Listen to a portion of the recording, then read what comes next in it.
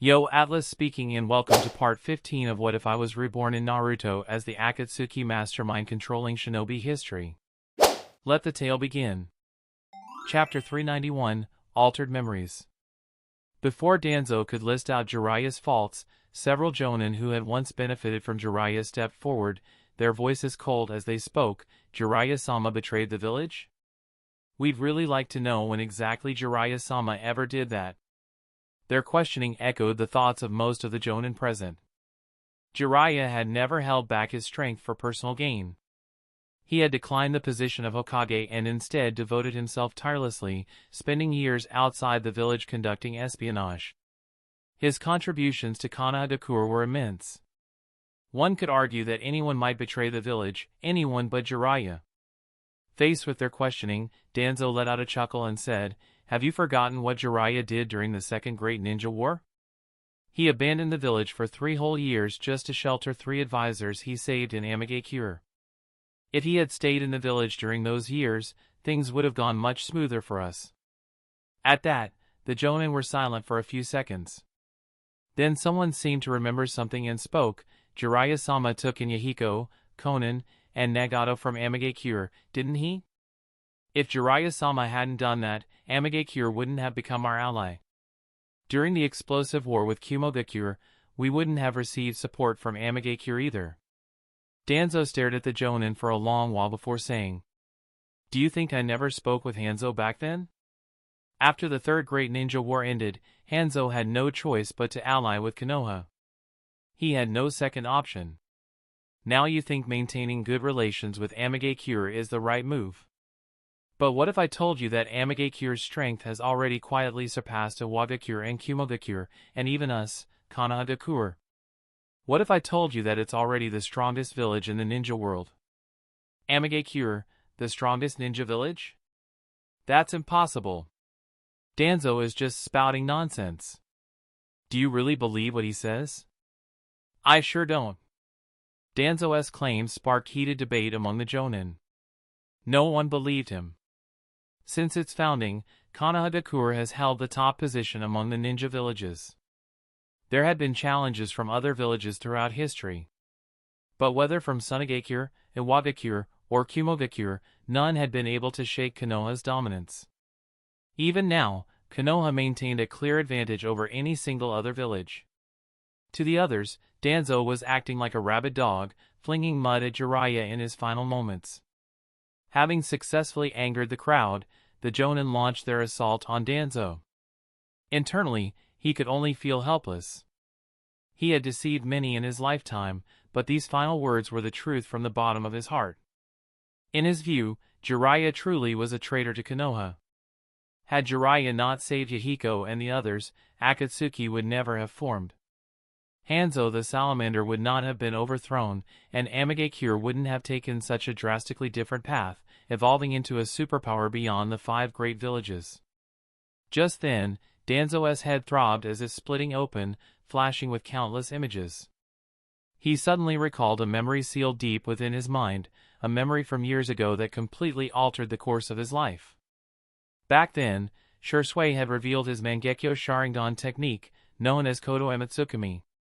To eliminate this potential threat and obtain the Kodo Ematsukami technique for himself, Danzo had set a trap just outside Root's base under the pretense of discussing peace.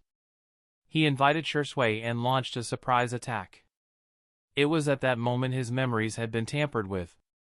In the memories he currently possessed, he believed he had succeeded in stealing Shursui's Mangekyo Sharingan, then used a transformation technique to subdue the strongest Uchiha into his subordinate. He then ordered Itachi Uchiha to annihilate the Uchiha clan and fully absorb their legacy, turning the elite of the police force into tools of Root. Even with power enough to topple Konoha, he continued to submit to the third Hokage. It wasn't until he allied with Raza and Orochimaru to implement the Konoha Crush plan that he stepped into the light and began moving toward the position of Hokage. However, in the sealed memory, he hadn't succeeded against Shursui at all. Shursui and a mysterious individual had wiped out all Root shinobi present, then used Kodo Ematsukami to manipulate Danzo's will, turning him into a puppet. In the years that followed, Shursui replaced him, inherited his will, and rebuilt Root from the shadows of Konohagakure. As Danzo instinctively looked forward, he spotted Shui hidden among the crowd and reached out. Shui looked at Danzo with a cold, detached gaze, the same gaze Danzo had always given his own root shinobi. He now saw Danzo as a disposable tool.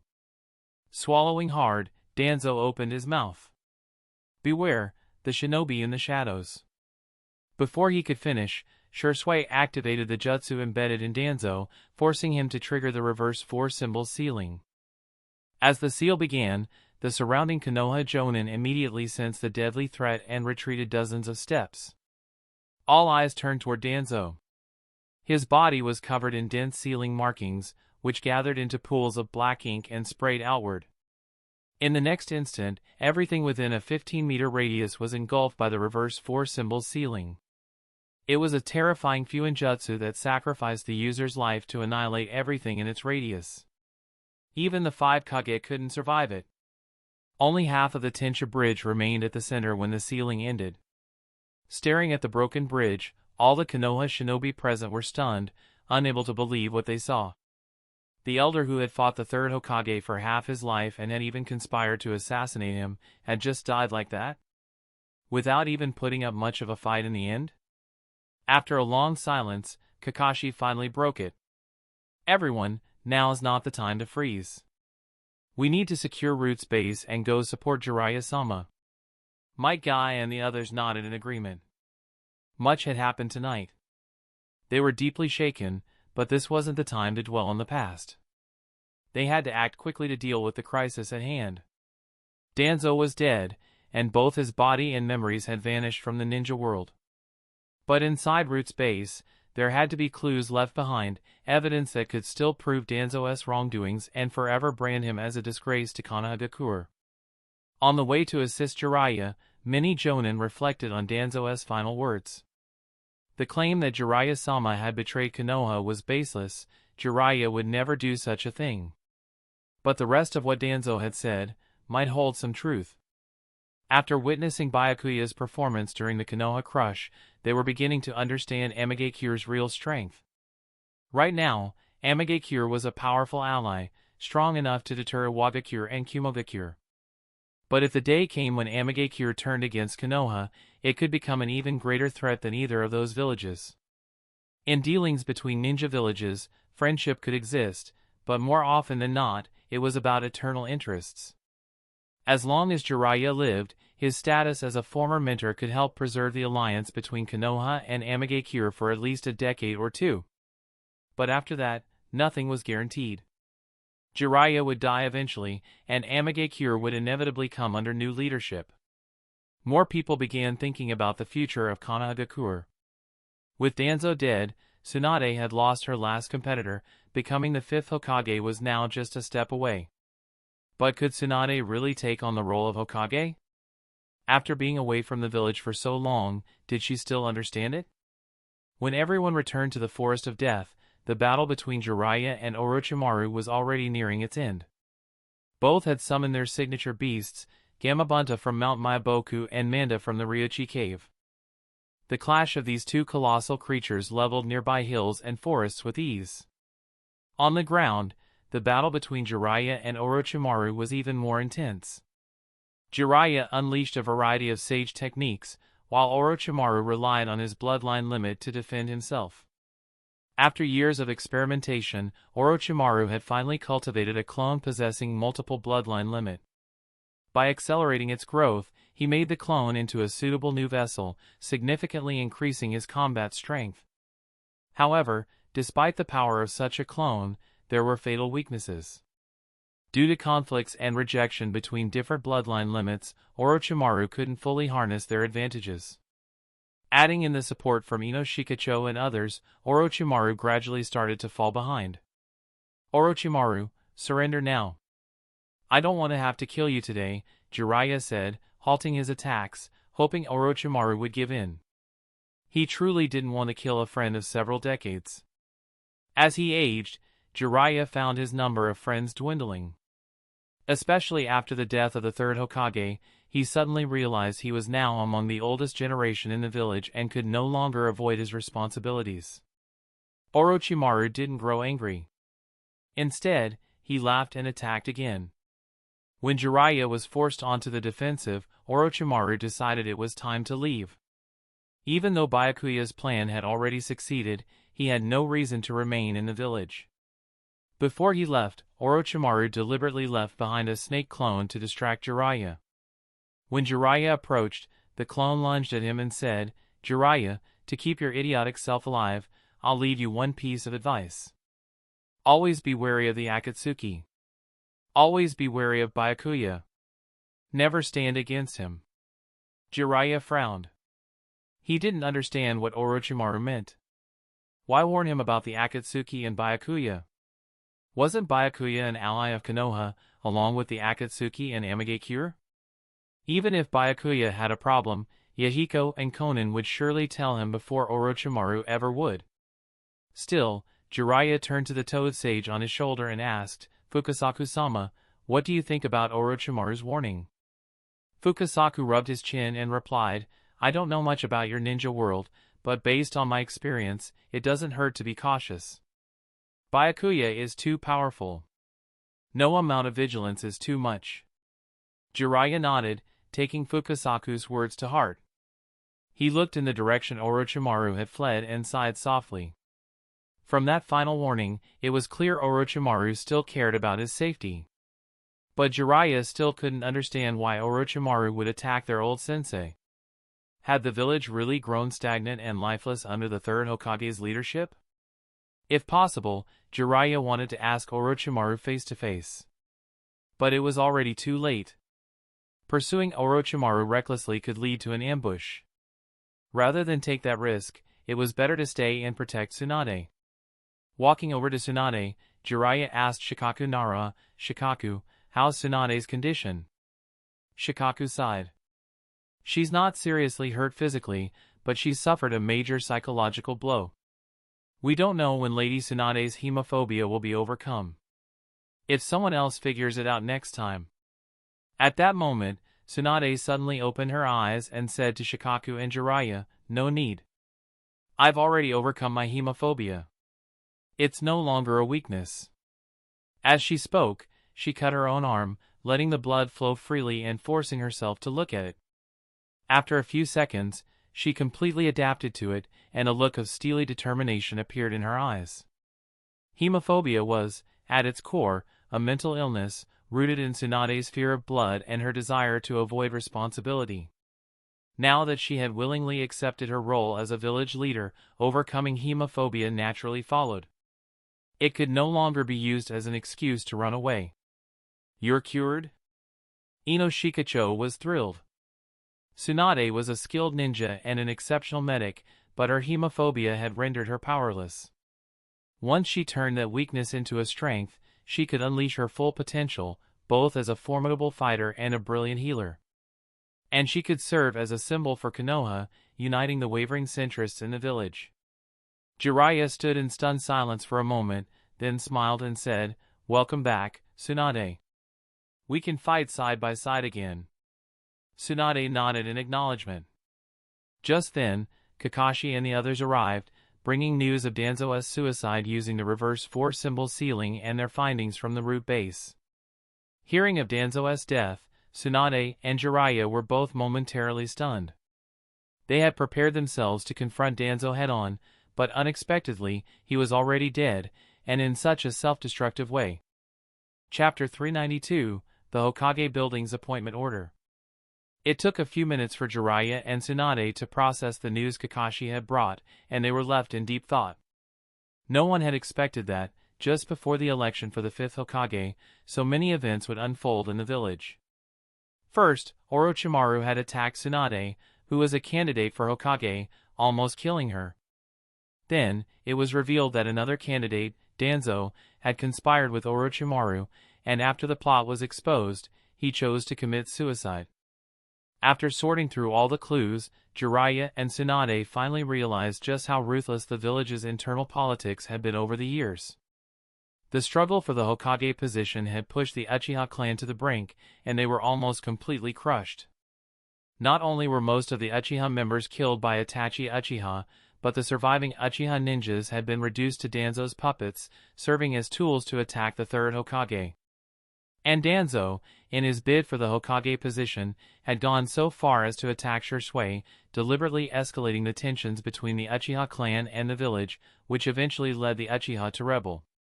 After eliminating the Uchiha clan, Danzo then turned his focus to the third Hokage, forming an alliance with Orochimaru and Raza to initiate the Konoha collapse plan, which resulted in the third Hokage's death. He then insisted on participating in the fifth Hokage election. What was even more unsettling was that after the Konoha collapse plan, Danzo still maintained contact with Orochimaru. Just a few hours ago, he had been using Orochimaru as a tool to help him seize the Hokage position. The Hokage was the leader who protected the village, and only someone who was loved and supported by everyone could take the role. If Danzo had seized the position through conspiracy and darkness, what could he truly achieve even if he became Hokage? Jiraiya and Tsunade couldn't understand Danzo's motives, perhaps they were simply not people of his kind. Returning from their drifting thoughts, Jiraiya looked at Kakashi and said, "Since Danzo is dead, let's go to the root base and see it for ourselves." Kakashi nodded, then led the way. A few minutes later, they arrived at the root base. Upon entering, they quickly saw many root ninjas without their masks. Due to Danzo's death, the cursed seal on their tongues had been lifted, and they were now free to speak. They looked up at Jiraiya and Tsunade. Jiraiya recognized a few familiar faces, which left him shocked. Then, guided by a Uchiha root ninja, they toured the entire base and gained a basic understanding of the root organization. After the Uchiha massacre, the third Hokage had ceased funding for the root organization. On the surface, this had limited the size of the organization and the power of Danzo, who had become a powerless elder. However, in reality, the root had used this opportunity to break free and become an entirely independent organization within Konoha. As of now, the root had grown to several hundred members, including most of the former security team, as well as many civilian ninjas who had been absorbed into root. These people were now integrated into the village and operated in various positions. After hearing the report, Jiraiya and Tsunade exchanged glances, both filled with shock. What had the third Hokage been doing all these years? Had he not known about the root's development? Or had he known but been powerless to stop it? Either way, it meant that the third Hokage had lost control over the village. At this moment, they couldn't help but feel relieved that Danzo hadn't used the root to target them. Even if they could unite with Konoha's higher-ranking ninjas to suppress Danzo, the village would have been torn apart by internal strife, and Konoha couldn't afford such a loss at this point. After gradually regaining their composure, Jiraiya and Tsunade started thinking about another serious issue: how to deal with the root organization left behind by Danzo. Simply labeling the root ninjas as rogue ninjas and placing them on the wanted list would not be a good solution. But if they allowed the root to continue existing, no matter who became the fifth Hokage, they would be uneasy. No ruler would allow a power capable of threatening them to remain. Moreover, the most critical issue was how to deal with the Uchiha ninjas within the root organization. Before the Uchiha massacre, the Uchiha clan had been an unstable factor in Konoha, but now, they had become the object of sympathy for many higher-ups.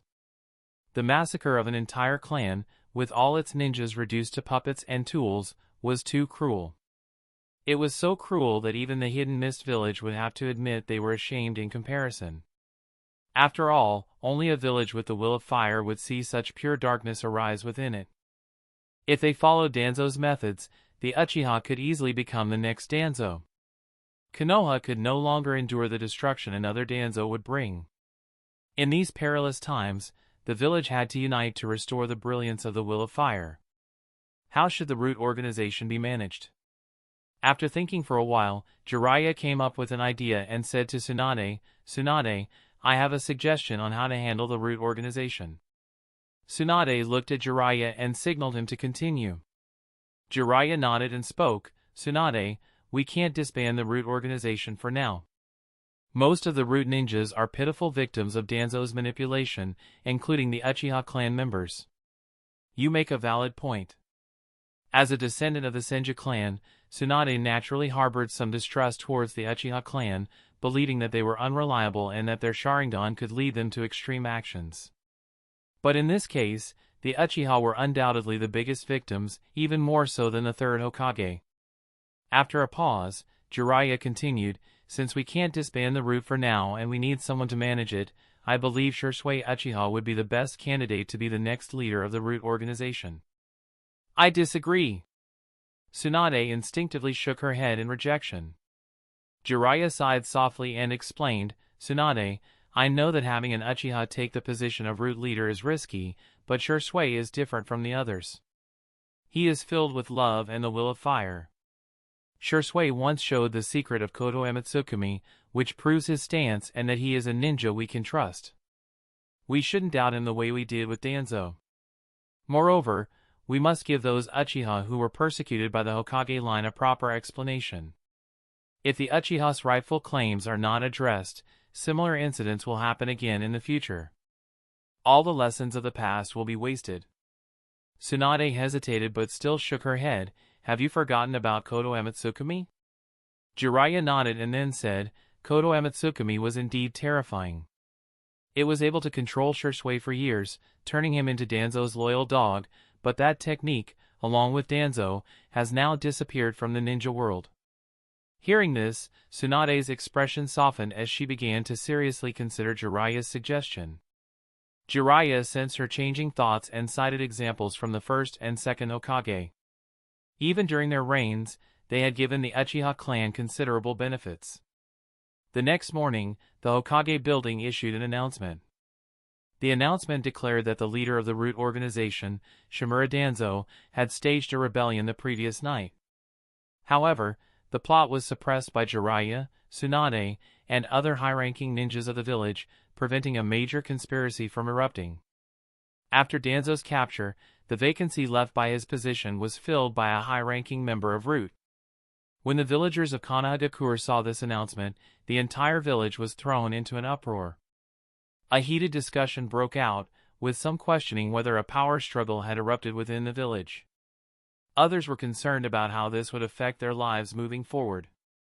After all, Danzo was not just any elder, he was a disciple of the second Hokage, had served the village for decades, and even if he had not contributed in terms of achievements, he had certainly worked tirelessly. If even someone like Danzo could betray the village, who in Konoha was beyond suspicion? Just as the ninjas of Konoha thought the matter would escalate further, the Hokage building remained unexpectedly calm. Two senior advisors, Torin Shorin and Mito Gaiden, made an appearance and personally explained Danzo's crimes. With their endorsement and confirmation of Danzo's death, the villagers finally relaxed. Danzo's death was now a settled matter. After the third Hokage's passing, Danzo had no reason to continue living. Elder ninjas in the village who had heard of his reputation were satisfied as long as the village could stabilize. However, the new leader of the Root organization raised many questions. The high-ranking Root member who succeeded Danzo was Shisui Uchiha. The name Shisui Uchiha was not unfamiliar to the ninjas of Konoha. However, wasn't Shisui supposed to have disappeared years ago? How had he suddenly become a high-ranking official in Root, and why was he the one to succeed Danzo as its leader? What had transpired to bring about this unexpected development? This question stirred much curiosity. Soon, several lower-ranking ninjas, who had participated in the events of the previous night, gathered fragments of information from higher-ups and pieced together the full story. Danzo had apparently attacked Shisui, forcing the Uchiha to take the path of rebellion. After Itachi Uchiha's attack on the Uchiha clan, Danzo had secretly collected many unconscious Uchiha, turning them into puppets for Root. Furthermore, Danzo's shadow had been involved in the sabotage of the Chunin exams not long ago. As these revelations spread throughout the village, rumors and different opinions flourished. For the Inoshikacho clans, Danzo's death didn't have much of an impact. They had successfully supported the new Hokage, and as long as Konoha didn't fall, their positions would remain unchanged. For the Hyuga clan, Danzo's death was also not particularly impactful. After so many negative incidents, the main house had begun to treat the branch family with more respect, even considering abolishing the caged bird system. For ordinary ninjas, Danzo's death had little effect. They had never personally interacted with him, and compared to the larger village matters, they cared more about whether the next mission would be difficult or if the pay would be sufficient. Soon, the news reached the members of Team 7. Sakura was shocked by the news of Danzo's downfall, but she didn't know much about him, so she simply remarked on the inner conflict among the village's high-ranking officials. Naruto, seizing the opportunity for training, dragged Sasuke into a secluded area and said with a smile, "Sasuke, looks like your clan's elder has completely defeated Danzo. Now, the Uchiha clan can return to the ninja world." Sasuke nodded but didn't seem particularly pleased. The mastermind behind the Uchiha clan's massacre was already dead, but the ninjas who had carried out the orders were still living freely outside the village.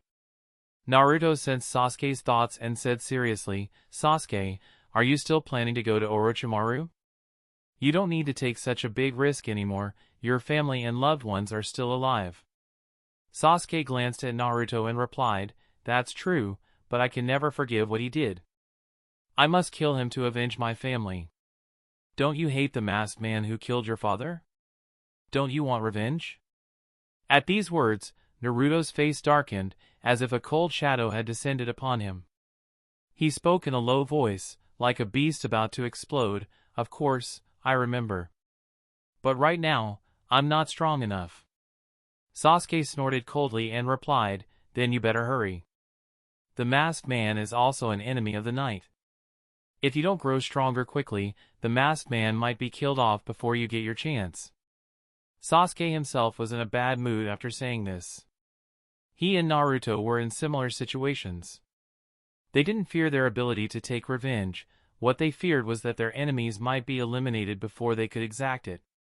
Naruto clicked his tongue and said, "Let's get moving. Don't get yourself killed out there. I need to find a good teacher to help me train too. I don't need you to remind me. I'll leave today." Sasuke's response was cold, and with that, he disappeared into the forest. At the root base, the events following Danzo's death didn't cause much internal change or major impact. The leader of Root was still Shisui, but he had taken Danzo's identity. The Uchiha ninjas working in important positions within Root were well aware of this. A few remaining old-timers from Danzo's time didn't speak out, choosing not to inform Jiraiya. After all, they knew very well that the Root organization, with its deep roots and huge influence in Konoha, was merely an affiliate of a much larger organization. Jiraiya, Tsunade, and the two senior advisors might be able to shake the Root organization, but they couldn't challenge the organization behind it, the Akatsuki, which had control over nearly half of the ninja world. Shisui opened the door to a prison cell deep within the Root base. Inside was the third Hokage, who had been living out his days in retirement. Shisui left a scroll for him. The third Hokage picked it up. It was an appointment declaration. The scroll recorded that, according to the discussions at the Hokage building, Shisui Uchiha would be temporarily acting as the new leader of Root, succeeding Danzo. Upon seeing Shisui's appointment as Root's new leader, the third Hokage stood frozen in place. Shisui's lips curled into a slight smile, a confident arc. This battle between the Hokage building and the Uchiha guard ended with the Uchiha successfully infiltrating the Hokage system. Chapter 393, Return to Amigakure. After reviewing the mission documents several times, the third Hokage fell into silence. Previously, he had thought that Shisui was Danzo's puppet, but now it seemed that Danzo was just Shisui's puppet.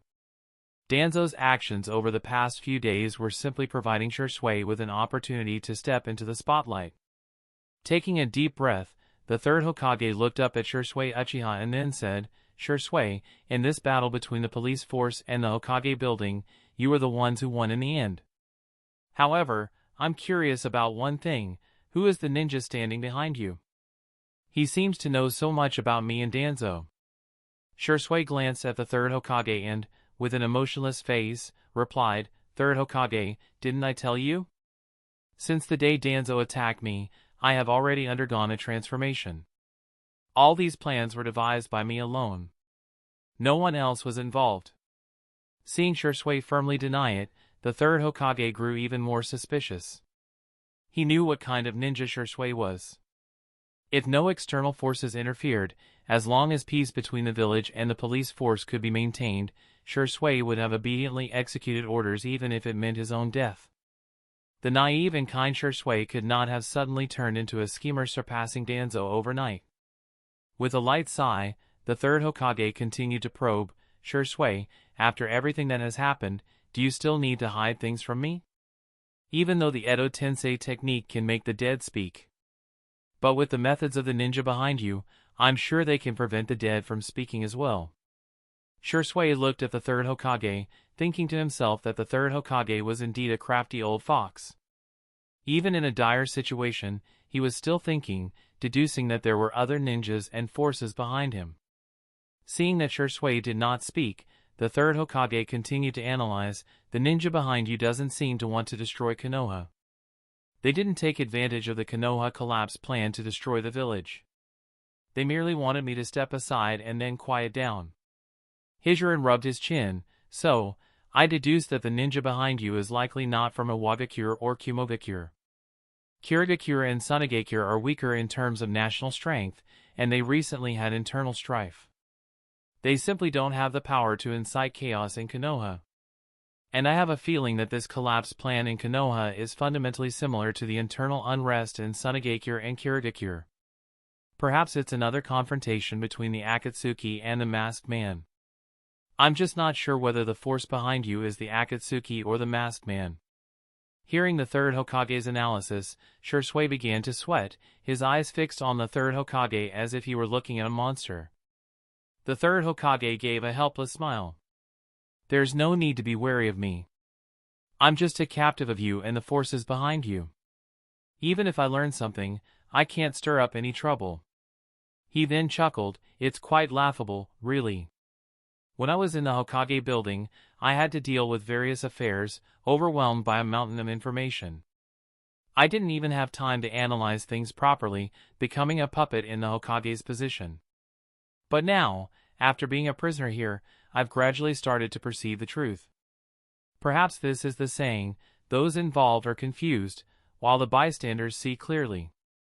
At this point, the third Hokage looked around, then suddenly shouted loudly, ninja hiding in the shadows, why don't you come out and face me? I want to know from you what the future of Konoha and the ninja world holds. Upon hearing this, Shui's expression changed slightly, and his internal sense of triumph disappeared. He had defeated the third Hokage in Danzo, but it wasn't by his own effort, it was thanks to Byakuya-sama's guidance. It was truly Byakuya-sama who had defeated the third Hokage in Danzo. After hearing the third Hokage's voice, Byakuya, who had been hiding in the shadows, appeared. This time, Byakuya didn't disguise himself, but boldly revealed his true form in front of the third Hokage. Upon seeing that the person was Byakuya, the third Hokage was deeply surprised. He had thought the ninja behind Shui was the masked man, but to his surprise, it was Byakuya, whom he had personally invited as a guest. This was something he could hardly accept at first. After a few minutes, the third Hokage accepted this reality and looked up at Byakuya. I can't believe it's you. Why would you take action against Konoha? And when did Shui and Orochimaru become your allies? Byakuya shook his head and said, Third Hokage, let me correct you. Both Orochimaru and Shui are my subordinates. And is it really so strange for someone of my background to take action against Konoha? He smirked, Third Hokage, it seems you've forgotten about my Uzumaki heritage. The third Hokage's expression changed slightly, then he said, is this about the situation in Uzumaki? There was a reason Konoha didn't send reinforcements. At that time, Konoha was under siege. By the time we dealt with our problems and tried to support, Uzumaki had already fallen. Byakuya nodded and said, I know this. I understand Konoha's predicament. The third Hokage was puzzled and asked, then if you don't hate Konoha, why would you act against us? I remember there shouldn't be any conflict between Konoha and Amigakure, right? Byakuya looked at the third Hokage with a puzzled expression. When did I ever act against Konoha? Byakuya then started recalling Hijiran's own backhand tactics. The Uchiha clan massacre night and the Konoha collapse plan this time, don't you see my influence there? If I hadn't been involved, would Shisui and Orochimaru have dared to join forces to devise the Konoha collapse plan? The third Hokage glared at Byakuya, displeased with his attitude. Byakuya chuckled lightly and said, "Shisui is my friend. Would you have me stand by and watch my friend be harmed by his own stupidity and naivety? Besides, if Danzo hadn't made a move against Shisui, would Shisui have killed him in return? You should be asking Danzo why he attacked Shisui. If he hadn't attacked Shisui, would the conflict between the Uchiha and Konoha have eased and perhaps not reached such an extreme point?" The third Hokage remained silent for a while, then said, "This is my responsibility. But why did you ally with Orochimaru? He's a rogue ninja wanted by Konoha."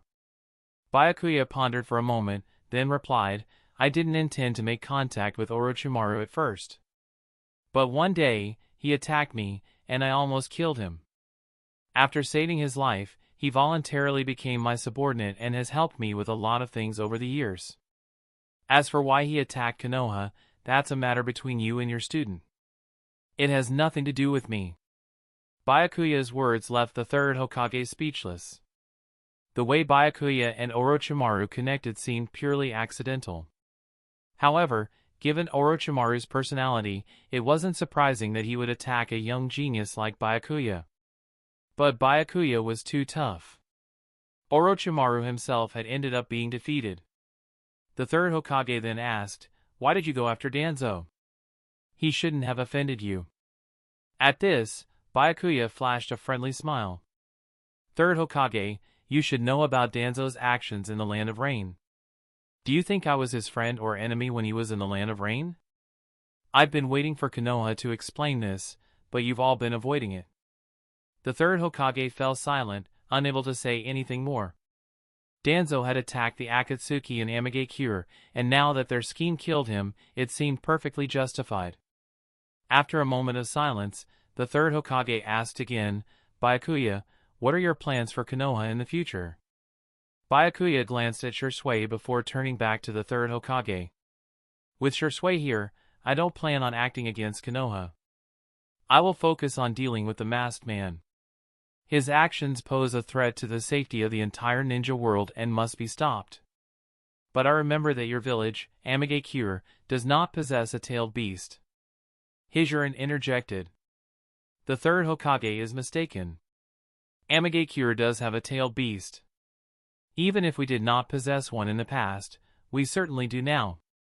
The third Hokage seemed to recall something and said, "Did you also make a move on the tailed beasts? Could it be that you've acquired the 7 tails from Takigakure?" Realizing this, the third Hokage did not show much of a reaction. When the first Hokage distributed the tailed beasts, it was done with consideration for the balance of power among the major ninja villages. Given Amigakure's current strength, it would indeed be eligible to receive one. Byakuya neither denied nor confirmed the third Hokage's words, nor did he confirm whether Amigakure had obtained the 7 tails. After answering so many questions, Byakuya lost interest in continuing the casual conversation with the third Hokage. After assisting Shisui in stepping into the limelight, he had no reason to stay in Konoha. Konoha was unlike the other villages, where placing Shisui in the position of Hokage would be a very difficult task. Rather than spending time on subjugating Konoha, it was better for Byakuya to focus his energy on Naruto and Sasuke. Both of them would possess power far surpassing the Hokage, enough to defeat entire villages by themselves. A month and a half after the Chunin exams, Byakuya finally returned to Amigakure. Upon his return, he was immediately called to the Amigakure headquarters for a high-level meeting. The meeting's content was simple. Mainly, it discussed the Chunin exams, the Konoha collapse plan, and the subsequent Obito-related rebellion. Seeing Byakuya sitting upright in his seat, Yahiko couldn't help but feel a great deal of frustration. Before Byakuya left for Konoha to attend the Chunin exams, he had a bad premonition that things would go awry. Sure enough, Konoha had fallen into chaos. First, the third Hokage was attacked and killed by Orochimaru, and then Danzo was killed on the eve of the coup. Both of these figures had been important to the ninja world for decades, but their deaths didn't seem to matter much to Amagekure. The third Hokage had ruled Konoha for decades, and his death was a blow to the history of the village. But for Amagekure, his death wasn't significant. Amagekure's good relationship with Konoha was largely due to Jiraiya, not the third Hokage. As long as Jiraiya wasn't involved, there wouldn't be a conflict between the two villages. As for Danzo's death, the higher-ups in Amagekure felt a sense of relief. Danzo, the man who had once put the Akatsuki organization in jeopardy, had finally died at the hands of Konoha's own, executed for his treasonous actions. The only regret was that they hadn't personally dealt the fatal blow. But now that Danzo was dead, the next thing to consider was how to handle the relationship with Konoha.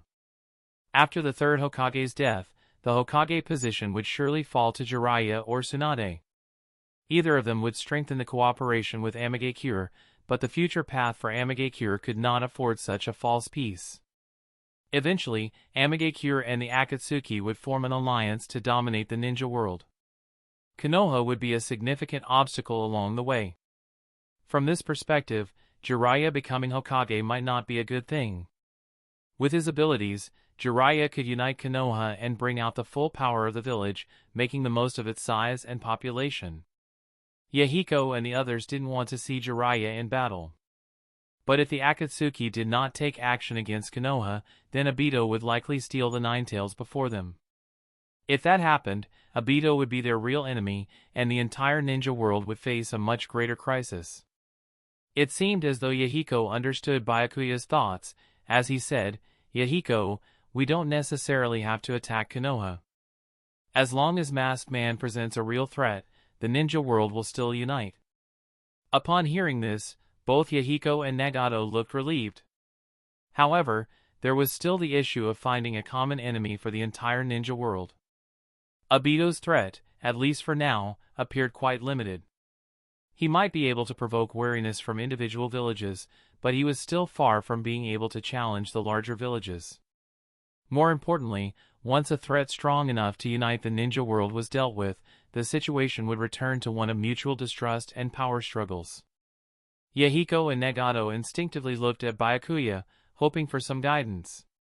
This time, Byakuya did not share his inner thoughts with them. He quietly left the meeting room, seemingly without a solution to offer. Seeing Byakuya's retreating figure, Yahiko and Nagato realized that he was not invincible.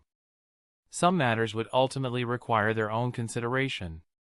Byakuya, after all, could not provide them with all the answers. Had Byakuya known their thoughts, he would not have been moved much. Compared to Yahiko and Nagato, who truly embodied the will of fire, Byakuya had little interest in such ideals. He was simply focused on providing methods for the Akatsuki's rapid growth. After all, the strength of the Akatsuki directly determined his own power, and no one would stop him from becoming stronger. Byakuya's departure was not due to Yahiko and Nagato's problems but because he had detected the presence of Black Zetsu. Just moments ago, Black Zetsu had signaled him, indicating that Byakuya should meet with him as there was something important to discuss. Black Zetsu never contacted Byakuya casually unless there was an urgent matter at hand. Chapter 394, Byakuya and Madara Uchiha. After leaving Amagekure, Byakuya arrived at a temporary base nearby, where he met with Black Zetsu and White Zetsu. White Zetsu was as usual, appearing dull and silly, but Black Zetsu's expression had changed. Upon seeing Byakuya, Black Zetsu immediately spoke, "Byakuya, you're finally here. I've been waiting for you here for a long time."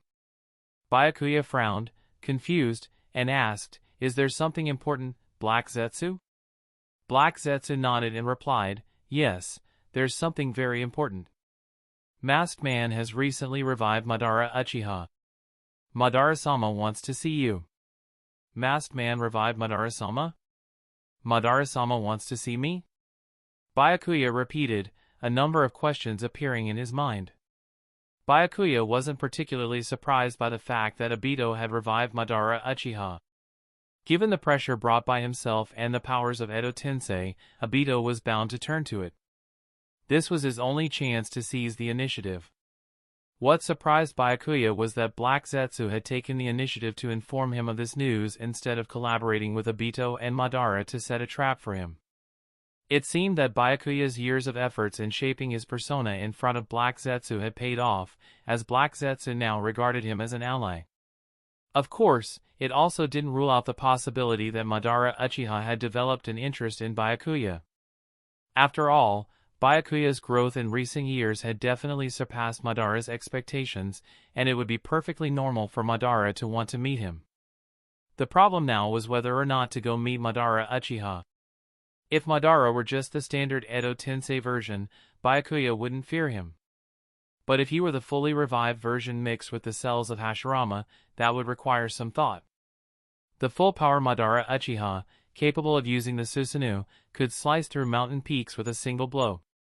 After a brief moment of contemplation, Byakuya gave a harmless smile and said to Black Zetsu, "Black Zetsu, when do we leave? I've been wanting to meet the Shura of the ninja world and see just how much stronger he is compared to that imposter.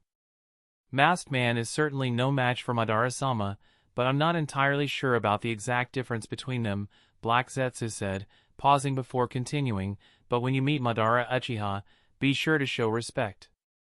Madara-sama's temper isn't very good." "I know that." Byakuya nodded, and then, remembering something, asked Black Zetsu, "By the way, Black Zetsu, who exactly is the leader of the Eye of the Moon plan, yourself or Madara-sama?" Black Zetsu's expression darkened. He took a deep breath and replied, "I am the one who created the plan.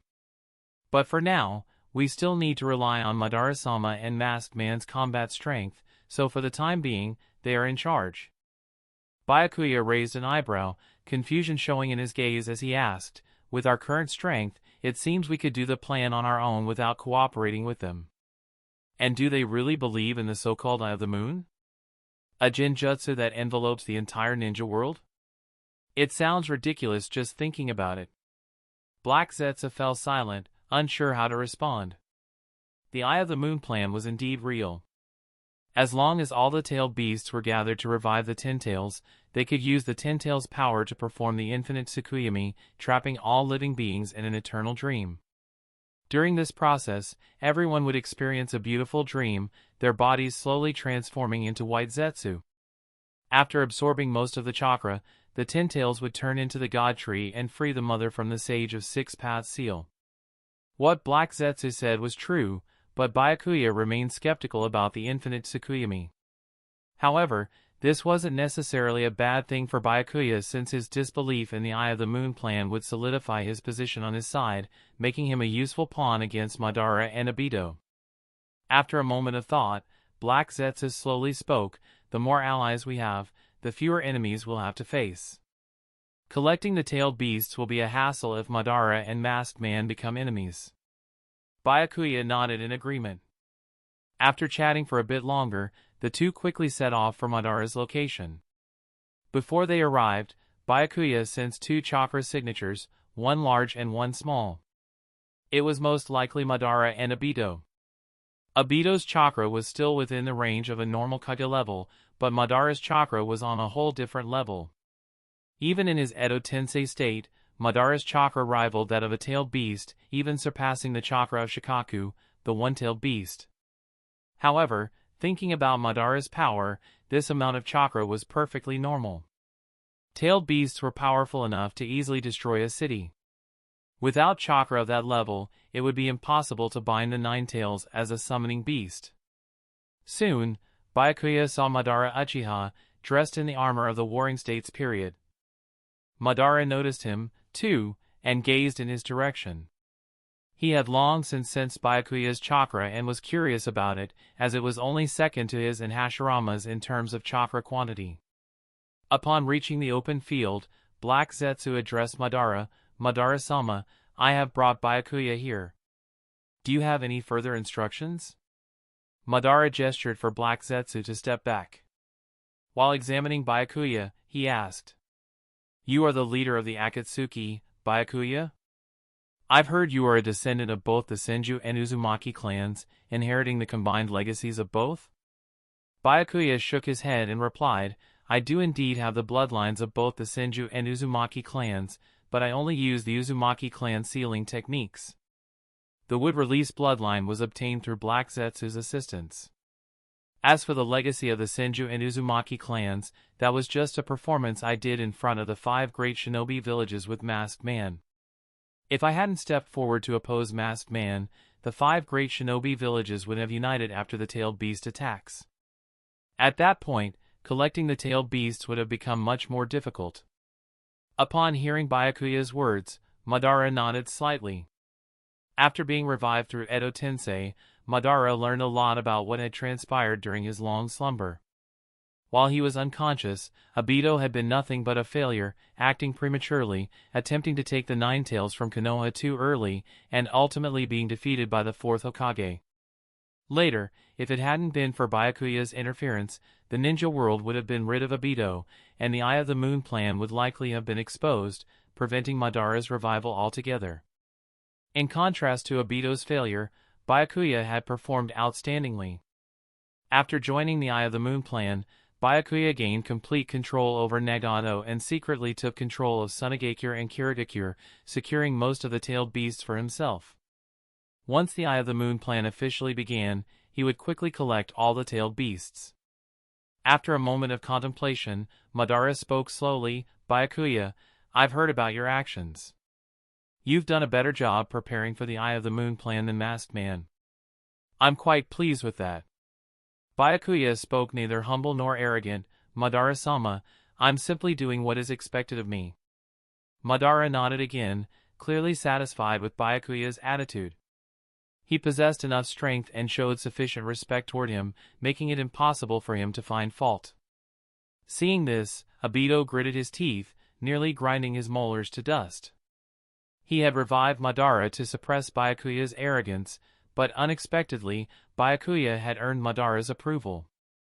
This made him feel like his fists were striking cotton. His anger had nowhere to go. At this moment, Byakuya also looked at Obito, and the provocation in his eyes was clear. Madara noticed this exchange and smiled knowingly. When he had many younger brothers, they used to argue like this. However, all his brothers had died in the conflict with the Senju clan. Now, Madara had long since abandoned any notions of familial or friendly bonds. His only remaining desire was to execute the infinite Tsukuyomi and bring an end to the suffering in the shinobi world.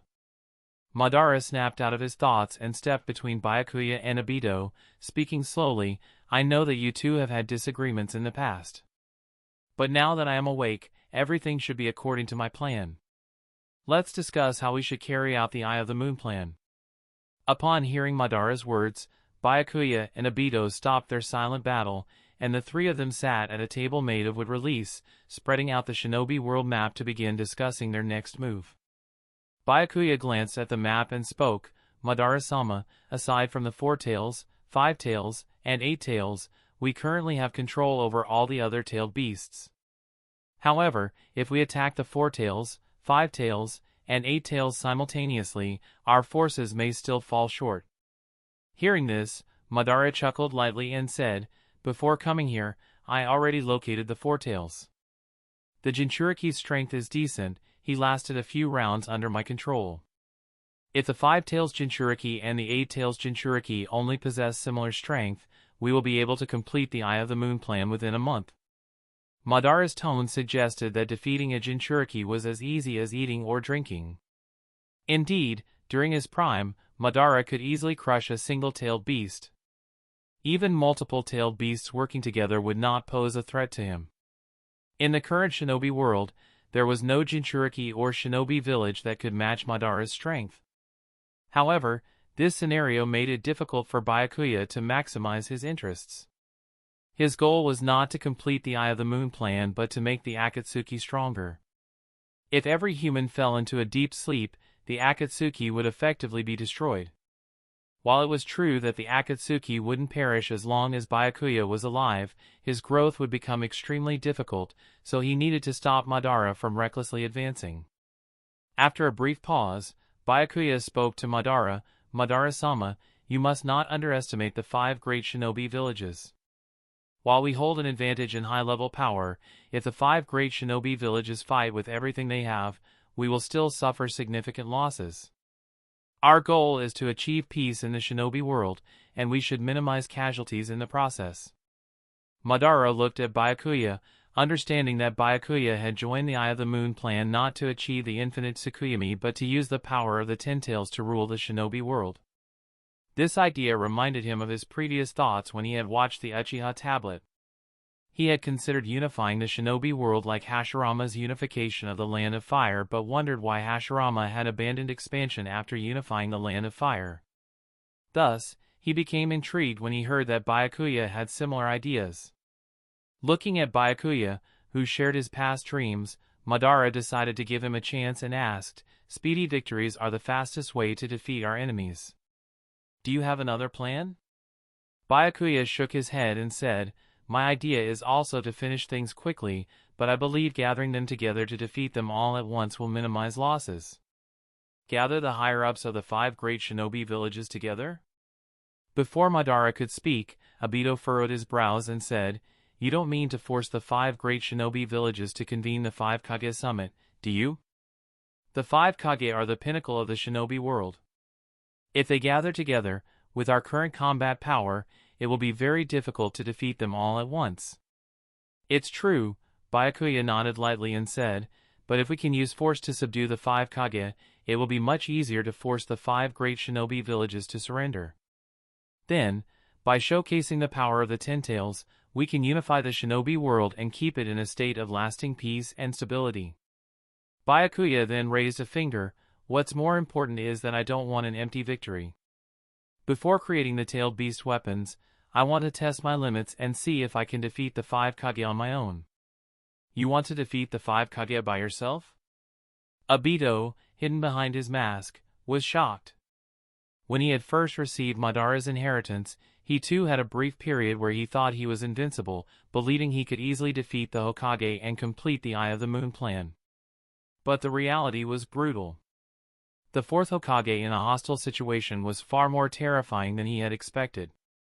Byakuya's idea of facing the 5 Kage alone was undoubtedly a delusion, an impossible feat. Madara would likely not approve of such a crazy idea. However, hiding in the shadows, Kageyas will stiffened in disagreement with Byakuya's suggestion. He didn't want any disruption in their perfectly laid plan to collect the tailed beasts. But he knew Madara well enough to understand that he wouldn't be able to reject Byakuya's proposition. As expected, Madara, upon hearing Byakuya's bold statement, displayed a thoughtful expression. "Byakuya, kid, do you really want to face the 5 Kage alone?" Byakuya nodded and said, "I've faced many opponents over the years, but whether it was the semi-divine Hanzo or Masked Man, none of them were my match. I crave a new challenge." Madara narrowed his eyes, clearly excited by the prospect. He said, "The idea of defeating the 5 Kage is crazy, but I like it. However, if you want to change the plan I've set, you'll have to pay the price." Madara then smirked, "Fight me. I will listen to your suggestion if you can show me satisfactory combat strength." Chapter 395, The Battle Between Byakuya and Madara Uchiha. Facing Madara Uchiha's conditions, Byakuya fell into a brief moment of contemplation before nodding and saying, "I've heard of Madara-sama's title as the Shura of the ninja world. This time, I'll finally have the chance to see how much difference there is between Madara-sama and me." Before meeting Madara Uchiha, Byakuya had already anticipated that a battle would erupt between them. It made no difference to him whether it was a prearranged trap or a literal sparring session. He understood Madara's character and knew that cooperation with him required matching strength. Back during the Warring States era, only Hashirama Senju could achieve this and eventually subdued Madara with his power.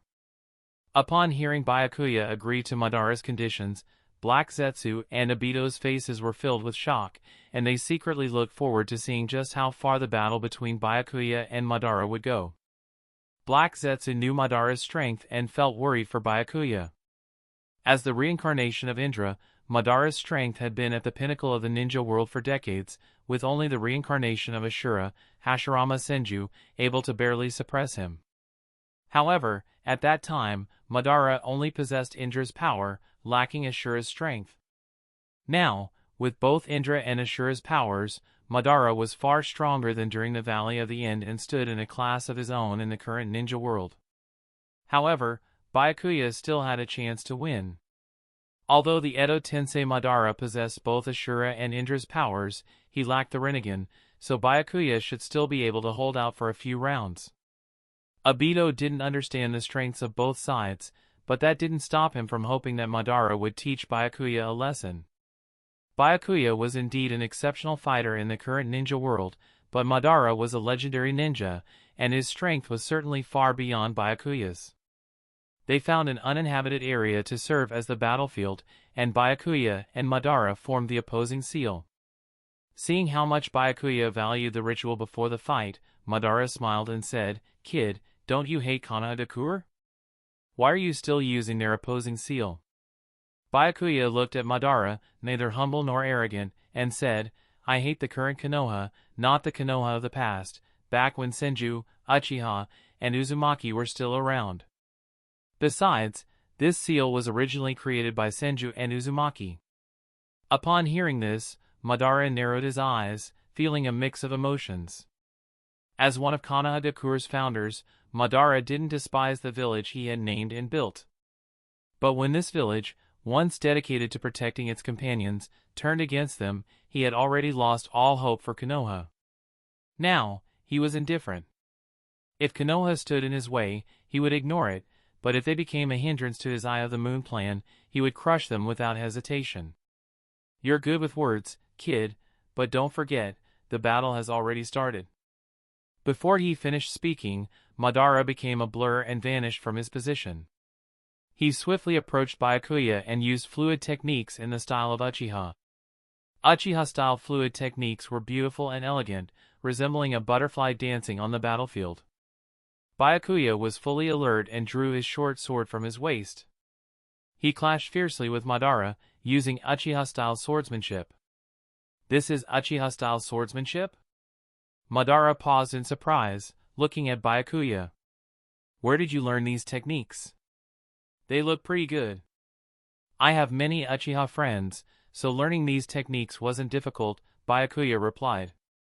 After a pause, he added, "I'll learn any ninjutsu, taijutsu, or genjutsu that can enhance my combat ability.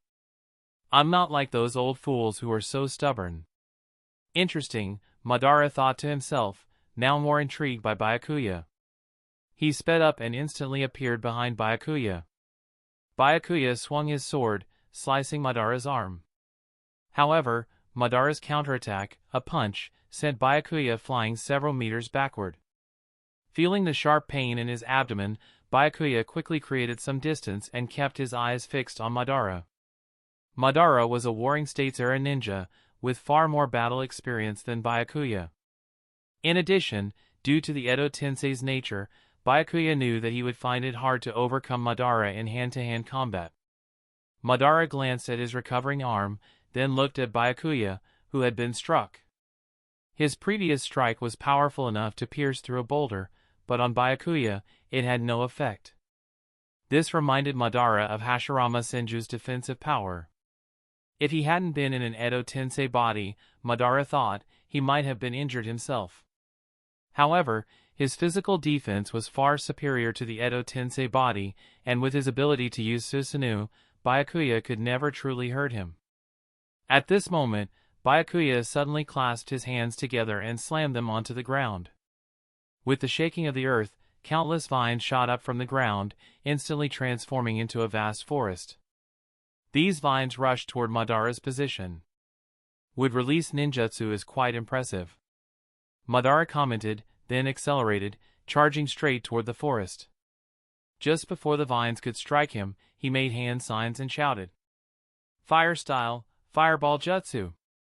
The fireball jutsu was a C-rank jutsu, not very difficult to learn, and a large-scale destructive technique that every Uchiha ninja was required to master. But each Uchiha ninja's fireball jutsu was different.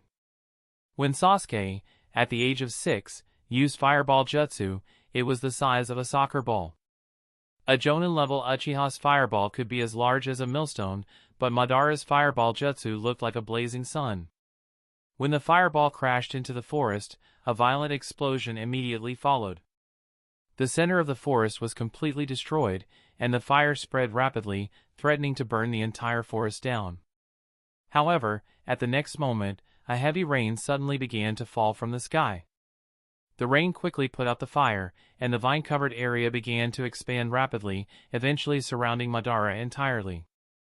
As the vines gathered together, they transformed into a massive wooden dragon. The wooden dragon opened its giant mouth and charged toward Madara. If Madara were hit directly by such a monster, even with his Edo Tensei body, he would suffer heavy damage. After witnessing this, Black Zetsu and Obito were both shocked. Black Zetsu knew Byakuya had transplanted Hashirama's cells and had the ability to use would release. But he hadn't expected Byakuya's would release to be this powerful. Obito, on the other hand, compared Byakuya to himself and realized he was no match for Byakuya in any aspect. He had lost to Byakuya in every way imaginable. In the instant before the wood dragon could bite down, a smile tugged at the corner of Madara Uchiha's mouth. With his hands crossed over his chest, Madara suddenly projected a deep blue skeletal frame around him. The frame quickly grew flesh and skin, and in his hands, he conjured two enormous blades over 10 meters long, which he swung at the wood dragon. The wood dragon clamped down on the Susanoo blades, and the two forces were momentarily locked in a deadlock. Standing above the wood dragon, Byakuya narrowed his eyes, watching Madara within the Susanoo. He couldn't help but secretly admire Madara's strength. Though both were using Susanoo, the one wielded by Madara was far beyond the level of Itachi Uchiha's. Itachi's Susanoo was intimidating due to the dual weapons it wielded, but Madara's Susanoo was a simple, no-frills embodiment of power. Shaking himself out of his thoughts, Byakuya called out to Madara, "Madara-sama, how does my wood release compare to the first Hokage's?" Madara smirked and replied, "Your wood release is indeed powerful, but it still pales in comparison to Hashirama's." He used the wood dragon technique too, but it was always an auxiliary skill for him. As an ardent supporter of Hashirama, Madara wouldn't tolerate anyone claiming superiority over Hashirama's strength. After dismissing Byakuya's claim, Madara motioned with his fingers, and two wooden clones appeared on the ground. Both clones immediately summoned their own Susanoo. In the blink of an eye, two identical Susanoo appeared beside the wood dragon, each lifting a long sword. If all four Susanoo blades struck the wood dragon, it would likely crumble into pieces within seconds, and Byakuya would be left facing the overwhelming threat of three Susanoo. At that moment, the earth beneath the wood dragon and the Susanoo cracked open, and dozens of massive vines shot up from the ground. The vines coiled around the Susanoo like hunting serpents, immobilizing them. After this, Byakuya continued, "Madara-sama, although I may not have the strength of the first Hokage, I can still control dozens of vines at once. If you remain complacent, you may lose this fight." As his words fell, Byakuya tightened the vines, attempting to crush the Susanoo. Madara chuckled. It had been a long time since he encountered such an interesting opponent. After forming a few seals with his hands, the Susanoo holding the twin swords grew two more arms from its back, which began swinging the swords to sever the surrounding vines. Within moments, the massive vines were chopped into pieces. Watching Madara's Susanoo tearing through the vines, Byakuya, still perched on the wood dragon's head, did not try to stop it. He smiled at Madara and said, "Madara-sama, before mastering wood release, I was a paper release user." Paper release? Madara didn't sense any particular threat, but his eyes narrowed slightly, feeling an inexplicable sense of unease. At that moment, Madara noticed something odd as the vines were severed. Why were there snowflake-like paper pieces hidden within them? These paper pieces were inscribed with complex incantations that flickered ominously. In the next instant, the explosive tags hidden within the paper detonated, causing an unrelenting chain of explosions. While a single explosive tag would have had little effect, when they were detonated together, the power was staggering. As the explosions raged on, the Susanoo's armor began to crumble, and flesh began to peel away. Cracks like a spider's web appeared, threatening the very core of the Susanoo. Even Madara's body was engulfed by the fire and explosions. Though explosive tags aren't sealing techniques and thus couldn't pose a threat to Madara in his Edo Tensei state, the sight of his body being overwhelmed by explosions still irritated him. It had been many years since the Valley of the End battle, and he had never been wounded again, until today, when a mere child like Byakuya managed to hurt him. When the flames died down, Madara's body slowly began to regenerate, returning to its normal form. He looked at Byakuya in the distance and made a decision. If this kid had the power to hurt him, then he had earned the right to be his opponent. It was time for Madara to go all out. With this in mind, Madara's body once again projected a spectral form, and the Susanoo began to form at an accelerated pace. This time, instead of the usual second or third stage, Madara was ready to unleash his ultimate Susanoo form, showing Byakuya just what it meant to truly battle at his full strength. With an immense flow of chakra, the Susanoo's size rapidly expanded. It quickly surpassed 50 meters in height and seemed poised to reach 100 meters. At that moment, Byakuya dispelled the wood dragon technique and walked in front of Madara, smiling bitterly. "Madara-sama, your strength is truly unfathomable. I've used all my strength, and I still can't match the slightly holding back version of you. Your power has surpassed even the first Hokage, hasn't it?" Hearing this, Madara released his Susanoo and landed on the ground.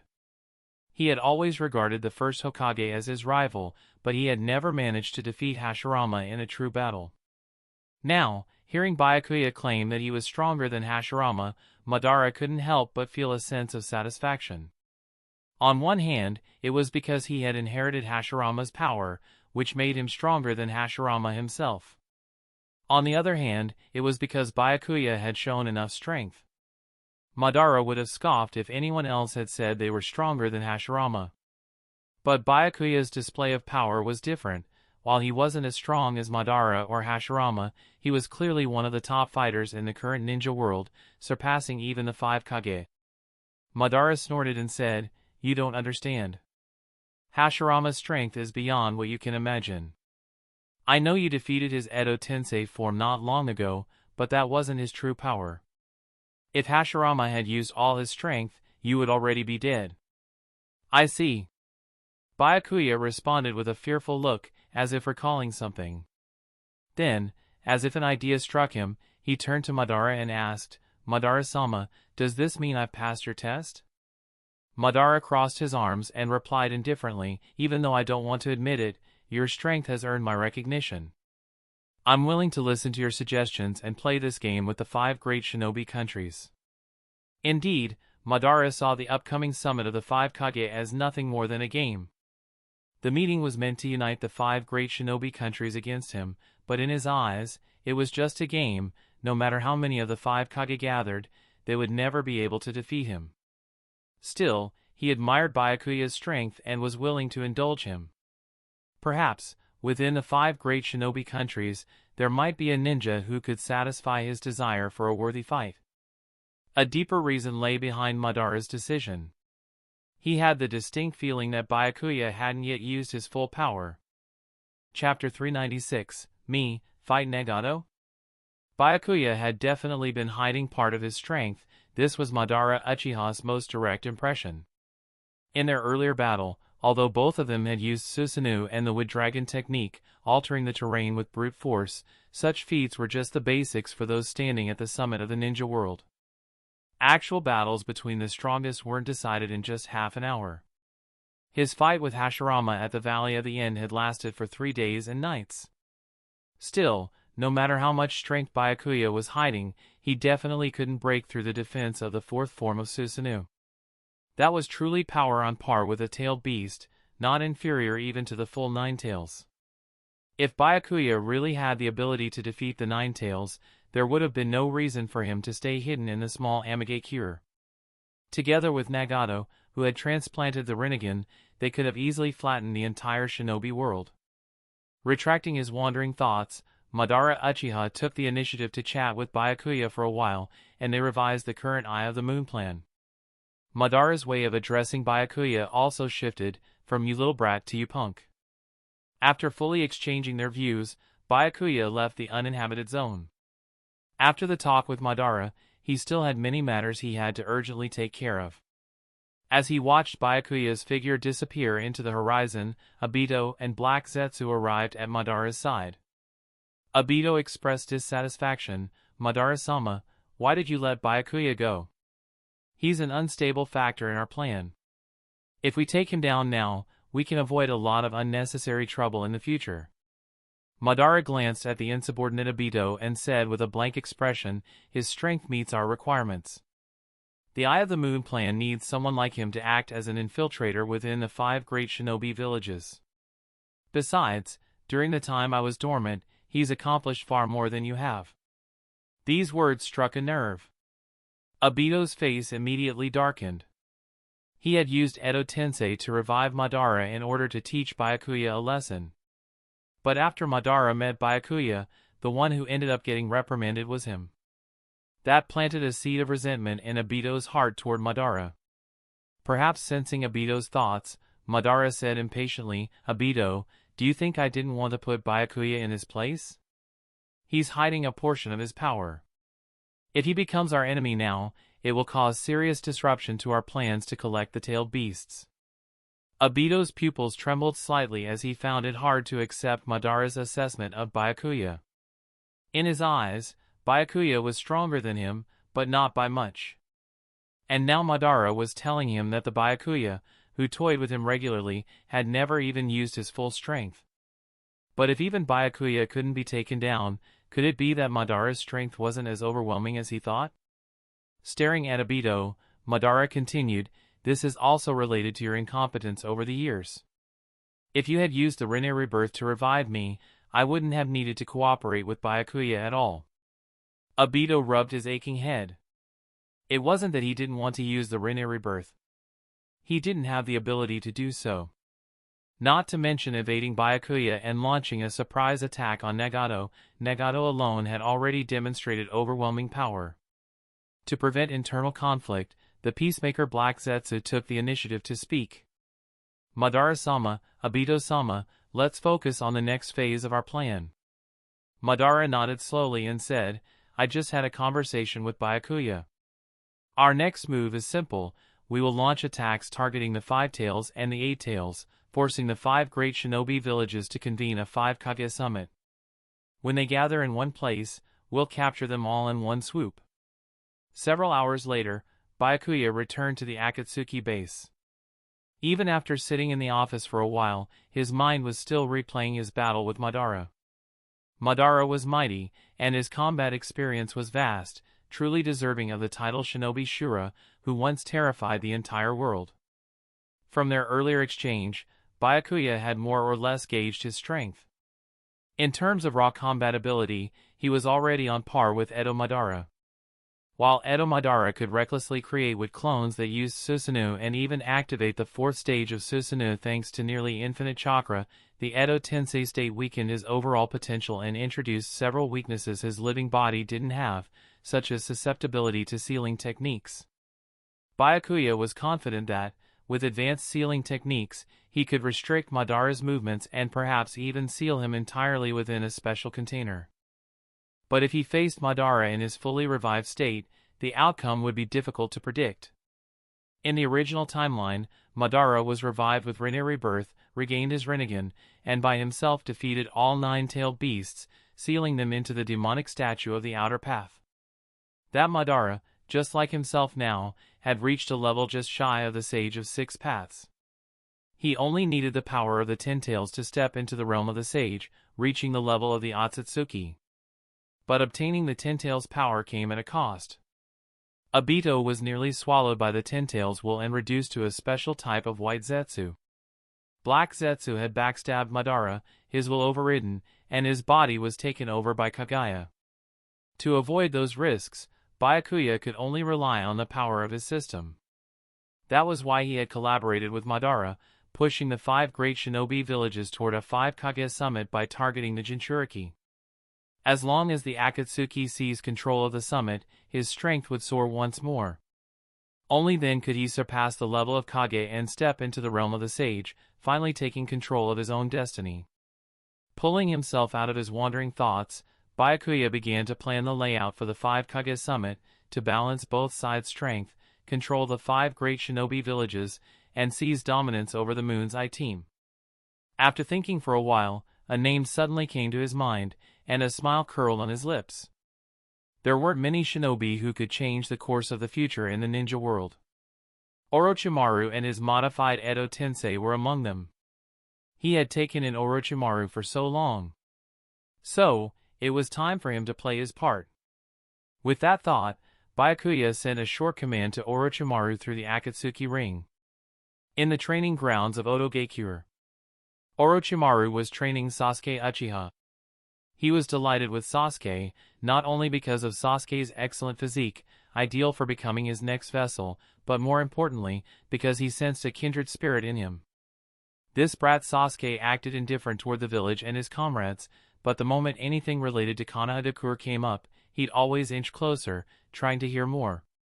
Of course, the bigger reason was that he'd heard Shisui had become the new head of Konoha's Root Division. He wanted to use his mentorship of Sasuke to get closer to Shisui. After all, he still occasionally visited Konohadakure every now and then. Maintaining good relations with this group of temperamental Uchiha was always a wise choice. After training ended, Sasuke was gasping for breath as he looked at Orochimaru, inwardly reaffirming that his decision to leave Konohadakure and become Orochimaru's disciple had definitely been the right one. Although Orochimaru's training was extremely strenuous and his temperament was not the best, his teaching ability differed greatly from Kakashi's. Sasuke was able to learn many forbidden techniques that he could never have come across otherwise. Therefore, despite knowing that Orochimaru considered him a potential vessel, Sasuke didn't mind. As long as his strength improved quickly enough, Orochimaru couldn't take over his body. Besides, Shisui wasn't someone to be trifled with, and he would never allow Sasuke's body to be taken. At worst, Shisui and Orochimaru would reach some agreement, and Sasuke would be sent back. Sasuke was accustomed to the concept of the strong being revered in Odogekure, but he knew this was merely a training camp. Sooner or later, he would return to Konoha, his true home. At that moment, Orochimaru suddenly changed his expression. After glancing at the ring on his hand, he received an order from Byakuya. The contents of the order were simple, but it left Orochimaru feeling somewhat frustrated and unsettled. Sasuke noticed Orochimaru's change in demeanor and curiously asked, "Orochimaru-sama, what happened? Is it something from Konoha? Did Jiraiya lead the team personally?" Orochimaru shook his head and said, "If it were just Jiraiya, it wouldn't be a big deal. The situation is much more serious than I anticipated." This was Orochimaru's true feeling. While Jiraiya was strong, their interactions had always been brief. In a direct confrontation, their strengths were nearly equal.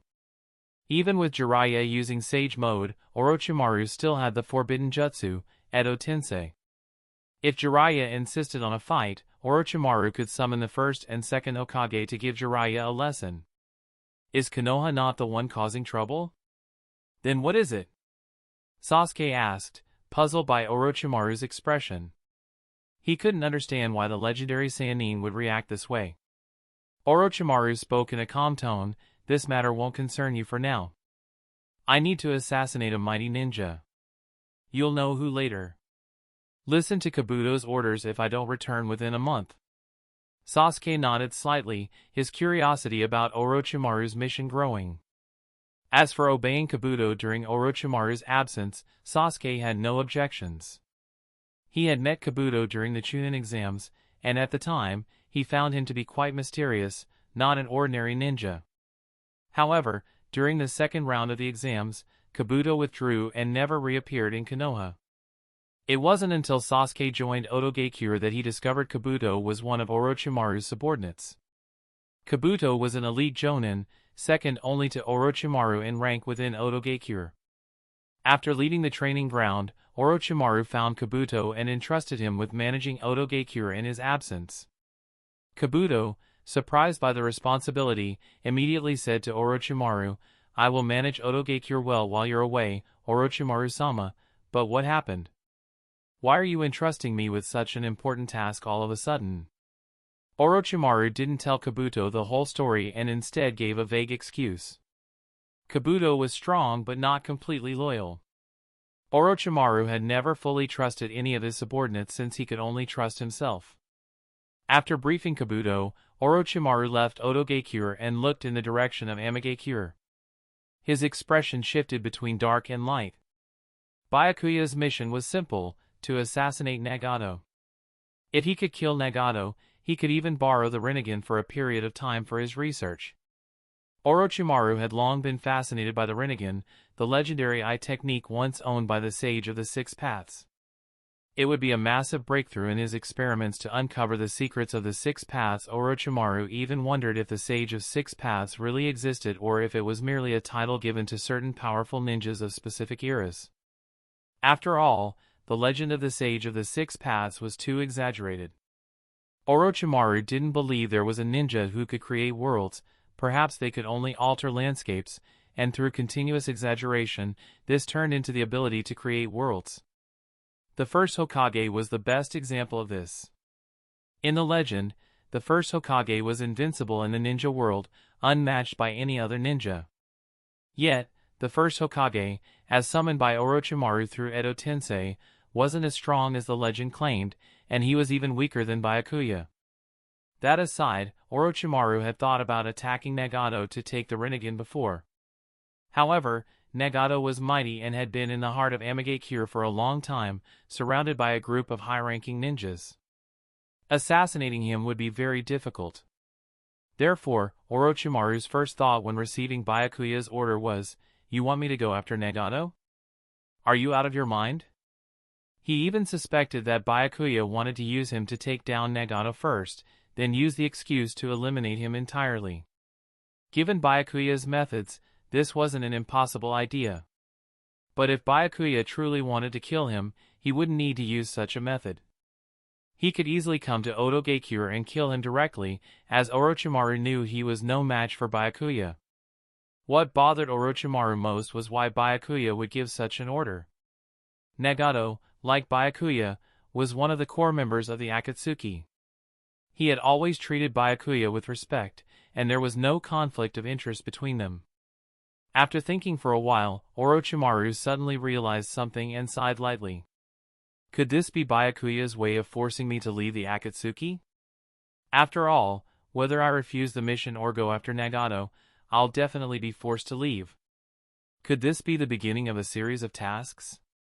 Orochimaru touched the ring on his hand, and after some thought, he finally made a decision. Since he was bound to leave the Akatsuki, he might as well try to make a move on Nagato before he left. If he failed, he could escape. If he succeeded, he might even get his hands on the Rinnegan. Chapter 397, Orochimaru, Nagato, and Killer Bee. Before launching his attack on Nagato, Orochimaru spent several days preparing.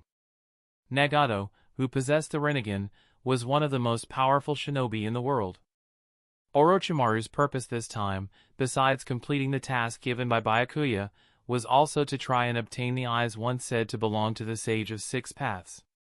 After splitting his soul into several fragments and sealing them into different curse marks of heaven, Orochimaru left Odogakure and set off toward the land of hot water.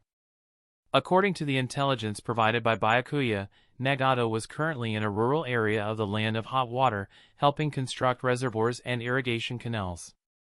Despite being such a rare powerhouse in the shinobi world, Nagato disliked bustling cities and preferred working in the countryside to help ordinary civilians.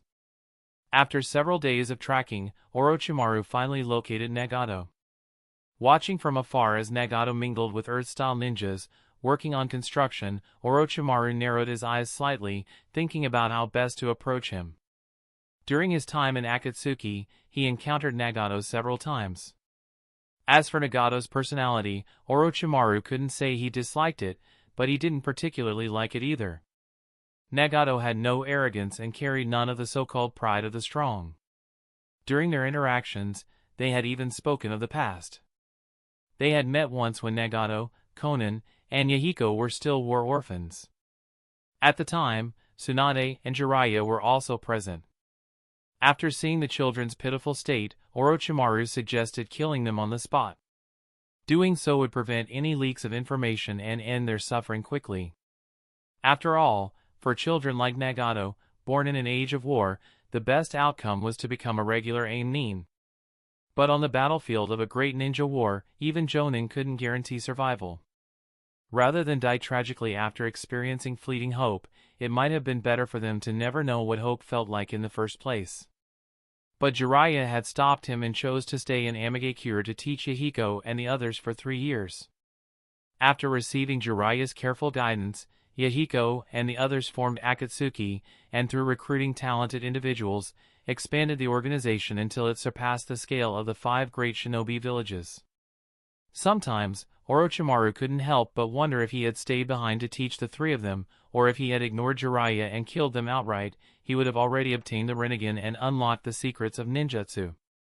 Stepping out of the shadows, Orochimaru slowly walked toward Nagato. To ensure the success of his ambush, he didn't bring the reanimated first and second Hokage, nor did he carry any weapons. Nagato noticed Orochimaru's arrival and immediately stopped working, smiling as he asked, "Orochimaru-senpai, what brings you out here today? Is Byakuya planning to build another lab?" Though puzzled by Orochimaru's appearance, Nagato didn't think too much of it. Orochimaru was Jiraiya-sensei's friend. Though he had defected from Konohagakure, it was only due to differing ideals with the 3rd Hokage. During his time in Akatsuki, Orochimaru strictly followed the rules and never did anything outrageous. Orochimaru shook his head, half-jokingly, "It's not about building a lab, but it does relate to Byakuya. The Akatsuki leader gave us a mission that requires the 2 of us to complete it together." "A mission from Byakuya?" Nagato frowned, then asked, "Orochimaru-senpai, from your tone, it sounds serious. What's the task?" Orochimaru didn't beat around the bush. "Byakuya-sama wants me to kill you and take your Rinnegan." "The Rinnegan?" Nagato's expression instantly changed. He looked at Orochimaru with deep seriousness. "Orochimaru-senpai, are you saying Byakuya wants to take my Rinnegan? That's not something you joke about." Orochimaru looked a bit helpless. This was the order he had received from Byakuya. He spread his hands and said, "Nagato, I have no reason to lie. That was the order. If you hand over the Rinnegan voluntarily, maybe Byakuya-sama will spare you." Nagato stepped back and stared at Orochimaru. "That's not funny. If you keep joking like this, I'll treat you as an enemy." All right, it was a joke." Orochimaru gave a wry smile and said, "What Byakuya-sama really wanted me to tell you is this, that masked man has been moving again into the shinobi world. He may target you directly this time. Only by obtaining the Rinnegan can he defeat Byakuya-sama." Nagato's expression softened, and he patted his chest. "Orochimaru-senpai, that scared me. I really thought we'd become enemies. I was scared too. I don't want to fight the Rinnegan. But this is just the sort of stunt Byakuya would pull." As Orochimaru casually mocked Byakuya, he inched closer to Nagato. Nagato nodded, agreeing. The idea that Byakuya would use a surprise attack to improve his readiness made sense. He might even be watching nearby. Just as Nagato relaxed his guard, Orochimaru suddenly vanished from his spot, appearing right in front of Nagato, aiming a vicious strike at his Rinnegan with his right hand. Nagato sensed the ambush and quickly pulled back, but because he had dropped his guard, a cut appeared across his face. He now stared at Orochimaru with unrelenting focus. "Orochimaru-senpai, so you really do want to take my Rinnegan?" Orochimaru didn't waste time talking. He pulled the Kusanagi sword from his mouth and continued his assault. He needed to exploit Nagato's lack of combat experience to defeat him quickly. If Nagato's 6 Paths puppets arrived, he'd lose all chance of victory. In the face of Orochimaru's fierce offensive, Nagato drew a kunai, but against the Kusanagi sword, it shattered into fragments almost instantly. Just as Orochimaru's sword is about to strike his body, Nagato grits his teeth and shouts, "Shinra Tensei!" With a low roar, a powerful repulsive force burst outward from Nagato, sending everything around him flying, Orochimaru included. This was Orochimaru's first time witnessing Shinra Tensei, and he licked his lips with excitement. He had never seen a technique like this before. Since Nagato had no other bloodline limit, this had to be an innate ability of the Rinnegan. A technique that touched upon the very rules of the shinobi world. That was exactly the kind of power Orochimaru dreamed of studying. After knocking Orochimaru back, Nagato didn't immediately counterattack. Instead, he looked toward the nearby construction site. Orochimaru's strength was at the pinnacle of the shinobi world. A fight between them would inevitably affect the surrounding innocents. That's why Nagato deliberately restrained the force of his technique, otherwise, the Shinra Tensei would have had a far greater range than just 10 meters. Controlling the 6 paths of pain remotely, he had already begun evacuating civilians. Once that was done, he turned his full attention back to Orochimaru. Orochimaru's use of Byakuya as a ruse had ignited his anger. He would capture Orochimaru alive and find out who was behind all this. Licking his lips, Orochimaru formed hand seals and summoned Manda. In Orochimaru's view, although Nagato's Shinra Tensei was powerful, it must have its limits. Manda's massive body should be able to withstand it, giving Orochimaru a chance to get close. As the white smoke in the air dispersed, Manda lowered his head and looked down at Orochimaru with dissatisfaction. Orochimaru, what do you want this time? Don't tell me you're fighting those geezers from Mount Myoboku again. Gamabunta and the others are too strong. If you're dragging me into this, the price goes up. Manda emphasized the word price. Orochimaru said to Manda, relax, this time the enemy isn't one of the Mount Myoboku toads. Just a single Akatsuki shinobi in front of us. All we need to do is defeat him. An Akatsuki shinobi? Manda frowned, then seemed to recall something. Aren't you an Akatsuki yourself? Are you betraying them again? Have you forgotten the lesson from attacking Byakuya last time? Orochimaru's expression shifted briefly, but he quickly returned to his usual calm. This time, the target isn't Byakuya. Just attack. We'll definitely win. Naturally. Manda had already sensed Nagato's chakra and knew he wasn't the terrifying figure who had once made even Orochimaru feel fear. How many monsters could really be in the ninja world, anyway? No way they kept running into them like this.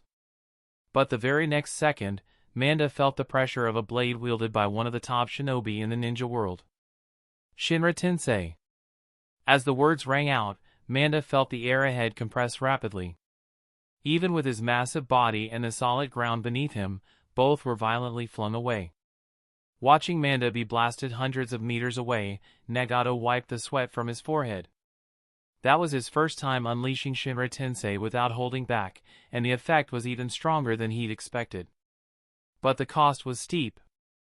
The effort he'd put into his recent 2 weeks of construction work had basically been wiped out. Crashing down from the sky, Manda glared at Nagato in the distance, then looked up at Orochimaru standing on his head and growled, Orochimaru, this is your idea of a regular shinobi? Orochimaru gave a slight nod. He also looked toward Nagato, and within his sensory range, 6 figures were rapidly approaching Nagato's location, his 6 paths of pain, no doubt.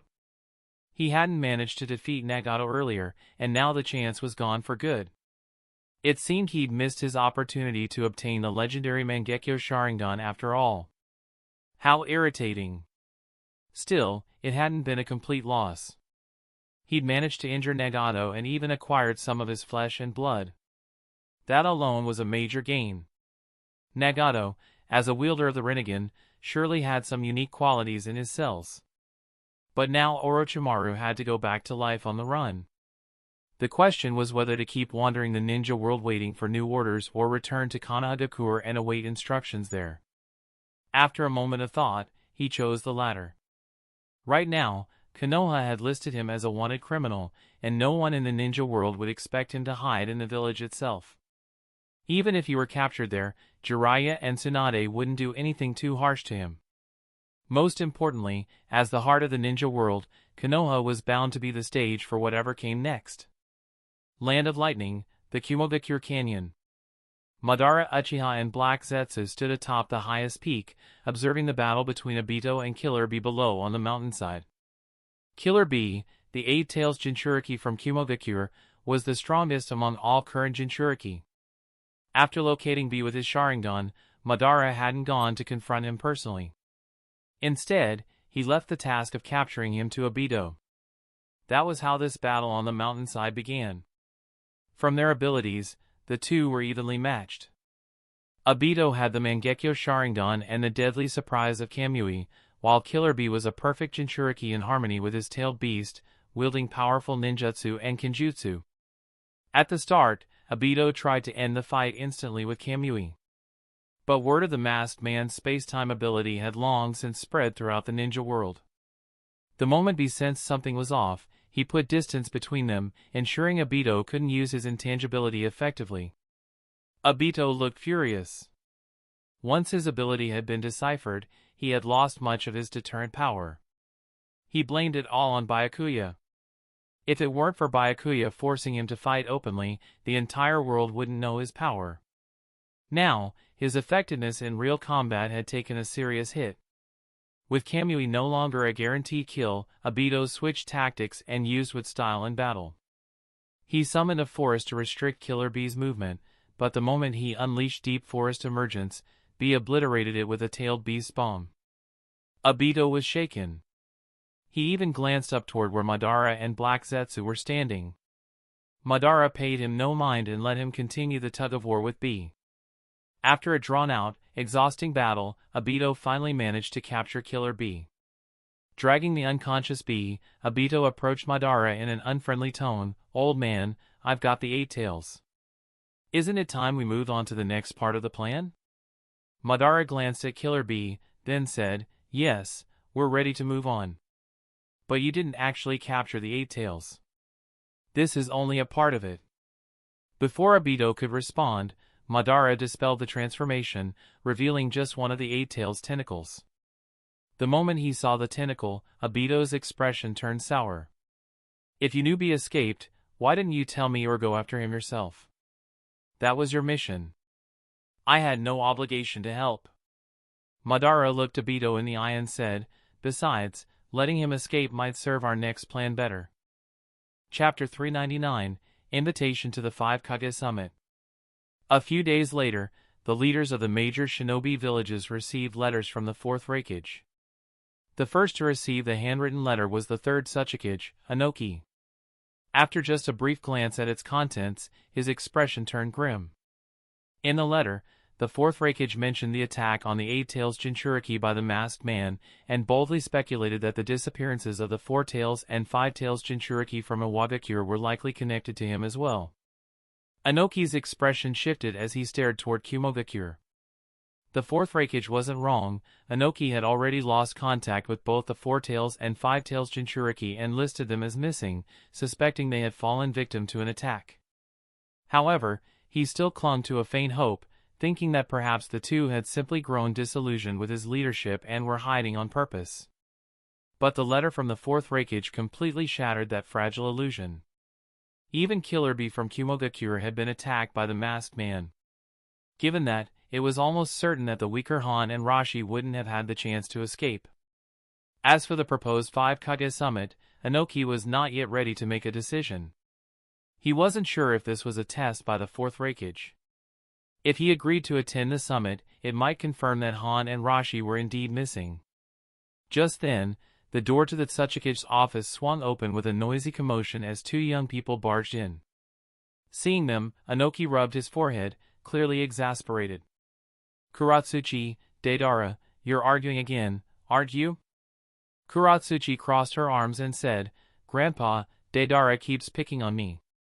He sneaks explosive clay into my clay figurines to scare me." Hearing this, Inoki frowned. "Deidara, is that true? Is this what you waste your time on? Have you even mastered the dust release I taught you?" Unfazed, Deidara responded, "Dust release? Ha! I mastered that ages ago." As he spoke, Deidara activated his chakra, forming a small cube in his palm, the embryonic form of dust release.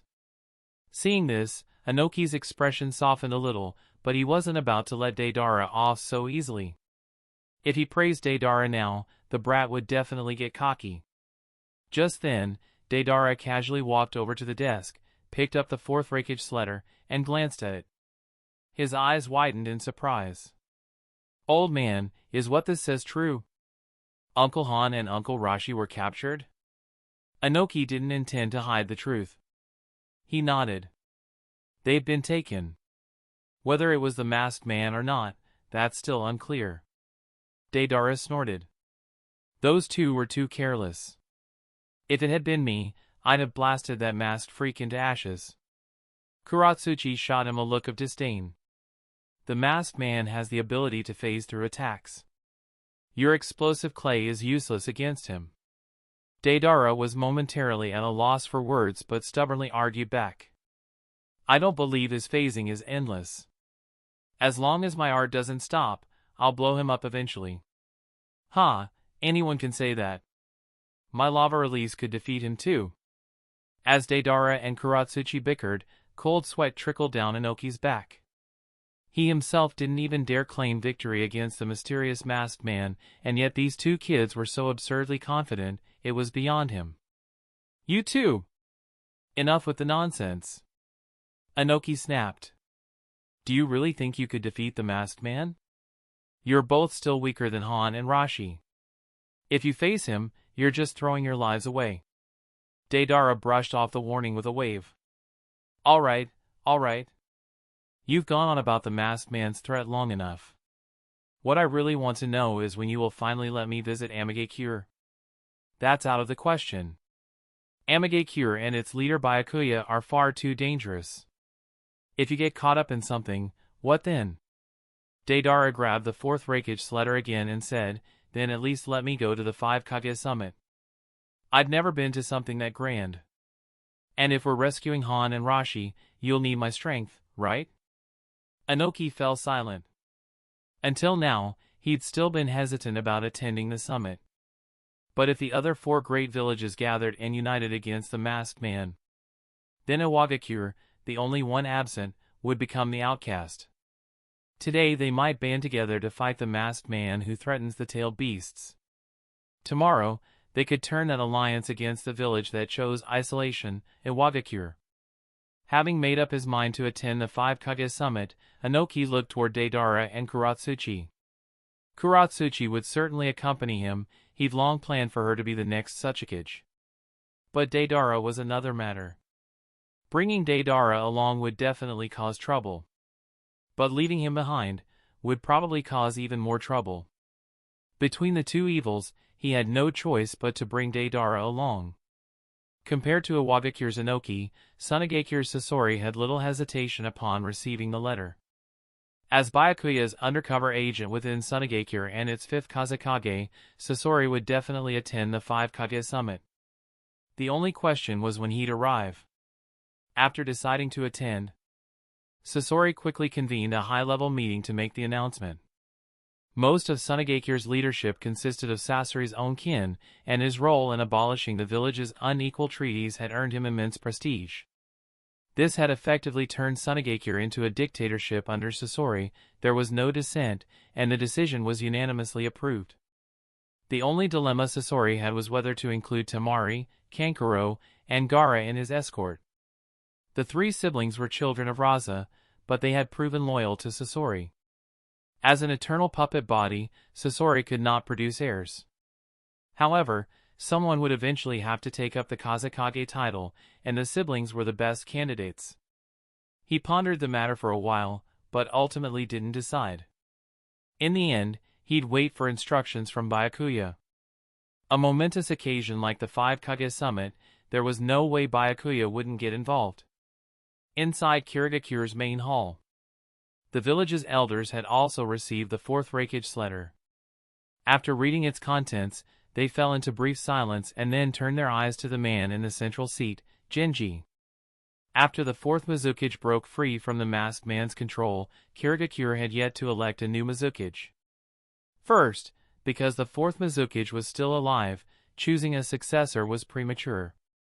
Second, Due to the damage caused by both the third and fourth Mizukage, the title had become tainted. To the shinobi of Kirigakure, the position of Mizukage was no longer an honor.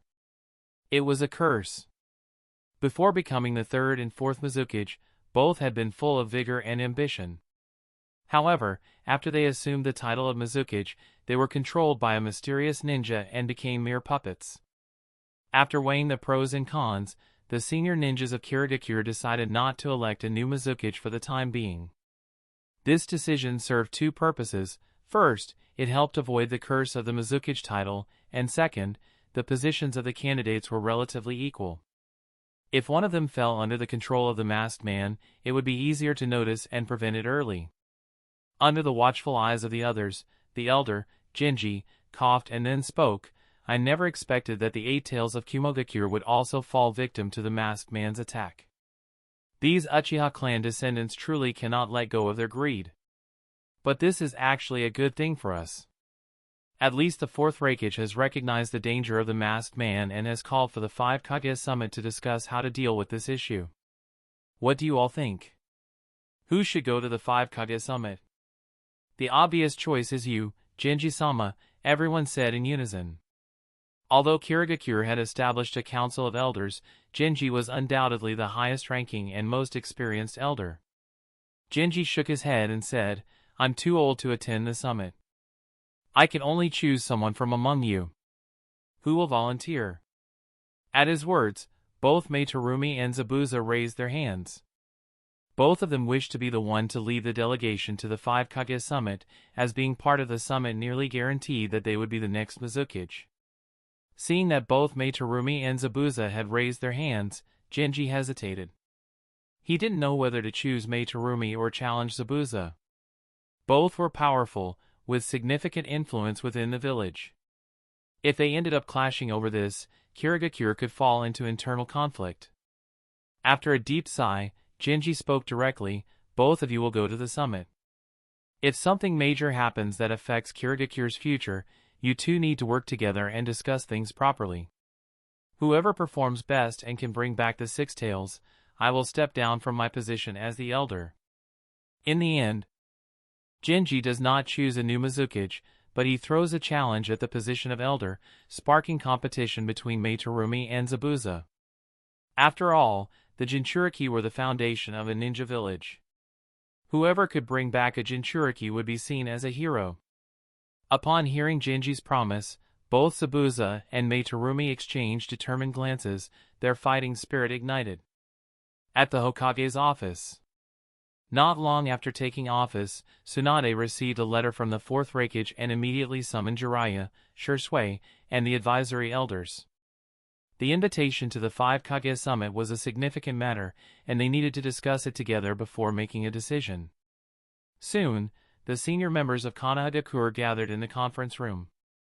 After hearing that the 8 tails, Killer Bee, had been attacked and that the 4th Raikage had issued the invitation to the 5 Kage summit, both Jiraiya and the advisory elders furrowed their brows in surprise. Shursui also firmed his gazes. He hadn't been informed about this matter beforehand. After reading the letter from the 4th Raikage, Tsunade asked openly, this is the entire content of the letter. What do you think Konoha should respond to Kumogakure? Koharu Udatane, the elder, pondered for a moment and then spoke, the invitation to the 5 Kage summit is likely a trap set by Kumogakure. Back when Tobirama was alive, we attended a 5 Kage summit once. At this point, Koharu fell silent, leaving her meaning clear. Hamura Mitokado, another elder, spoke up, I disagree with Koharu's view. This time, the 4th Raikage is calling for a 5 Kage summit with all the ninja villages. He should not dare to scheme. Moreover, the issue at hand is dealing with the masked man and rescuing the Jinchuriki. I think we should carefully reconsider our response before making a decision. The masked man is the murderer who killed the 4th Hokage and his wife. We must bring him to justice, Hamura Mitokado continued. But as long as we still have the Jinchuriki, the fact that the masked man is attacking other villages' Jinchuriki is actually good for us. It at least reduces the pressure from the other 3 major villages. And while they're busy dealing with the masked man, we can focus on rebuilding and recovering," he added. Upon hearing Hamura Mitokado's opinion, Jiraiya couldn't help but frown. He knew the village was currently weak, but was leaving the task of dealing with the masked man to other villages really a good idea? The masked man had already attacked the Eight Tails, but one day, he would surely target Naruto as well.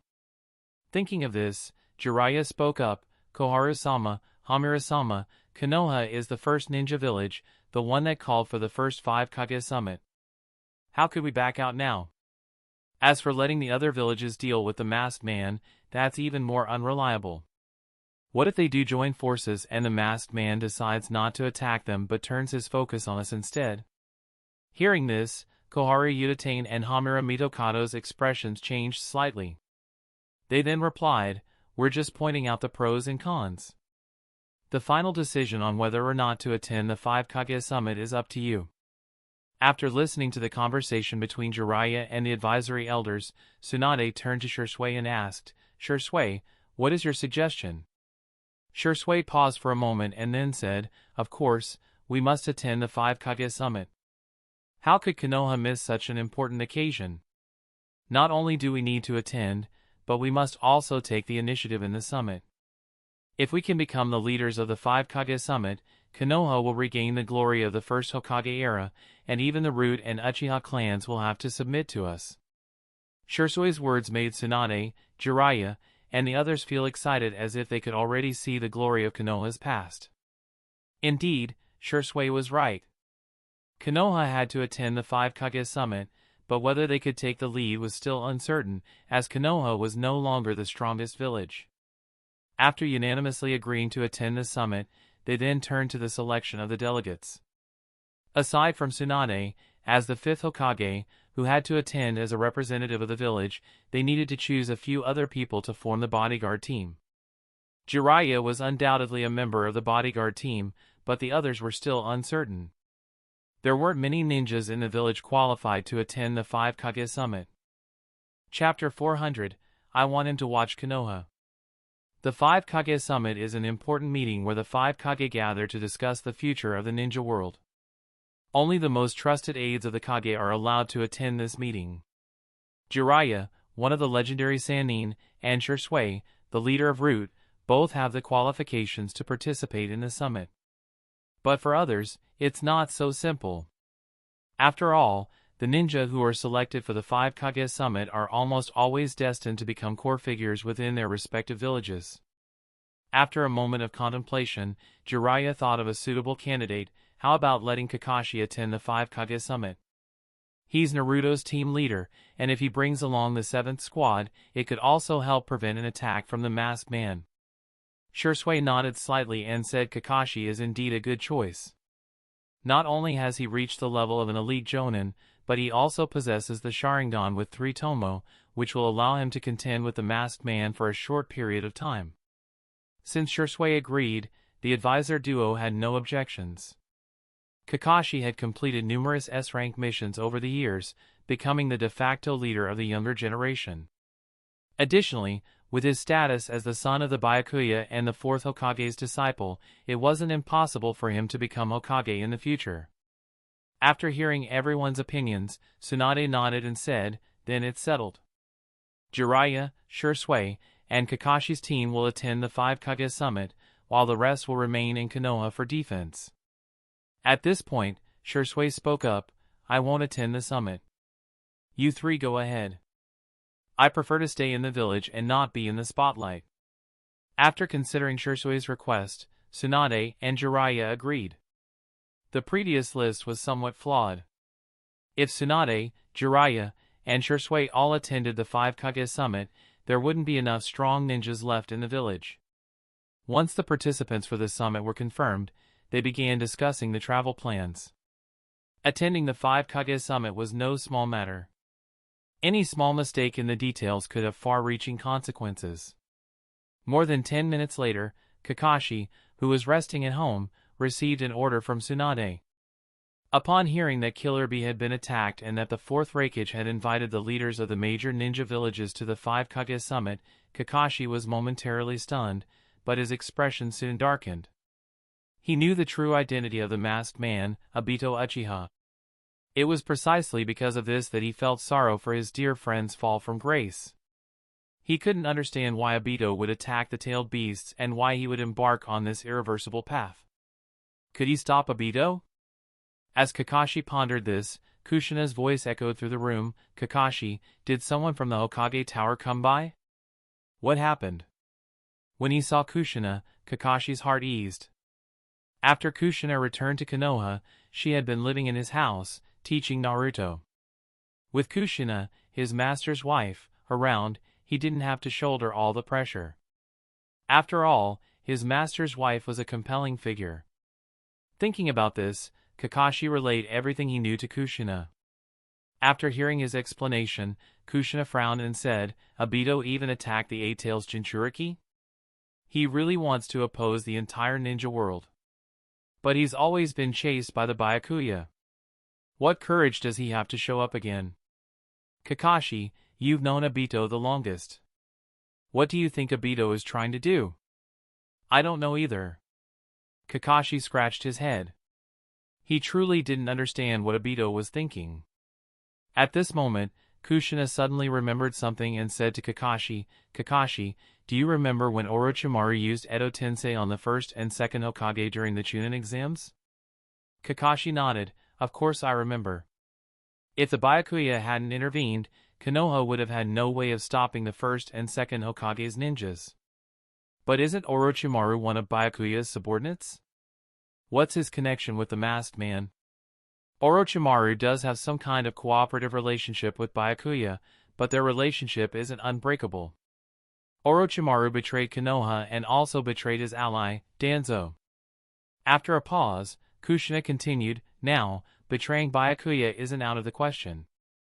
I recently visited the black market within the Hokage's domain, and suddenly there was a bounty targeting Orochimaru, apparently released by Amigakure. Orochimaru betrayed Byakuya. Kakashi continued to think along these lines and soon came to an astonishing conclusion. He said, you mean Orochimaru betrayed Byakuya because he got in touch with the masked man? And the reason the masked man dares to attack the Eight Tails Jinchuriki is because of Edo Tensei? Seeing that Kakashi had arrived at the same conclusion, Kushina nodded and said, exactly. It's Edo Tensei. Jiraiya-sensei and I have some concerns about the identities of the deceased, so we wouldn't use it lightly. But Orochimaru and Obito have no such concerns. They can freely manipulate the souls of the dead. Kakashi turned to Kushina and asked, so what should we do? Should we report this information to Jiraiya-sama? As long as it doesn't involve my presence, you can do whatever you want. Kushina didn't care whether Kakashi reported the information, she just didn't want her own presence exposed. Kakashi asked in confusion, Kushina-sama, why do you refuse to reveal yourself? Even if it's for hiding your identity, you could tell Tsunade-sama and Jiraiya-sama. Kushina's expression shifted slightly, and then she said, this is a deal I made with that person. It's none of your business. Besides, if I show myself in Konoha, what will Jiraiya-sensei and Tsunade-sama do? From Kushina's words, Kakashi could hear a sense of helplessness. He knew that it was Byakuya who had saved Kushina back then, but why wouldn't Byakuya let Kushina meet Jiraiya-sensei? What secret lay behind this? At this moment, Kakashi seemed to realize something, and his expression became extremely serious. Kushina noticed Kakashi's change in demeanor and sighed softly, it seems you've guessed the relationship between Byakuya and Obito. Your guess is probably similar to mine. Byakuya and Obito might not actually have an opposing relationship, as it seems, but they may have actually formed some kind of cooperation. Upon hearing this, Kakashi was left in shock. It was hard for him to imagine that Byakuya, who had been opposing the masked man all this time, could actually have a cooperative relationship with Obito. Yet, all the evidence pointed in this direction. Suppressing his shock, Kakashi asked in confusion, with the strength of both Byakuya and Obito, if they were cooperating openly and secretly, they should be able to achieve their goals. But what exactly are they trying to do? This is what I want to know as well. Kushina sighed and said, the Akatsuki's goal is to end the wars in the ninja world and bring about long-term peace. Obito doesn't seem like the type to want to destroy the world. If both of them are aiming for peace, why are they attacking the tailed beasts of each village? Kakashi took a deep breath and then said, Kushina-sensei, this is too important. Can I report it to Tsunade-sama? Kushina said with vigilance, it's better not to. Tsunade and Jiraiya may not believe us. Byakuya has already helped Konoha many times, and even I was saved by Byakuya. If we attack him rashly, it will only backfire. If the secret leaks, we may even face Byakuya's hostility. We just need to maintain the current situation. There's no need to complicate things. Let the Konoha ninjas handle Konoha's matters. I just want to watch Naruto grow up now. But wasn't it Obito who tried to attack Naruto back then? Kakashi asked, somewhat confused. He didn't understand why Kushina had become so indifferent. Kushina looked at Kakashi and then said, Byakuya won't harm Naruto. He had many opportunities but gave up every time. Although Byakuya and Obito have formed an alliance now, I have a feeling they will eventually clash with each other. They are allies, but they can't be allies forever. Before the next war breaks out, let's just accumulate strength slowly. Your Sharingan is the key to defeating Obito. At the root base, Shui, busy with paperwork, was visited by an unexpected guest. This person was none other than Orochimaru, who had failed to attack Pain and, after escaping the Land of Rain, decided to seek refuge with Shui. Firstly, he had worked with Shui to eliminate Danzo, so their relationship was not bad. Secondly, staying with Shui allowed him to maintain contact with Byakuya and avoid being abandoned by him as a pawn. When Shui saw Orochimaru, his brow furrowed. Orochimaru, you just attacked Nagato and betrayed the organization, and now you're here? Aren't you afraid that I'll join forces with Jiraiya and Tsunade to eliminate you? Orochimaru casually found a seat and said leisurely, it was Byakuya-sama's order. He told me to leave the Akatsuki, maybe because of the organization's future plans. Did Byakuya-sama not tell you the specific plan?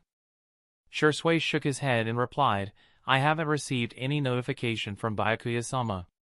However, Obito has attacked several Jinchuriki recently, and the 4th Raikage is planning to call for a 5-Kage summit. A 5-Kage summit? Orochimaru's eyes lit up, and he chuckled, they're holding a 5-Kage summit over something like this? Raikage is really impatient, just like his father. But what are Byakuya-sama and Obito thinking? With their strength, there's no way Killer Bee could have escaped. Why is this happening? I don't know. After a brief pause, Shui continued, Obito's goal is to collect the tailed beasts, but I feel like Byakuya-sama isn't too interested in collecting them. It seems like he's just using the excuse of hunting the tailed beasts to bring the 5 great ninja villages under his control. He doesn't really want to resurrect the 10 tails. Shui then added, so these attacks are probably Obito acting on his own. Upon hearing this, Orochimaru fell into deep thought. He soon cleared his thoughts and said, that explains why Byakuya asked me to leave the Akatsuki. Do you think Byakuya-sama wants us to side with the 5 great ninja villages? That's a possibility. Just as Shui and Orochimaru were deep in thought, Shui's ring began to heat up. Soon, he received an order from Byakuya. The order was simple, stay low and remain hidden for now. After receiving this order, Shui didn't react much, but Orochimaru was struck with a storm in his heart. He had already taken off the Akatsuki ring. How did Byakuya know his exact location? Did Shui report to Byakuya after he entered the root base, or had Byakuya left a trace on him that he couldn't detect? After processing Byakuya's order, Shui finally looked at Orochimaru and said, Orochimaru-sama, you'll stay here for now and wait for Byakuya-sama's next order. Don't think about running around. Orochimaru pretended to stay calm and said, I have planned to stay here for a while anyway. I have no intention of leaving. However, I still have many experiments to finish. Do you have a laboratory here? Of course we do, Shui replied without hesitation. They're all state-of-the-art equipment we've only recently procured. However, you'll need to find your own experimental materials. I won't provide them. Also, you must not experiment on civilians. In Shusui's mind, Orochimaru was still a mad scientist with a notorious history. Orochimaru rubbed his hands and grinned, saying, "You don't need to worry about the materials.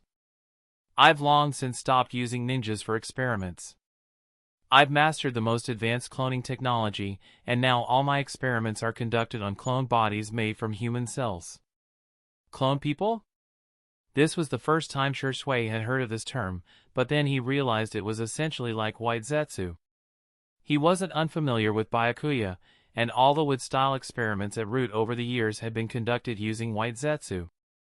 White zetsu wasn't a ninja or a civilian, it was no different from laboratory mice. After confirming that Orochimaru wouldn't cause trouble, Shursui finally relaxed. His Root organization had only recently gained a good reputation in the village, and he didn't want to ruin it just yet. If it's clone people, then it's fine. After thinking for a moment, Shursui seemed to remember something and asked Orochimaru, "By the way, Orochimaru-sama, the third Hokage is still being held at the Root base. Don't you want to meet him, you and your former master?" Orochimaru stopped in his tracks, looking at Shursui in surprise and asking, "You didn't kill the old man? I thought you'd take care of the old man who issued the order to exterminate the Uchiha clan." Shursui glanced at Orochimaru and replied, "Why would I kill the third Hokage? He's not like Danzo. Besides, even you aren't planning to kill him, so there's no need for me to. I want him to live so that he can see the difference between the Uchiha and the Senju." Chapter 401, Land of Iron. Inside the Amagakure Tower, Yahiko also received an invitation letter from the Fourth Raikage. After reading through the invitation, Yahiko immediately summoned Byakuya, Nagato, and Konan for an emergency high-level meeting. Once everyone had read the letter, Yahiko habitually looked toward Byakuya. Just like the Masked Man's organization, the Akatsuki was also hunting tailed beasts, but their goals were different. The Akatsuki aimed to forge the tailed beasts into weapons of deterrence in order to create peace. The Masked Man's intentions, however, were harder to understand. He seemed to want to use the 10 tails to cast a massive genjutsu that would trap everyone in a dreamlike state. Such an approach was no different from destroying the entire shinobi world. What Yahiko was more curious about, though, was whether the recent attacks on the Jinchuriki of Iwagakure and Kumogakure had been carried out by the Masked Man or Byakuya. Under Yahiko's stare, Byakuya frowned slightly and spoke impatiently, "Geez Yahiko, you should know what kind of person I am. Ever since the battle against Hanzo the Salamander, none of my plans have failed. If I had made a move, Killer Bee would have had no chance of escaping." Byakuya's words prompted both Konan and Nagato to nod in agreement. They were well aware of Byakuya's strength. He had already possessed Kage-level power many years ago and had now stepped into a realm beyond even the 5 Kage. In front of him, both Jinchuriki and ordinary Jonin were no different. After a moment of silence, Yahiko asked Byakuya, "I believe it wasn't you, but what do you think about the upcoming 5 Kage summit? Does the Masked Man have the strength to face the 5 great shinobi villages?" All along, the Masked Man's displayed power had hovered at the Kage level. In a one-on-one fight, he would struggle to defeat a top-tier Kage-level opponent. His only real edge came from his space-time abilities, which left others helpless. But space-time techniques weren't invincible. Once the 5 great villages joined forces to hunt him down, the Masked Man would be worn out by the constant chakra drain and would never be able to gather all the tailed beasts. That, however, also hindered the Akatsuki's own tailed beast collection efforts, an undeniable problem for them. After a long silence, Byakuya finally replied to Yahiko's doubts, "The Masked Man alone can't threaten the 5 great villages, but if you add Orochimaru and the Edo Tensei technique into the mix, things become uncertain." Byakuya then raised his finger. "Some time ago, when I was away, Orochimaru launched an attack on Nagato. It's very likely the Masked Man and Orochimaru have already formed an alliance. They want to take Nagato's Rinnegan and use it to control the demonic statue of the Outer Path. Orochimaru may have failed in that attack, but Edo Tensei is still powerful. It will bring serious trouble to both us and the 5 villages." This, Yahiko fell into a brief silence. As the weakest in terms of combat ability among the Akatsuki leadership, Yahiko excelled in managing the organization and overseeing its operations. But when it came to strategy and battle, he was completely out of his depth. Byakuya continued, "I believe that once the Masked Man and Orochimaru caught wind of the 5 Kage summit, they immediately began preparing a new round of actions against us and the 5 great villages. Then, should we still attend the summit?" Yahiko was at a loss and could only turn to Byakuya for guidance. Byakuya replied firmly, "Of course we must attend the 5 Kage summit. Our participation alone signifies the Akatsuki's status. Not only must we attend, we must aim to seize a leading role in it." Yahiko fell silent again, unsure of Byakuya's deeper intentions. At that moment, Byakuya seemed to have made up his mind and slowly said, "There's one more thing I need to tell you." "What is it?" Yahiko seemed to have guessed what was coming and looked uneasy. Byakuya took a deep breath and said, "You all remember that I've long maintained a covert alliance with the Masked Man, right? Recently, he's been contacting me frequently, asking me to help him fight the 5 great villages. He also wants me to attack Nagato and seize his Rinnegan." Hearing this, Yahiko's eyes widened in shock, and both Nagato and Konan turned to look at Byakuya. Byakuya continued, "I'm planning to launch an attack on Nagato soon and fully infiltrate the Masked Man's organization."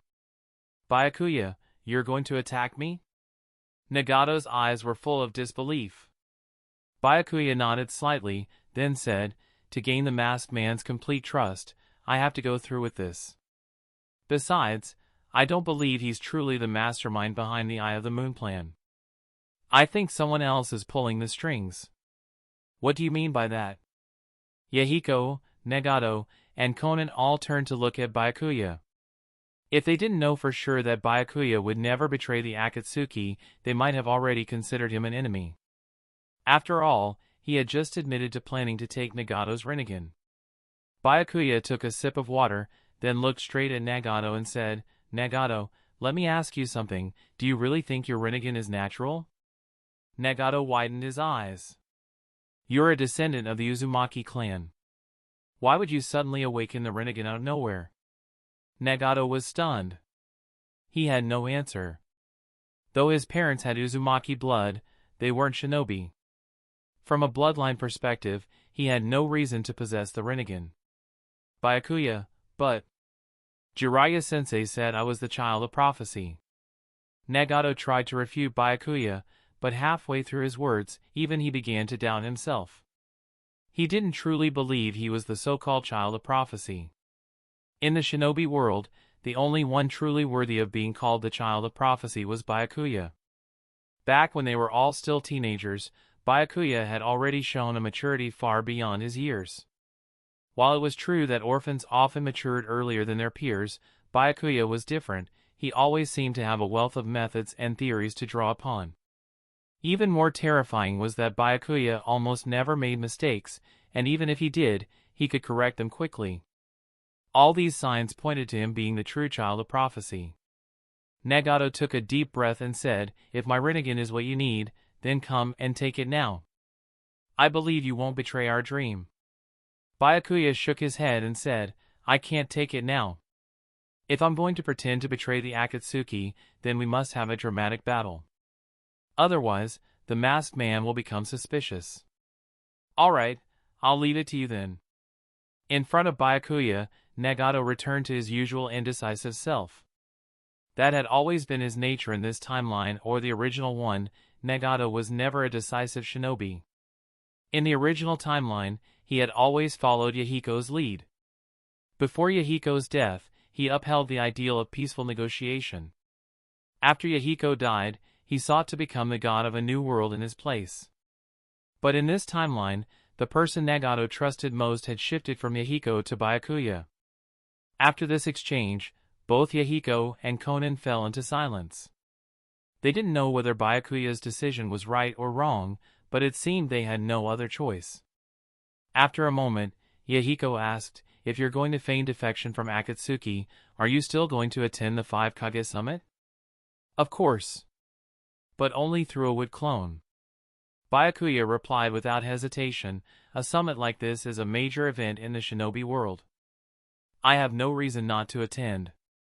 And to distance myself from Akatsuki, I have to strike Nagato while you're all away. Even though I've defected from the organization, Akatsuki is still a peace-seeking group. Byakuya then shrugged his shoulders. Who knows?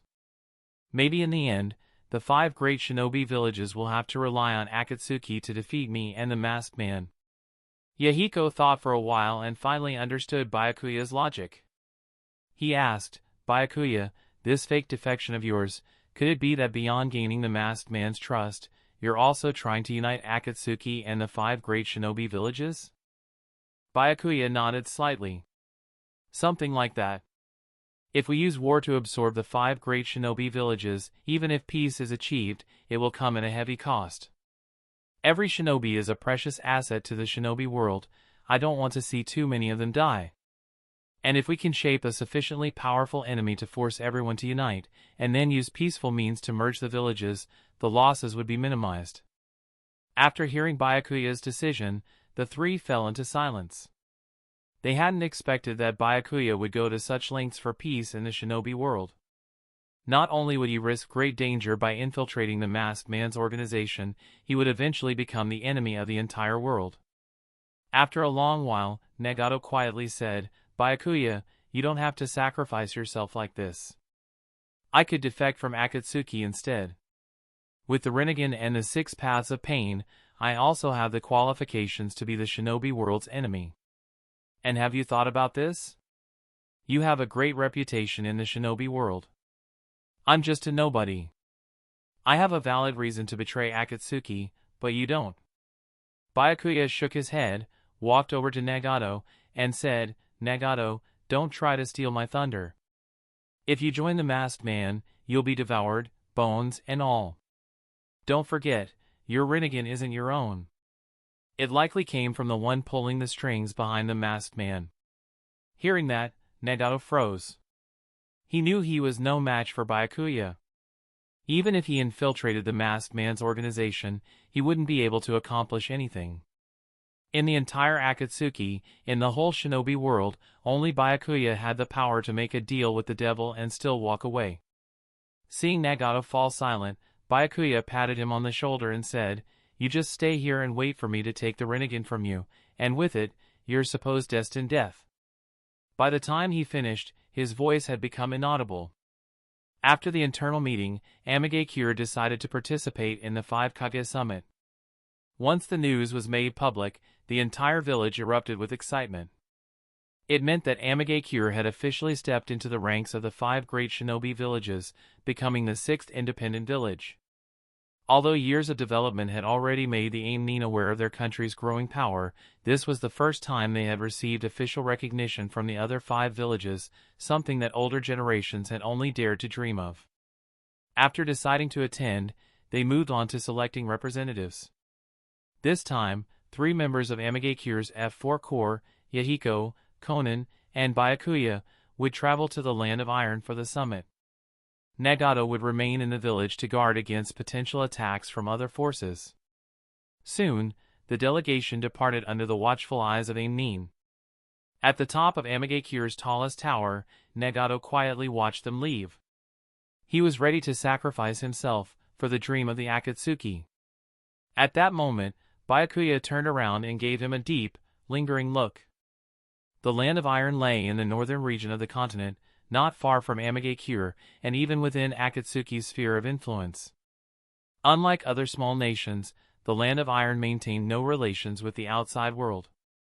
It had no shinobi villages and was a sacred land for samurai, the last true nation of warriors. Yahiko had once visited its leader, General Mifune, in hopes of bringing the Land of Iron into Akatsuki's alliance. But every attempt had been met with firm refusal. Other shinobi villages had tried similar tactics, but all were rejected. Mifune had even issued a public statement declaring the Land of Iron a permanently neutral nation, one that would never get involved in ninja affairs. Faced with Mifune's unwavering stance, the major shinobi villages gave up trying to recruit them. After all, the benefits of controlling the Land of Iron were minimal as it had no valuable ports, farmland, or mines.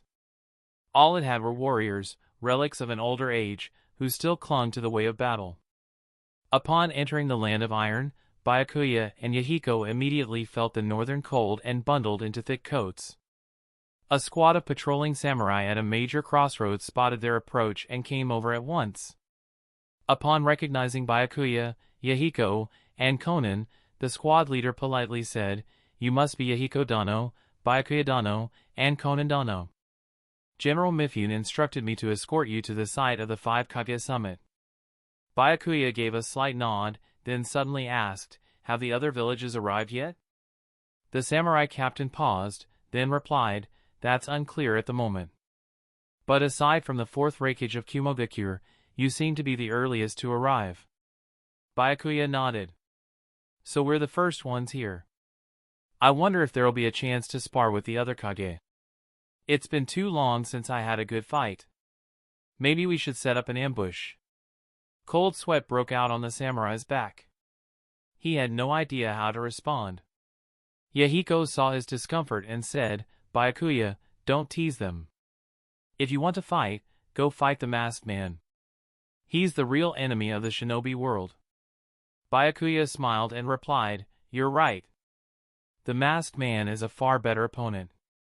Once the AIM convoy had moved on, the samurai captain finally let out a breath of relief. One of the younger samurai beside him asked in confusion, "Captain, why were you so nervous just now?" The captain glanced at him and said, "That was Byakuya, a shinobi who stands shoulder to shoulder with the 5 Kage. His teacher was the demigod Hanzo.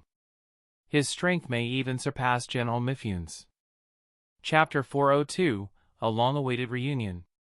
Stronger than General Mifune? The samurai was utterly shocked. In his mind, Mifune was already the strongest warrior in the shinobi world.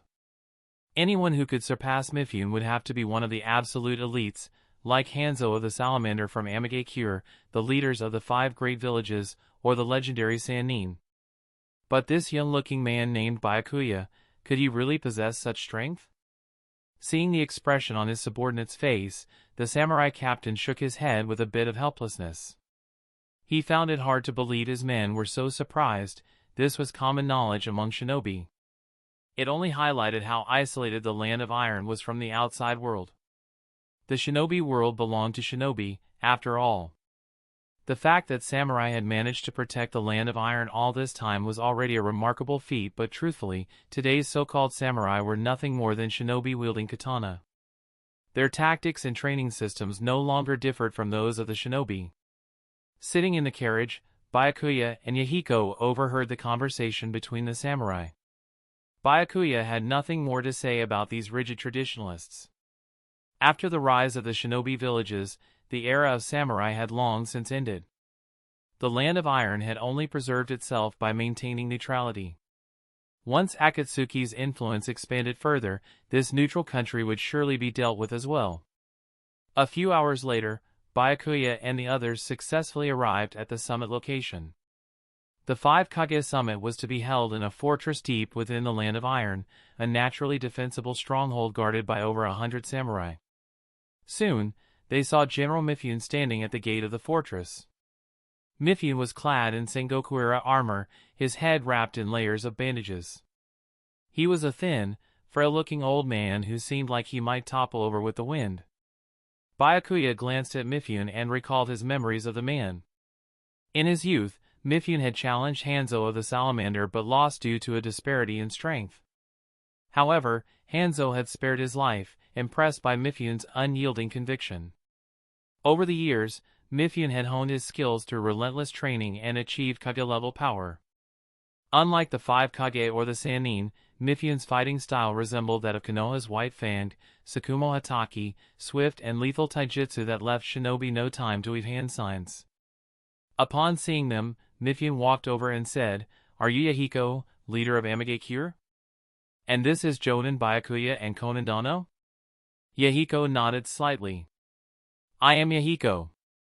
Thank you, General Mifune, for coming to greet us in person. There's no need for such formalities." Mifune smiled. You're too modest, Yahiko Dano.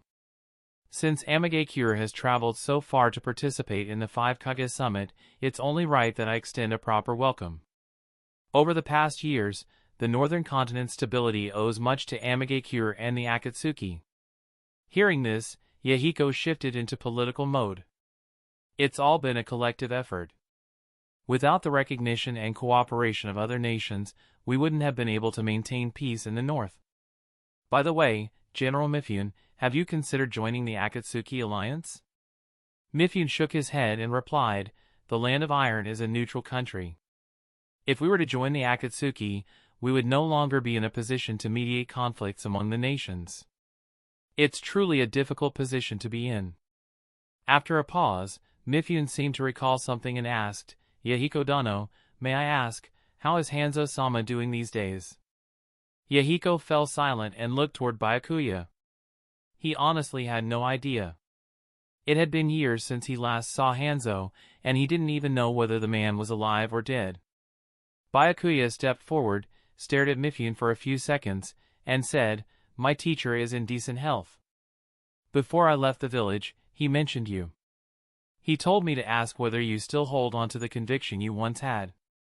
Mifune's face lit up with a smile. To think Hanzo-sama still remembers someone as insignificant as me. I haven't forgotten his teachings.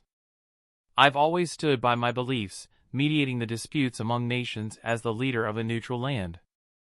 Byakuya's eyes locked onto Mifune, and his tone turned sharp. Mediating conflicts only works when both sides want to negotiate.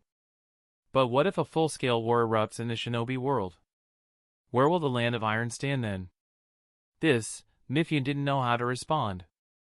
Unlike other samurai, Mifune was well informed. He knew of the masked man who hunted the tailed beasts, and he knew that Akatsuki wasn't exactly a peacekeeping organization. Officially, Akatsuki was subordinate to Amagakure.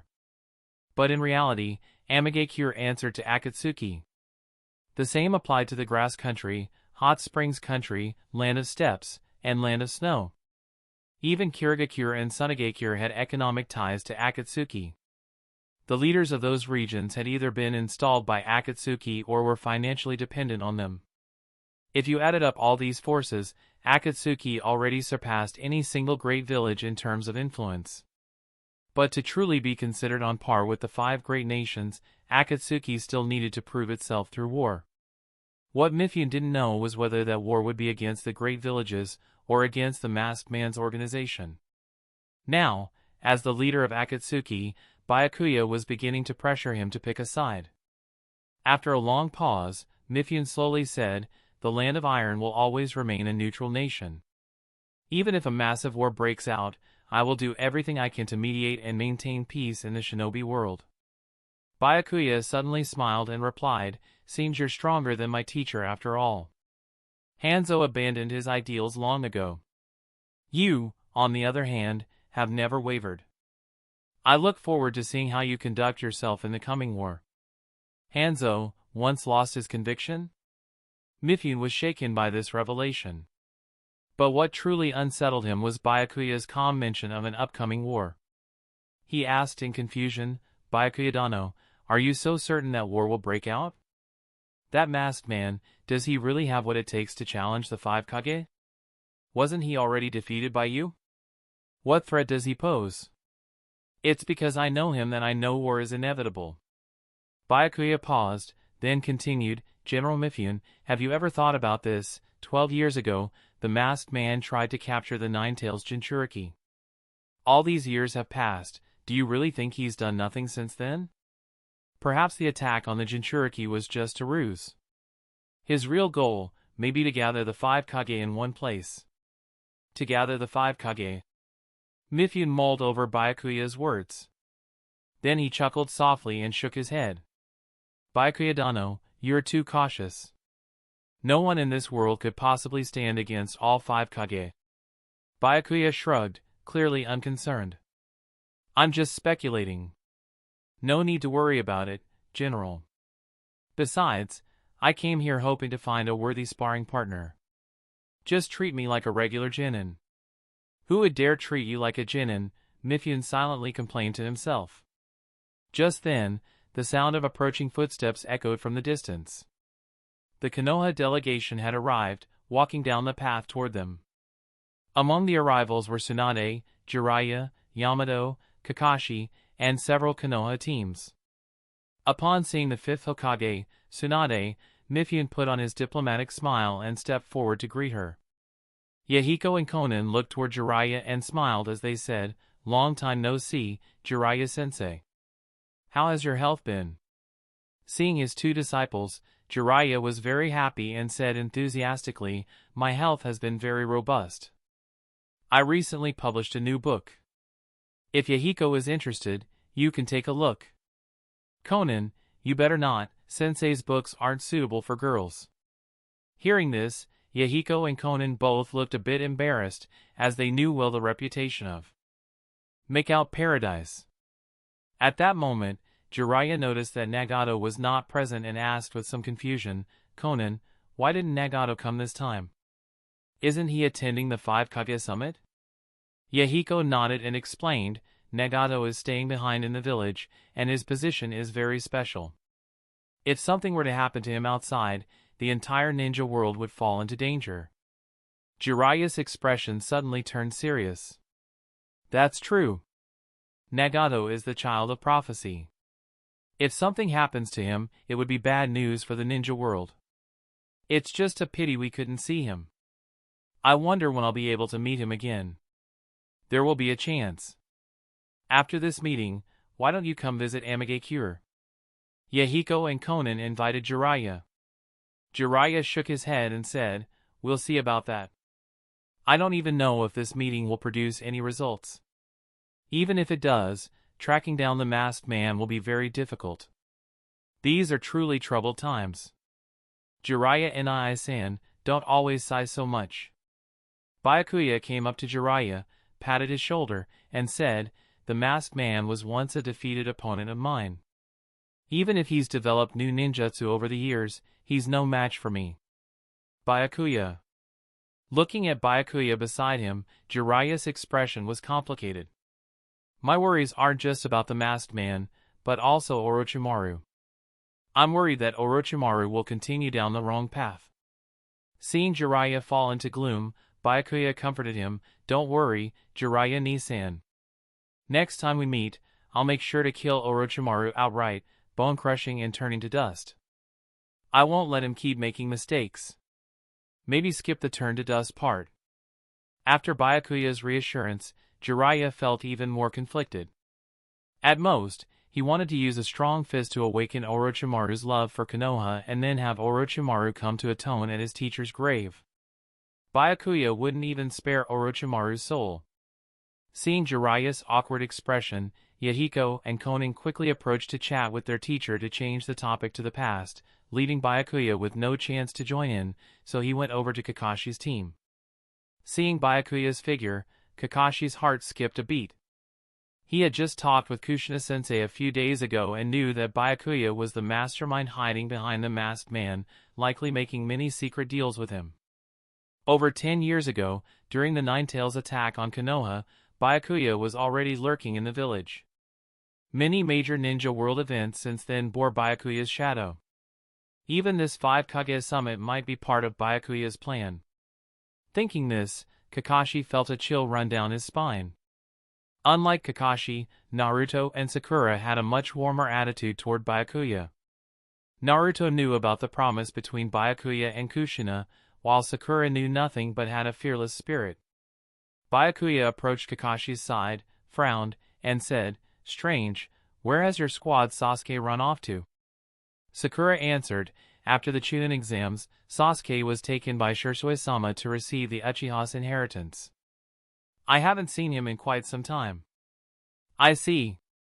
Byakuya nodded and looked at Naruto, saying, "Naruto, your chakra has stabilized a lot. It seems you've grown a lot recently and your strength has even surpassed Kakashi." "Naruto's strength has surpassed Kakashi-sensei?"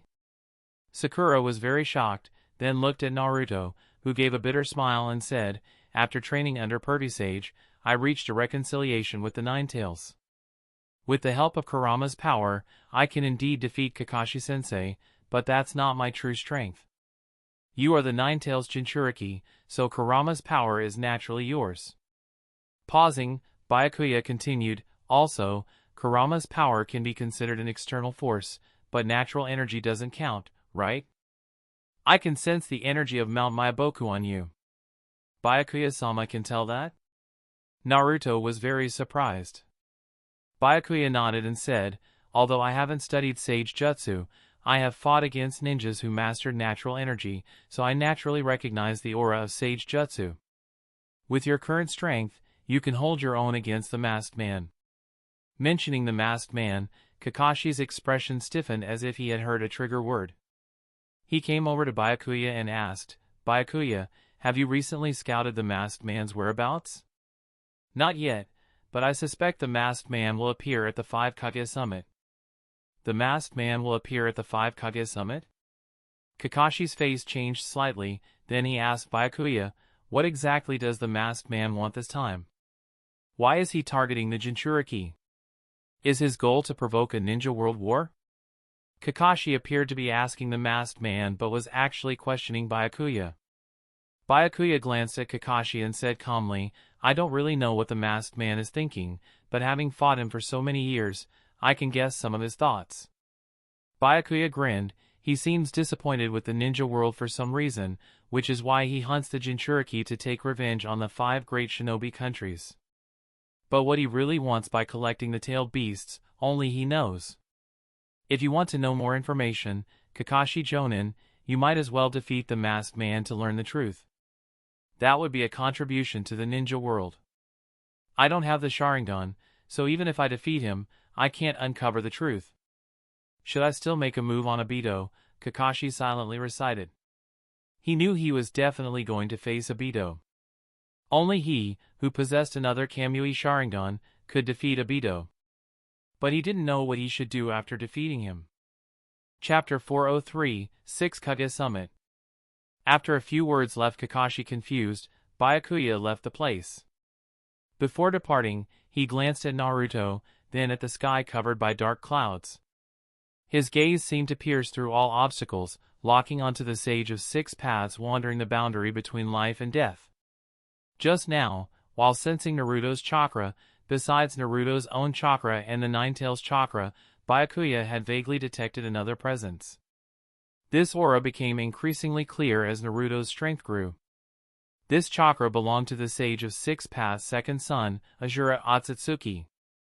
As the sage's second son and grandson of Akatsuki Kagaya, Asura was different from the other Akatsuki. They had not used the wedge technique to store their data as chakra. Instead, chakra was passed on through reincarnation, which didn't have much impact. Of course, this might be because Asura and Indra hadn't received the complete Akatsuki inheritance, forcing them to rely on chakra reincarnation to continue the unfinished conflict of the past.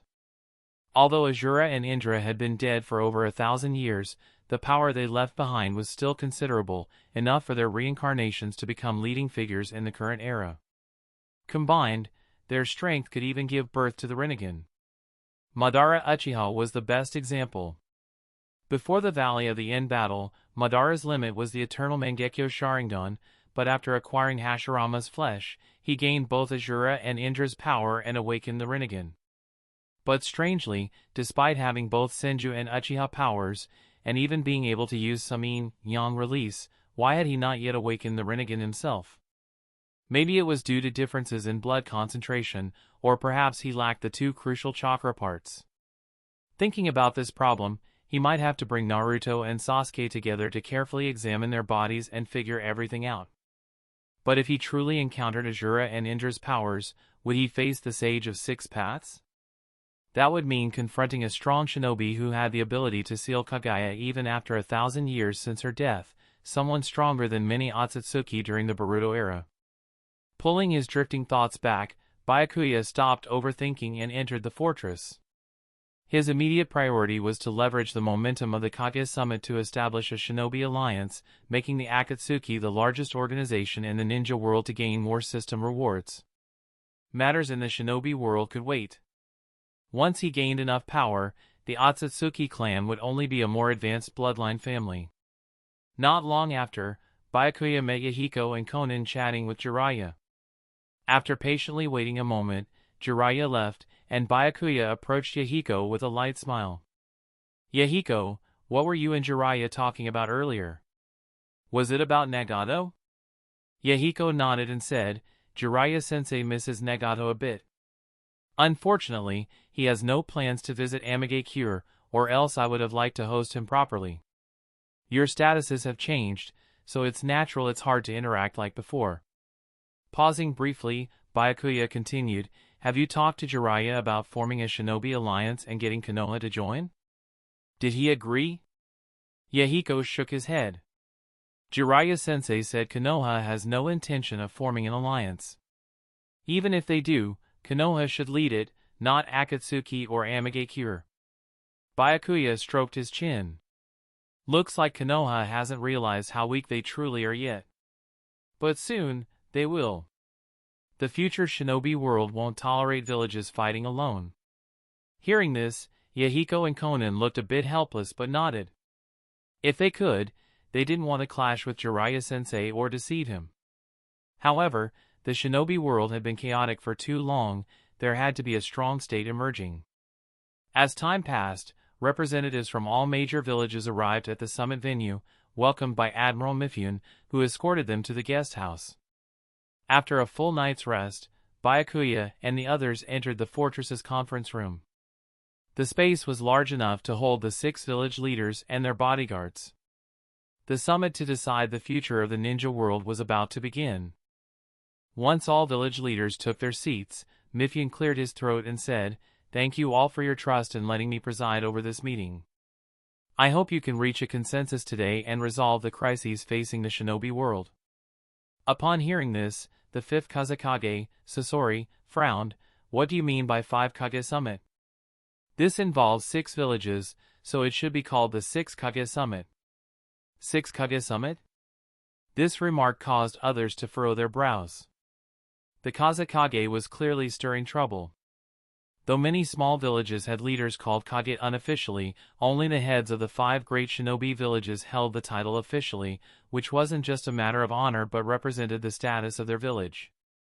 From a strength perspective, Amigakure's leader did deserve the title, but since the village hadn't decisively beaten the 5 great villages in battle, most shinobi wouldn't recognize or support it.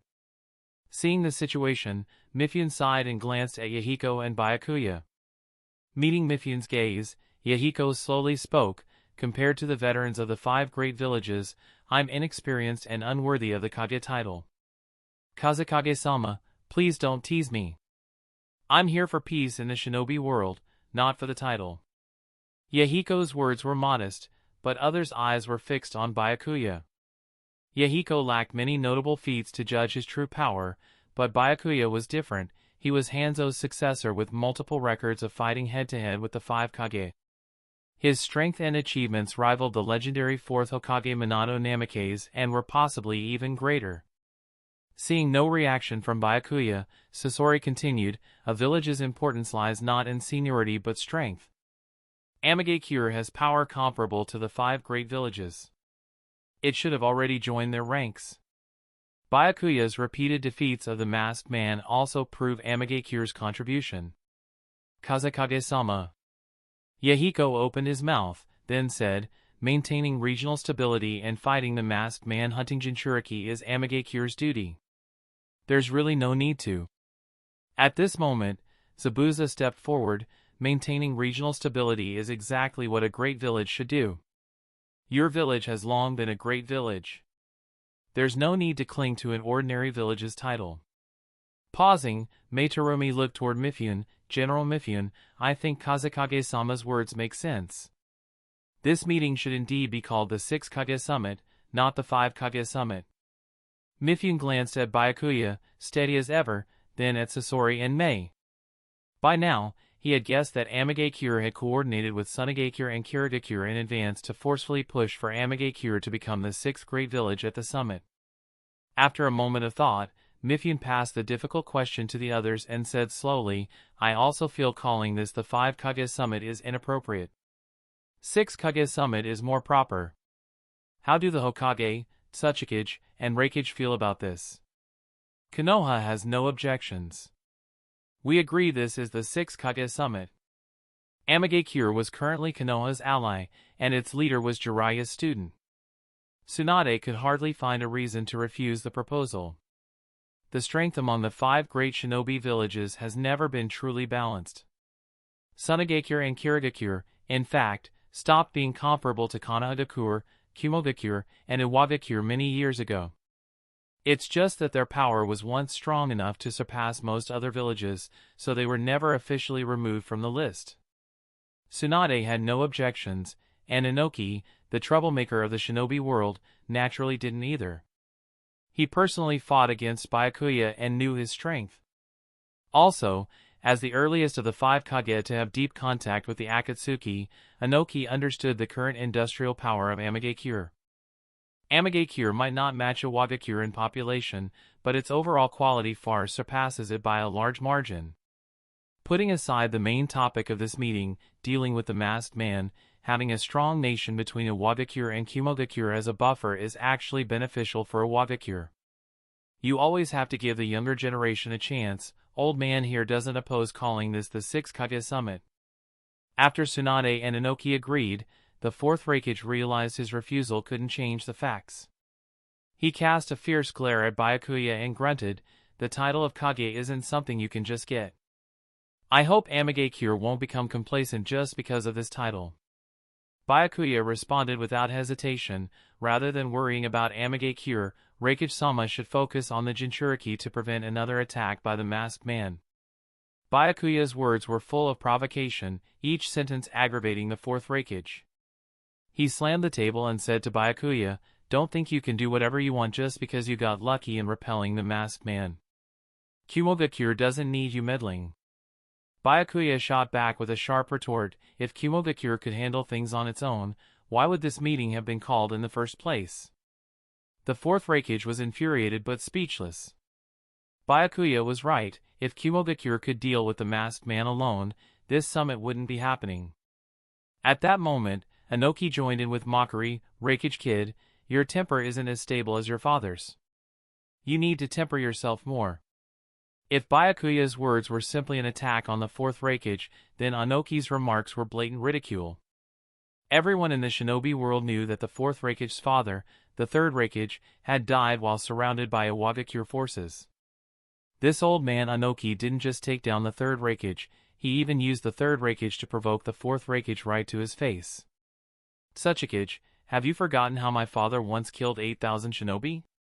Forcing himself to stay calm, the 4th Raikage said to Inoki, "While I don't have the strength my father had, I'm more than capable of taking 5,000 shinobi with me. And when I die, my deputy will succeed me as Raikage." Iwagakure, on the other hand, seems to be falling short in training successors. "Raikage kid." After being hit in a sore spot, Inoki's expression darkened. He slowly flew into the air, seemingly preparing to use dust release to discipline the 4th Raikage. The 4th Raikage didn't back down either, faint bolts of lightning appearing around him, signs of his lightning release armor mode, which could block most attacks in the shinobi world. The atmosphere in the conference room grew tenser. Yahiko stepped up. "Tsuchikage-sama, Raikage-sama, I apologize on behalf of Byakuya. Sometimes he's not very tactful. Please forgive him."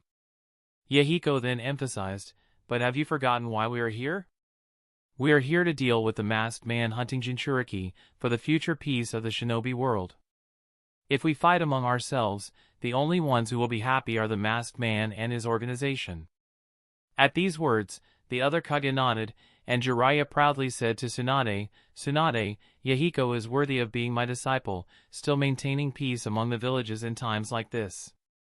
Tsunade glanced at Jiraiya and replied, "If your student is so strong, why didn't you stop the Tsuchikage and Raikage from fighting earlier? Did you forget?" Jiraiya scratched his head and said with a grin, "With Yahiko here, it's not my place to step in. If I did everything, what would I be teaching my students?" Tsunade sighed but understood Jiraiya's nature. She knew if Yahiko hadn't been present, Jiraiya would have tried to mediate. That was just who he was. Nearby, General Mifune noticed this scene and thought to himself that his role as mediator was being overshadowed. Still, sometimes being a spectator was a refreshing experience. Byakuya quietly admired Yahiko's ability.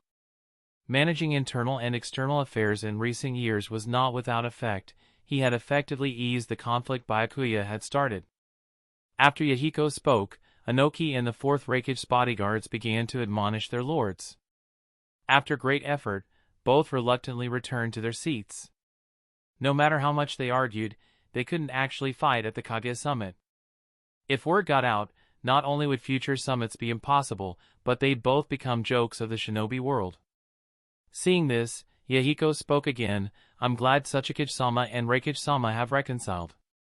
Time is short, so let's discuss the masked man issue and at least exchange information on the current Jinchuriki. Chapter 404, Obito's Arrival. After mentioning the masked man and the Jinchuriki, the atmosphere in the meeting hall gradually grew serious. Previously, whether it was the quarrels during the 6th Kage Summit or the old grudges between Iwagakure and Kumogakure, none of these affected the current interests of the 5 great shinobi villages. They were merely disputes over pride. But the masked man was different. His actions targeting the Jinchuriki posed a tangible threat to the survival of the shinobi villages. If the masked man succeeded in hunting down all the tailed beasts, the ninja world would face a crisis even greater than the era of the legendary Sannin. Even the 5 great shinobi villages would become a thing of the past. Exchanging glances, everyone hesitated, uncertain whether to share intelligence. The grudges between the 5 great shinobi villages were too deep. Even with the threat of the masked man, they found it difficult to trust each other, fearing that someone might take advantage to attack their own village. Seeing that no one was willing to share information, the meeting initiator, the Fourth Raikage, spoke slowly. Since no one is willing to disclose intelligence on their Jinchuriki, Kumogakure will start. The 8 Tails Jinchuriki, Killer Bee, was attacked half a month ago. According to Killer Bee and the 8 Tails feedback, besides the masked man, there was an even stronger ninja hiding in the shadows. If it weren't for Killer Bee's early response, I estimate he would have been lost. However, this is not Kumogakure's first attack. 10 years ago, during the war with Konohagakure, Kumogakure lost the 2 Tails Jinchuriki, whose whereabouts remain unknown. At first, we thought it was Konohagakure or Akatsuki behind it, but now it seems to be the masked man's plan. He has had his eyes on the Jinchuriki for a long time. If everyone is willing to join forces against the masked man, Kumogakure will send 500 shinobi. After the Fourth Raikage finished, Inoki considered before speaking. Iwagakure has not been attacked by the masked man, but Old Violet and Han have mysteriously disappeared recently. Though they often disagree with me, they would never vanish without reason. I suspect they have been attacked by the masked man, and are likely already dead. Admitting the loss of 2 Jinchuriki was a challenge for Inoki, since Iwagakure's shortage of strong successors was well known in the shinobi world. Losing 2 Jinchuriki in a row meant Iwagakure would have no major moves for the next decade. After some thought, Inoki said, to avenge the masked man's attacks, Iwagakure is also willing to send 500 shinobi. The 5th Kazekage, Sasori, glanced at Byakuya, then said, Suna's Jinchuriki have not been attacked by the masked man, but I suspect the 4th Kazekage has ties to him. If you encounter Raza during operations, feel free to act regardless of Suna's stance. Also, Suna can send 200 ninjas to join the operation. Hearing this, the other Kage frowned. They didn't care about Suna's attitude. Besides, the rogue Kazekage was still a Kazekage, except for a few top-tier shinobi, who could challenge Raza. Even if someone could defeat Raza, who could stop him from fleeing? Also, compared to Iwagakure and Kumogakure, Suna's deployment seemed small, only 200 shinobi, less than half of the others. But considering Suna's overall strength, this number was not negligible. The Mizukage, Meitarumi, thought for a moment and said, Kirigakure's 6 Tails Jinchuriki was kidnapped by the masked man years ago, but the 3 Tails is still under our control and safe for now. If we reach an agreement today, Kirigakure will send 300 shinobi to fight against the masked man's organization. After Mizukage's statement, it was the 5th Hokage Tsunade's turn. She spoke. The Nine-Tails Jinchuriki is currently in the fortress. Konoha-dake was probably the first village to encounter the masked man's attack.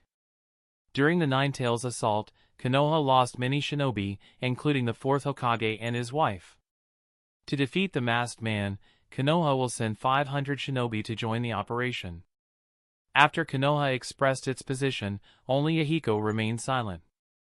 At this moment, the 4th Raikage seemed to remember something and asked Yahiko, "Leader Yahiko, you haven't spoken about the Six Tails. I recall the once neutral Snow Village has joined Amagakure?"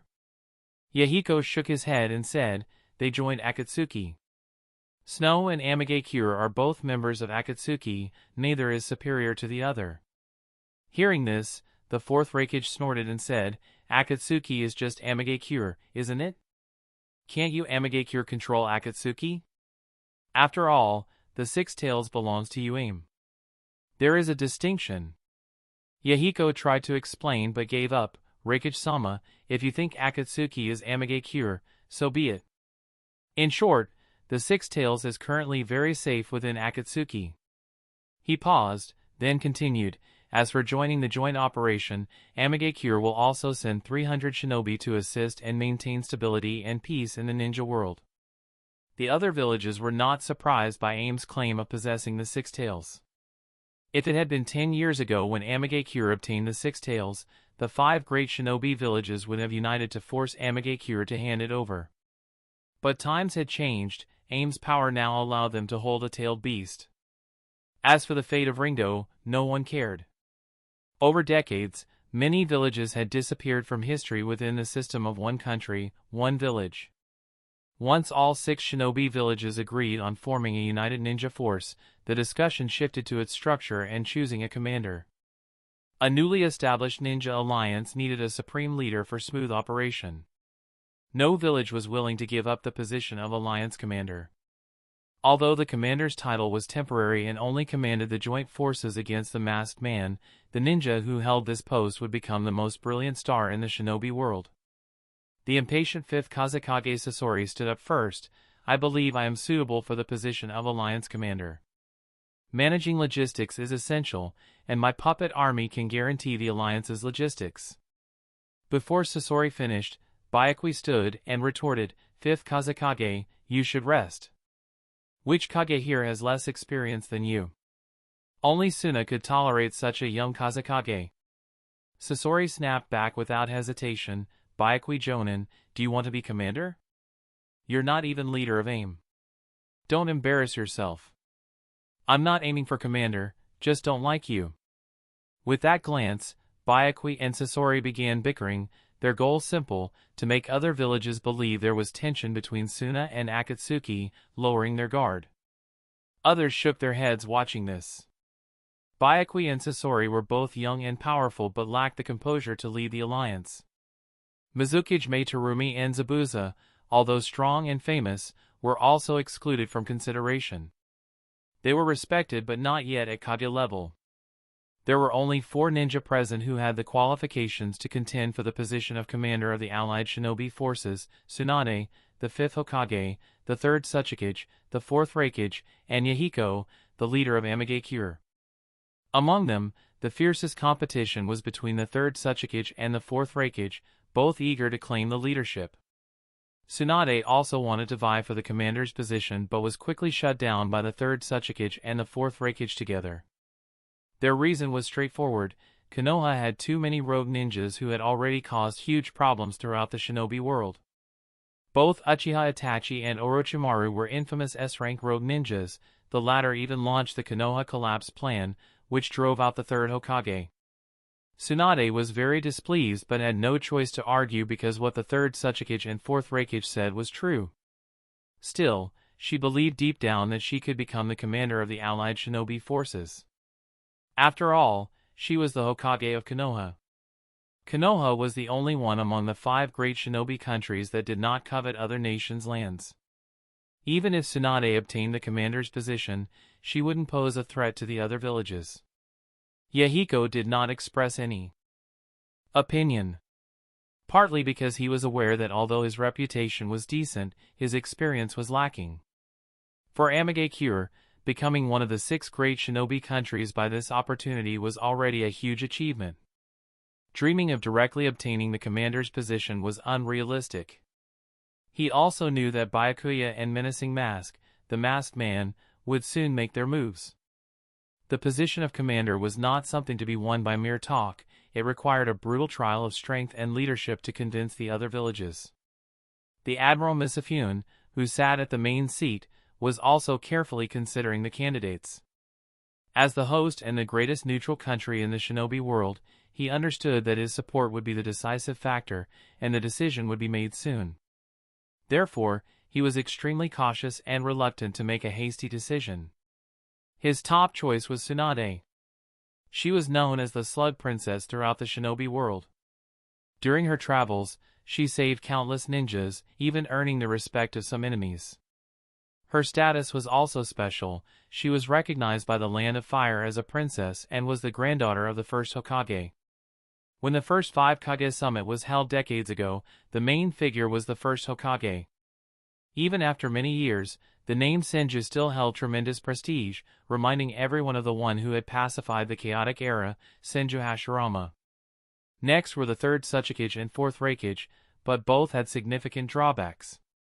Both were known for their aggressive rule, launching multiple invasions against smaller neighboring countries during their leadership. If either became the commander, the shinobi world might be dragged into more wars. The last candidate was Yahiko. He deeply loved peace but was too weak in terms of power. Admiral Misafune doubted that Yahiko could command the respect needed to be the leader. After much thought, Admiral Misafune made his decision. He would recommend the 5th Hokage Tsunade as the commander of the allied shinobi forces. In his mind, she was the best candidate, all others had more or less flaws.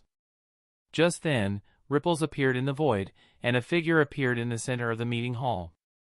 The man wore a black and white robe, a conspicuous spiral mask, and carried a giant fan on his back, signifying his Uchiha heritage. Seeing this, the ninjas quickly guessed his identity, none other than the masked man who had hunted down multiple Jinchuriki, the very ninja they had gathered to fight.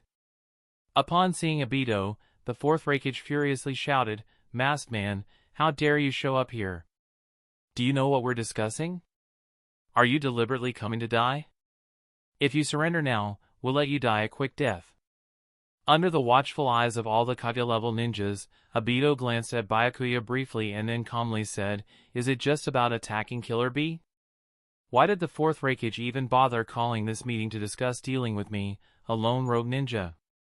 Isn't Kumogakure supposed to be invincible?" The 4th Reikage scowled and said, "If you didn't run away all the time, Killer Bee and I could have finished you off on the spot. You can't catch me, so who says a ninja can't run? You should reflect on yourself, Kumogakure. Have you trained seriously these years? Have you developed tactics to counter Namake's Minato?" When Minato was mentioned, Tsunade and Jiraiya couldn't hide their emotions. They stared at Obito and said, "Masked man, you didn't defeat Minato back then, and the Nine Tails is still in our control. This time, we won't let you escape. I'm standing right here. You want to attack now?" Obito said disdainfully. As long as he didn't fight Byakuya, his Kamui made him practically invincible. Besides, he wasn't the strongest ninja in this operation. On the side, Inoki silently concentrated and without hesitation unleashed Dust Release. Inoki had few encounters with Obito, but since Obito had hunted down Tsuchikage and Han from Iwagakure, they were already mortal enemies with no chance for reconciliation. In an instant, the Dust Release formed a cube of swirling dust, enveloping Obito's entire body. The technique lasted for several seconds before dissipating. Inoki smiled slightly at the sight. No one in the shinobi world could withstand Dust Release, even the physically strongest 4th Reikage was no exception. But the next moment, Inoki froze. When the Dust Release's light faded, Obito was standing there completely unharmed, smiling and saying, "So this is the legendary bloodline elimination Dust Release? Not so impressive after all." Chapter 405, The Power of Madara Uchiha. The scene of Obito enduring the Dust Release stunned all the powerful ninja present. Dust Release was almost the only bloodline elimination technique in the Shinobi world and was also one of the most destructive jutsu. Before Dust Release, whether it was rock or steel, everything would instantly evaporate, even tailed beasts were no exception. After a moment of shock, everyone recalled that Obito mastered space-time ninjutsu. Obito hadn't actually resisted Dust Release head-on. Instead, he used Kamui to phase his body into a different dimension, avoiding the attack. He didn't have the ability to physically withstand Dust Release. At that moment, Byakuya's voice sounded appropriately. "Everyone, this is the masked man's space-time ability. I call it phasing. The duration of phasing is limited, he can only maintain it continuously for 5 minutes." Upon hearing this, the ninjas present breathed a sigh of relief. They knew Obito had space-time abilities but were unaware of the limit on phasing duration. Now that they knew it could last a maximum of 5 minutes, their confidence instantly rose. Inoki even hovered in midair and slowly said, "Masked man, I will wait here for you to come out of the other dimension. When you can no longer hold out, I'll make you taste the power of Dust Release." Obito's expression darkened, eyes fixed tightly on Byakuya, thinking to himself, "You betrayed me again." Byakuya showed a helpless look. Now that they were enemies, he couldn't hold back. If he died during the mission, it would only show a lack of strength. Time passed second by second, and Obito's expression grew increasingly grim. Before reaching the 5-minute limit, Obito impatiently ended phasing and lunged toward Inoki's position. As long as he could eliminate Inoki, the others would no longer be a threat. Inoki was a little flustered by the sudden attack but smiled faintly. He had long anticipated Obito's move and was ready to use Dust Release. However, just as Inoki prepared to finish Obito off, Obito's figure flickered and suddenly appeared beside the fourth Reikage. Obito's target wasn't the fourth Reikage himself but to use Dust Release against him. With the release of Dust Release, a dazzling cube appeared in the meeting hall. The fourth Reikage, sensing danger, dodged to the side just in time and barely avoided the attack. Even so, the fourth Reikage was grazed by the Dust Release, and blood oozed from his arm. Seeing his plan fail, Obito activated phasing again and taunted, "Fourth Reikage, your lightning armor isn't invincible.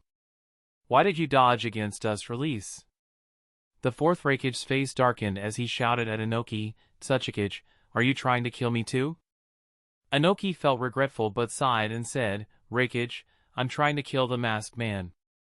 And you're supposed to be the fastest ninja in the Shinobi world, you shouldn't even be unable to dodge Dust Release. That's not a reason for you to use Dust Release on me." The fourth Reikage questioned Inoki while moving his hands and feet swiftly. After entering Lightning Chakra mode, he instantly teleported behind Obito and delivered a heavy elbow strike. Obito used phasing again to avoid the blow, which slammed heavily into the ground, cracking the floor and revealing faint glimpses of the rooms below. After both the fourth Reikage and Inoki attacked, the other ninja quickly locked their attention on Obito. However, because the meeting hall was cramped and crowded, none of the powerful ninja could unleash their full strength. Still, they blocked all exits and trapped Obito inside the conference room.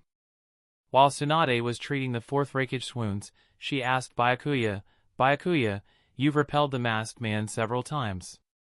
Do you have any way to counter his phasing ability?" At her words, the other ninjas also looked toward Byakuya. Byakuya shook his head gently, "I have no way to catch the masked man either. But phasing isn't invincible. If an attack can be created that phasing cannot avoid, the masked man will inevitably be hit." "An attack that phasing can't avoid?" The others looked puzzled. Byakuya further explained, "Tsunade-sama should still remember my master's salamander. The salamander can release a large area of poisonous gas. Anyone remaining within the gas will inevitably be poisoned."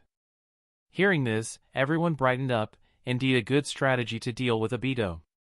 If poisonous gas was released in advance within the meeting hall, then once Obito appeared, he would lose his fighting ability or even die from poisoning. Wait. Byakuya had been so calm since meeting Obito. Could it be that he had already poisoned the area beforehand? If the gas filled the whole meeting room, wouldn't everyone else have been affected too? but they hadn't felt any discomfort.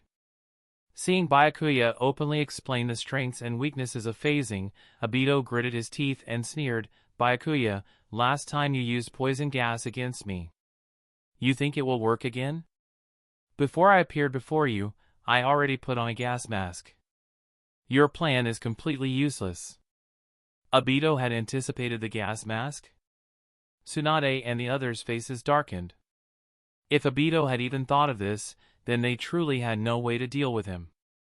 Although Obito couldn't defeat them all, the masked man intruding on the 6 Kage summit and escaping unscathed would be an unforgivable disgrace to the 6 great shinobi countries. At this moment, Byakuya nodded toward Obito and said, "I knew you were a gas mask, so I didn't poison the area this time. I've already seen through your thoughts, your preparations are futile." Obito stared at Byakuya and taunted, "Then tell me, how do you plan to defeat me this time?" Byakuya looked at Obito disdainfully and said, "Do you have a masochistic streak?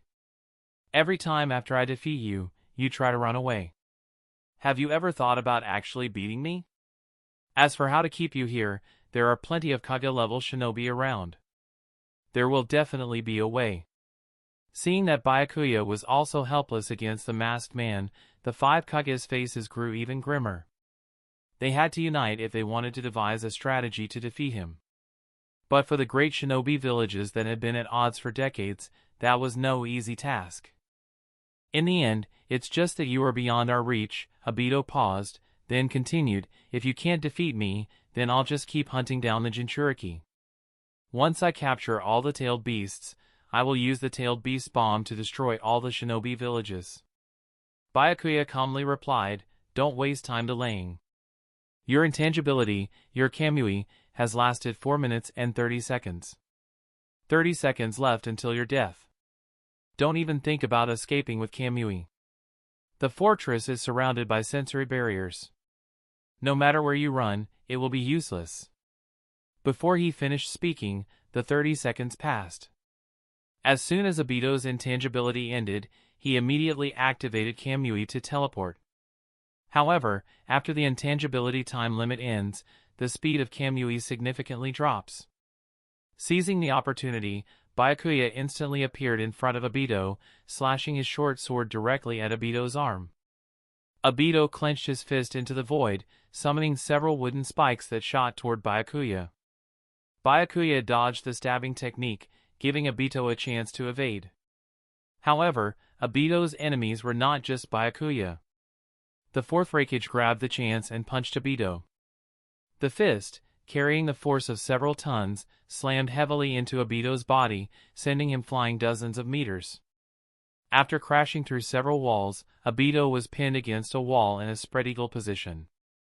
Obito felt a sweet sting in his throat as blood dribbled from his mouth. Several ribs were fractured inside his body. If any ordinary shinobi had suffered this attack, they would have died instantly. But Obito was the legendary durable warrior. During the 3rd Great Ninja War, even the giant boulder hadn't killed original Obito. Now, after being modified by White Zetsu, Obito was even tougher. After spitting out a few mouthfuls of blood, he stood up as if nothing happened, glaring fiercely at the Kage-level shinobi rushing toward him, ready to escape. He had originally thought this mission would allow him to show off in front of the 5 Kage. But unexpectedly, after Byakuya exposed the limit of his intangibility, he had become a beaten stray dog. Not only had he failed to crush the 5 Kage with overwhelming momentum, he had almost been killed. Many shinobi chased after Obito, while others stayed in the meeting room waiting for the result of the pursuit. If they could defeat the masked man here, they wouldn't need to form a ninja alliance. The shinobi world order would return to how it was 5 or 6 years ago, a path they were familiar with. Inoki sensed the nearby battle and said thoughtfully, "The Raikage and Jiraiya have the upper hand. Looks like we'll soon be able to eliminate the masked man's threat. I wonder if we can get the whereabouts of the Jinchuriki from him." Inoki was still thinking about his own 4 tails and 5 tails Jinchuriki. Those two were the reason a Wagakure had the confidence to wage war. If they died, even if a Wagakure reclaimed the 4 tails and 5 tails, it would take more than 10 years to train new Jinchuriki. At his age, it would be difficult to wait that long. Tsunade pondered for a moment and said, "As long as we catch the masked man, Konoha's interrogation team can extract information about the Jinchuriki. If that doesn't work, Konoha can even use the Sharingan for interrogation." Sasori nodded. Sunagakure also has secret interrogation techniques. But after defeating the masked man, can you all hand over his corpse to Sunagakure for research? I want to use him to create a new puppet. Creating a new human puppet. At these words, the atmosphere inside became extremely awkward. They had just been discussing righteous ways to deal with the masked man, and now the fifth Kazekage wanted to turn him into a puppet? What a dark and twisted idea. Human puppets were a forbidden secret in Sunagakure. How could the Kazekage openly say such a thing? But seeing the obvious modifications on Sasori's body, everyone relaxed. Sasori probably had been modified first. How much flesh he still had was a mystery. At that moment, Mei Terumi said with concern, "Lord Hokage, Lord Tsuchikage, Lord Kazekage, aren't we celebrating too soon?" Based on the experience of Kirigakure, the masked man is never a single shinobi, but a group of many. I remember Itachi Uchiha from Konoha and the Kirigakure trader Hoshigaki Kisame were both his subordinates. And that was years ago. The current masked man definitely has more followers. Otherwise, he wouldn't have dared to show up in the 6 Kage Summit meeting room. At her words, Tsunade and the others regained their serious expressions. Mei was right. The masked man was never alone. He had many dangerous S-rank rogue ninja under his command. Without enough confidence, he wouldn't have barged into the summit. The problem was, how many subordinates did he bring this time, and why was he so bold? Just then, a heavily armored samurai entered the meeting room. He walked up to Fleet Admiral Mifune with hesitation and said, "General Mifune, the fortress was just attacked. We have lost a large number of troops." "Lost a large number of troops?" Mifune frowned and asked, "How many attackers? What level of shinobi are they?" The armored samurai took a deep breath and said, "General Mifune, the attacker was only one person, and he defeated over 100 of our defense troops using only basic taijutsu." Just basic taijutsu defeated over 100 samurai? Those words reignited the meeting's tense atmosphere. In terms of raw strength, samurai skilled only in taijutsu and kenjutsu are weaker than ninja of the same rank, but samurai don't need to cultivate ninjutsu or jinjutsu. They can devote all their energy to taijutsu. Therefore, an average samurai's taijutsu is stronger than a ninja's. For one person to defeat over 100 samurai with just taijutsu meant this person's strength was undoubtedly at the Kage level. The masked man really brought other shinobi to attack the fortress. But how could a single taijutsu expert dare to challenge the top shinobi of the great villages? Before they could think more, the great village's top shinobi exchanged looks and decided to temporarily halt the meeting. They would wait until all the invaders approached before discussing the rescue of the Jinchuriki. At that moment, loud thunder-like roars came from outside. The ceiling of the meeting room violently shook. After 3/4 of a second, a huge sword blade slashed through the ceiling, cutting the entire military fortress in half. At the moment the giant sword severed the fortress and the ceiling collapsed, everyone vaguely saw outside a Susanoo like a demon god. That Susanoo casually swept its gaze over them as if they were ants. Earth release, light and heavy rock technique. As the fortress was about to collapse, Anoki flew up to the ceiling and used a gravity-affecting ninjutsu to stop the ceiling from falling further, but the effect was not very significant. Byakuya sighed and then activated would release ninjutsu. Countless vines sprouted from the nearby ground, lifting the severed upper half of the fortress. Using the gaps in the fortress, they moved outside.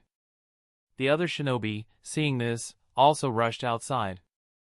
In the next moment, everyone saw the Susanoo standing beside the fortress. In the center of the Susanoo stood Madara Uchiha clad in red armor, gazing at them. Chapter 406, The Three Kage vs. Madara Uchiha. Under Madara Uchiha's gaze, everyone standing on the rooftop felt a chill run down their spine. They didn't know who he was, but from the power behind his attack, they could feel his overwhelming strength. He was at least on the level of the 5 Kage, possibly even stronger. The jutsu he used seemed to be the legendary Susanoo. Wasn't that a technique exclusive to the Uchiha clan? But the Uchiha had declined for years. How did such a powerful ninja appear from them now? Everyone turned to the fifth Hokage, Tsunade, with confused expressions. Tsunade herself was bewildered. His attire seemed somewhat familiar, and his eyes were unmistakably the Mangekyo Sharingan, but she couldn't recall his name. Had he taken the Mangekyo from Itachi Uchiha? After a brief moment of contemplation, Tsunade spoke. He's definitely an Uchiha, but not a shinobi from Konoha. I'm not entirely sure of his identity. However, everyone, be extremely cautious. Every Mangekyo possesses different abilities. An Uchiha even the Hokage doesn't recognize? The group exchanged glances, unsure what to say. The number of Uchiha with Mangekyo was beginning to feel excessive, first the masked man, then Itachi Uchiha, and now this mysterious powerhouse. Still, they felt somewhat relieved. Had all these Uchiha been loyal to Konoha, their power would be overwhelming, enough to crush the other great ninja villages. At that moment, Byakuya, standing in the center of the group, reminded them, let's save the shock for later. We need to find a way to deal with this mysterious Uchiha. I think he's even stronger than the masked man. Prompted by Byakuya, everyone refocused on Madara Uchiha and the Susanoo. To an average ninja, Susanoo appeared to be an unbeatable power that could determine the outcome of a regional war on its own. However, those present were all Kage-level shinobi, capable of overwhelming armies by themselves. The sight of Susanoo slicing through the fortress was intimidating, yet it also ignited their fighting spirit. After exchanging glances, Zabuza and Meitarumi of Kirigakure sprang into action. They created a dense mist around the fortress and, using the fog as cover, launched an attack on Susanoo. Clang! Zabuza swung his executioner's blade against Susanoo. Cracks appeared instantly on the blade's surface, and it shattered into two pieces. However, the executioner's blade possessed regenerative properties. After being soaked in prepared blood, it swiftly restored itself. Seeing the blade fail, Madara Uchiha chuckled. So this is Kirigakure's executioner's blade? Looks like it's nothing special. However, Zabuza wasn't the main attacker. Meitarumi, with her dual bloodline limit, was. After quickly weaving hand seals, she released an extremely corrosive acid mist. It could corrode chakra, and before long, it melted a large hole into Susanoo. With the defense broken, Zabuza dove inside, swinging his blade directly at Madara Uchiha. The sound of slicing filled the air. Madara looked at Zabuza with a flicker of surprise in his eyes. The next instant, he vanished from where he stood and reappeared behind Zabuza, delivering a kick to his back that sent him flying out of Susanoo. Susanoo didn't stay idle, it swung both of its swords toward Meitarumi. Mei knew she couldn't take that attack head-on and retreated to the top of the fortress, rejoining the others. The enemy is powerful, stronger than the fourth Mizukage. Both Mei and Zabuza gave their assessment. They believed Madara had surpassed even the fourth Mizukage, who had been a perfect Jinchuriki and still the strongest shinobi in Kirigakure's history. Inoki seemed to realize something, letting out a sigh. Of course, he's stronger than the fourth Mizukage. Frankly, none of the current 5 Kage can defeat him. Just seeing him again sends a chill down my spine. Inoki was a seasoned Kage-level veteran, among the elite of that tier. Seeing him speak so gravely about the mysterious Uchiha, the other shinobi furrowed their brows. Tsunade went straight to the point and asked, Tsuchikage-sama, do you know who he is? When did he leave Konoha? I have no recollection of him at all. Inoki gave a bitter smile. Princess Tsunade, it's only natural you don't know him. Few in the shinobi world today remember his name. Compared to him, we 5 Kage are merely juniors. Then who is he? Stop speaking in riddles, Tsuchikage-sama. Someone in the group voiced their impatience. Inoki sighed again, then looked toward the distant Madara. As much as I hate to admit it, you must be Madara Uchiha, the one who once stood shoulder to shoulder with Hashirama Senju. I can't believe you're still alive after all these years. Madara Uchiha? Everyone froze upon hearing the name. They weren't unfamiliar with it. Madara was the man who, alongside the god of Shinobi, brought peace to the chaotic world. He bore the title of the Shinobi World Shura. But hadn't he died at the Valley of the End? Why was he here? And even if he had somehow survived back then, by now he should be an old man. How could he look so young? Madara looked back at Inoki, squinting. Is that you, Inoki? I can't believe that little brat has grown old. You've aged, but your strength hasn't improved much. So, will you surrender quietly, or do you want to challenge me again, like back then? That familiar tone brought back fear for Inoki. During the first 5 Kage summit, he had followed the first Tsuchikage.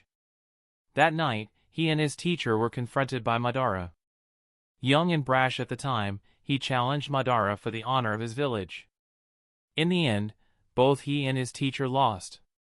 To his younger self, Madara was an insurmountable mountain. But that was the past. Now, he was the third Tsuchikage, who had ruled Iwagakure for many years. It was time to confront the humiliation of his youth.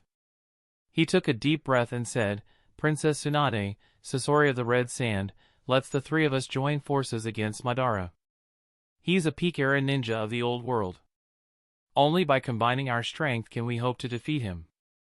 Tsunade nodded in agreement. Though she'd never seen Madara fight before, anyone who could rival her grandfather must have been far beyond the current 5 Kage.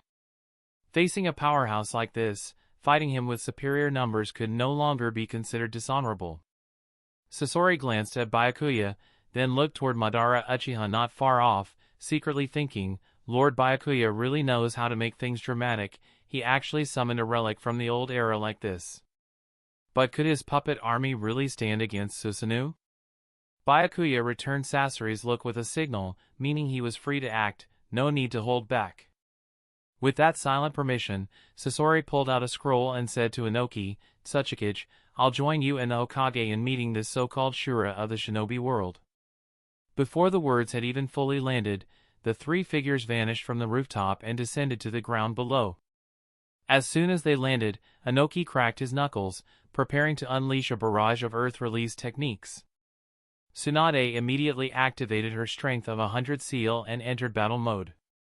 Sasori went even further. He summoned dozens of iron puppets, weapons raised, all pointed straight at Madara. Against something like Susanoo, which was basically a stationary target, dust release was naturally the ideal counter. As the light beam of dust release shot forth, Susanoo was disintegrated and evaporated in an instant. Madara, long used to seeing his Susanoo broken, landed lightly on the ground. The strength of dust release was its destructive power. But its weakness was equally clear, it could only target stationary or large-scale enemies. Once the opponent closed in, the chance to use it again became slim. As Madara suddenly closed the distance between them, Inoki immediately went into defense, covering himself in a layer of Earth-style armor. He successfully blocked Madara's attack, then smashed a gravity-enhanced rock fist straight at him. Madara weaved hand seals, using a wall of flames to cover his escape and dodge the attack. That was when Tsunade, already lying in wait, launched a rear attack. Sensing the threat of her monstrous strength, Madara reflexively summoned Susanoo to block the blow head-on. Tsunade's strength was no joke. Cracks instantly spread across Susanoo's surface. Taking advantage of the opening, Madara slashed Tsunade's arm with a kunai, then landed steadily, no longer underestimating Tsunade or Inoki. Impressive Earth-style techniques. Impressive raw power, Madara said, his tone mocking. Too bad your abilities are still too weak to bring out the true potential of Earth release or monstrous strength. Inoki sneered. Spare me the flattery. Akage's strength doesn't need your approval. You may be just as strong as you were decades ago, but I am no longer the man I was back then. Tsunade mocked him in turn. Madara, my strength may not match my grandfather's, but it's not something you can just brush off. I bet you're in pain now, aren't you? Feels like your organs are screaming, doesn't it? Madara's expression darkened slightly. Then he said coldly, you're not without skill, I'll give you that. But if you rely on numbers to win, what's there to be proud of? Before he could finish, Sasori's iron puppets surged forward like a tidal wave, swallowing Madara whole. These puppets, unafraid of death, couldn't truly harm Madara, but they could buy precious time. With Madara pinned down, Inoki was free to unleash his dust release without fear of friendly fire. Surrounded, Madara tried to locate the chakra threads controlling the puppets. But even with his Sharingan, he couldn't detect a single one. He turned his gaze towards Sasori. Sasori smirked. They were allies for now, but if he had the chance to defeat Madara with puppet techniques, he wouldn't hesitate. It would be a perfect opportunity to showcase the brilliance of puppetry. Dust release, detachment of the primitive world technique. Inoki trapped Madara in a 10-meter wide zone and unleashed another dust release cube. The explosion was massive. Everything caught in its range, including Sasori's iron puppets, was reduced to atomic dust. Madara, too, was caught in the blast. With his movement restricted by the puppets, nearly half of his body disintegrated, an arm, a leg. He could barely remain standing. Seeing the nightmare of the past in such a miserable state, Inoki finally exhaled in relief. He stepped toward Madara and said slowly, "Madara, as a remnant of the old era, you shouldn't exist in today's shinobi world. You shouldn't have become the puppet of that masked man, carrying out a plan to destroy everything. You were once a terrifying figure I feared. But now? Now, you're nothing but a corpse waiting for its second death." Sasori looked at the half-destroyed Madara and felt something was off. If this was all Madara had, he shouldn't have been qualified to be Lord Byakuya's ally. And the legendary Madara Uchiha, was this really all he amounted to? Balancing on one foot, Madara looked at Inoki and said, "Inoki, you really think you've won? You think I'm just that masked man's pawn? You're just as naive as you were all those years ago." Inoki's face changed. He prepared to use dust release to finish Madara off once and for all. Tsunade quickly intervened. "Sachikage-sama, instead of killing him now, I think we should heal him. We might be able to extract the whereabouts of the Jinchuriki from him." Hearing that, Inoki reluctantly backed down. Madara's return had made him forget the real purpose of this summit. Their goal wasn't to kill one man, it was to retrieve the captured Jinchuriki. Tsunade stepped forward. But when she got within 10 meters of Madara, she narrowed her eyes. Something felt wrong. She instinctively pulled Inoki back and said, "Sachikage, there's something off. He's hurt, but there's no blood." Thanks to Tsunade's warning, Inoki noticed it too.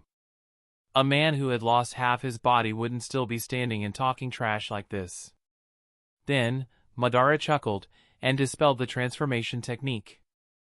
The color drained from the figure, leaving it a lifeless wooden statue.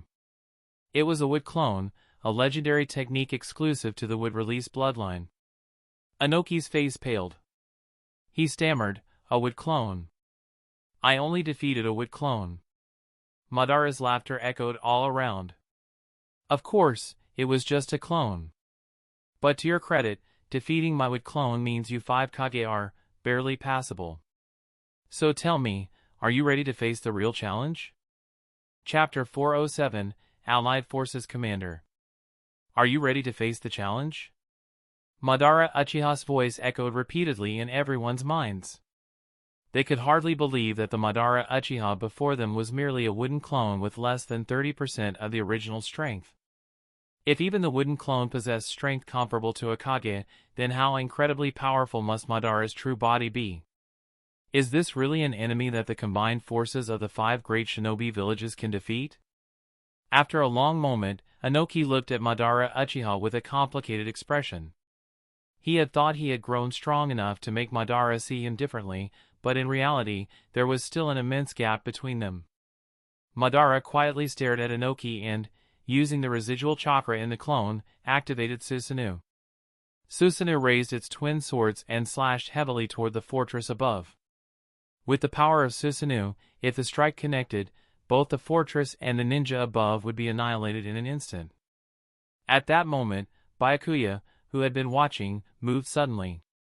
He clasped his hands together forcefully.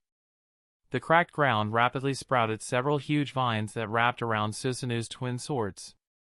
Then Byakuya leapt high into the air and dove toward Madara's position. With just one punch, cracks appeared all over Susanu. In the next instant, Susanu shattered like glass. Byakuya appeared right in front of Madara Uchiha and, drawing his sword, sliced Madara in half at the waist. After enduring destruction beyond limits, Madara turned back into wood. Before his chakra completely faded, he looked at Byakuya with interest and clicked his tongue. So you are Byakuya. I never expected such a strong shinobi in this era. This war is going to become more and more interesting. Byakuya glanced at Madara and said, Madara Uchiha, are you trying to start a war? Is your goal of collecting the tailed beasts to challenge the 6 great shinobi villages? Madara smiled, shaking his head, you are the true challengers. Before the infinite Tsukuyomi arrives, I don't mind fighting you upstarts to see if you are worthy of entering the infinite Tsukuyomi's realm. Pausing, Madara looked at the shinobi above the fortress and shouted loudly, you so-called Kage of the younger generation, do you have the confidence to accept my challenge? In 3 days, I will lead the Ten Tails to attack you. This will decide the future of the shinobi world. After finishing, Madara's wooden clone completely withered and dispersed in the wind. With Madara's clone gone, the gathered shinobi shifted their gaze to Byakuya. They looked at the ninja who had defeated Madara's wooden clone with complex emotions. Madara's power was terrifying. Byakuya's victory over the clone and Madara's acknowledgement of him were good signs for the allied shinobi forces. It meant they still had a capable shinobi to lead them, preventing the 6 great shinobi villages from becoming a laughingstock. But Byakuya was a shinobi from Amagakure, not from any of their villages. Byakuya's impressive display would inevitably affect the selection of the allied forces general. Would the commander position fall to Amagakure? Would this prove that newer generations had surpassed the 5 great shinobi villages and were running out of successors? After a brief silence, Tsunade and others approached Byakuya. Tsunade looked at Byakuya's fist and asked with some puzzlement, Byakuya, breaking through Susanu just now, that was due to your superhuman strength, right? Isn't that a secret technique of the Senju clan? Byakuya didn't deny it. He nodded and said, yes, the superhuman strength of the Senju clan. Hokage-sama should remember that I am a descendant of the Uzumaki clan and have received Senju clan's inheritance. This is part of it. Tsunade fell silent, filled with doubt. She had long heard about the Senju heirs but thought Byakuya was only borrowing the name. Awakening would release bloodline limit wasn't anything unusual for today's Konoha. But the Senju's secret techniques were not so easily accessed. Could it be that their great-grandfathers truly left behind tricks for the Uzumaki clan, including the Senju inheritance? Inoki came beside Byakuya, uninterested in Senju's secrets or would release techniques. He looked at Byakuya and asked, Byakuya, what do you think of Madara Uchiha's strength? Byakuya pondered for a moment and said, Madara's strength is very high. Even his clone possesses power comparable to Akage, but I believe with the joint effort of the allied shinobi forces, even Madara can be defeated. Inoki relaxed his brow. His lost confidence was returning. Madara represented the pinnacle of the old era, still a daunting mountain in today's times. But Madara was not invincible as he had things to fear.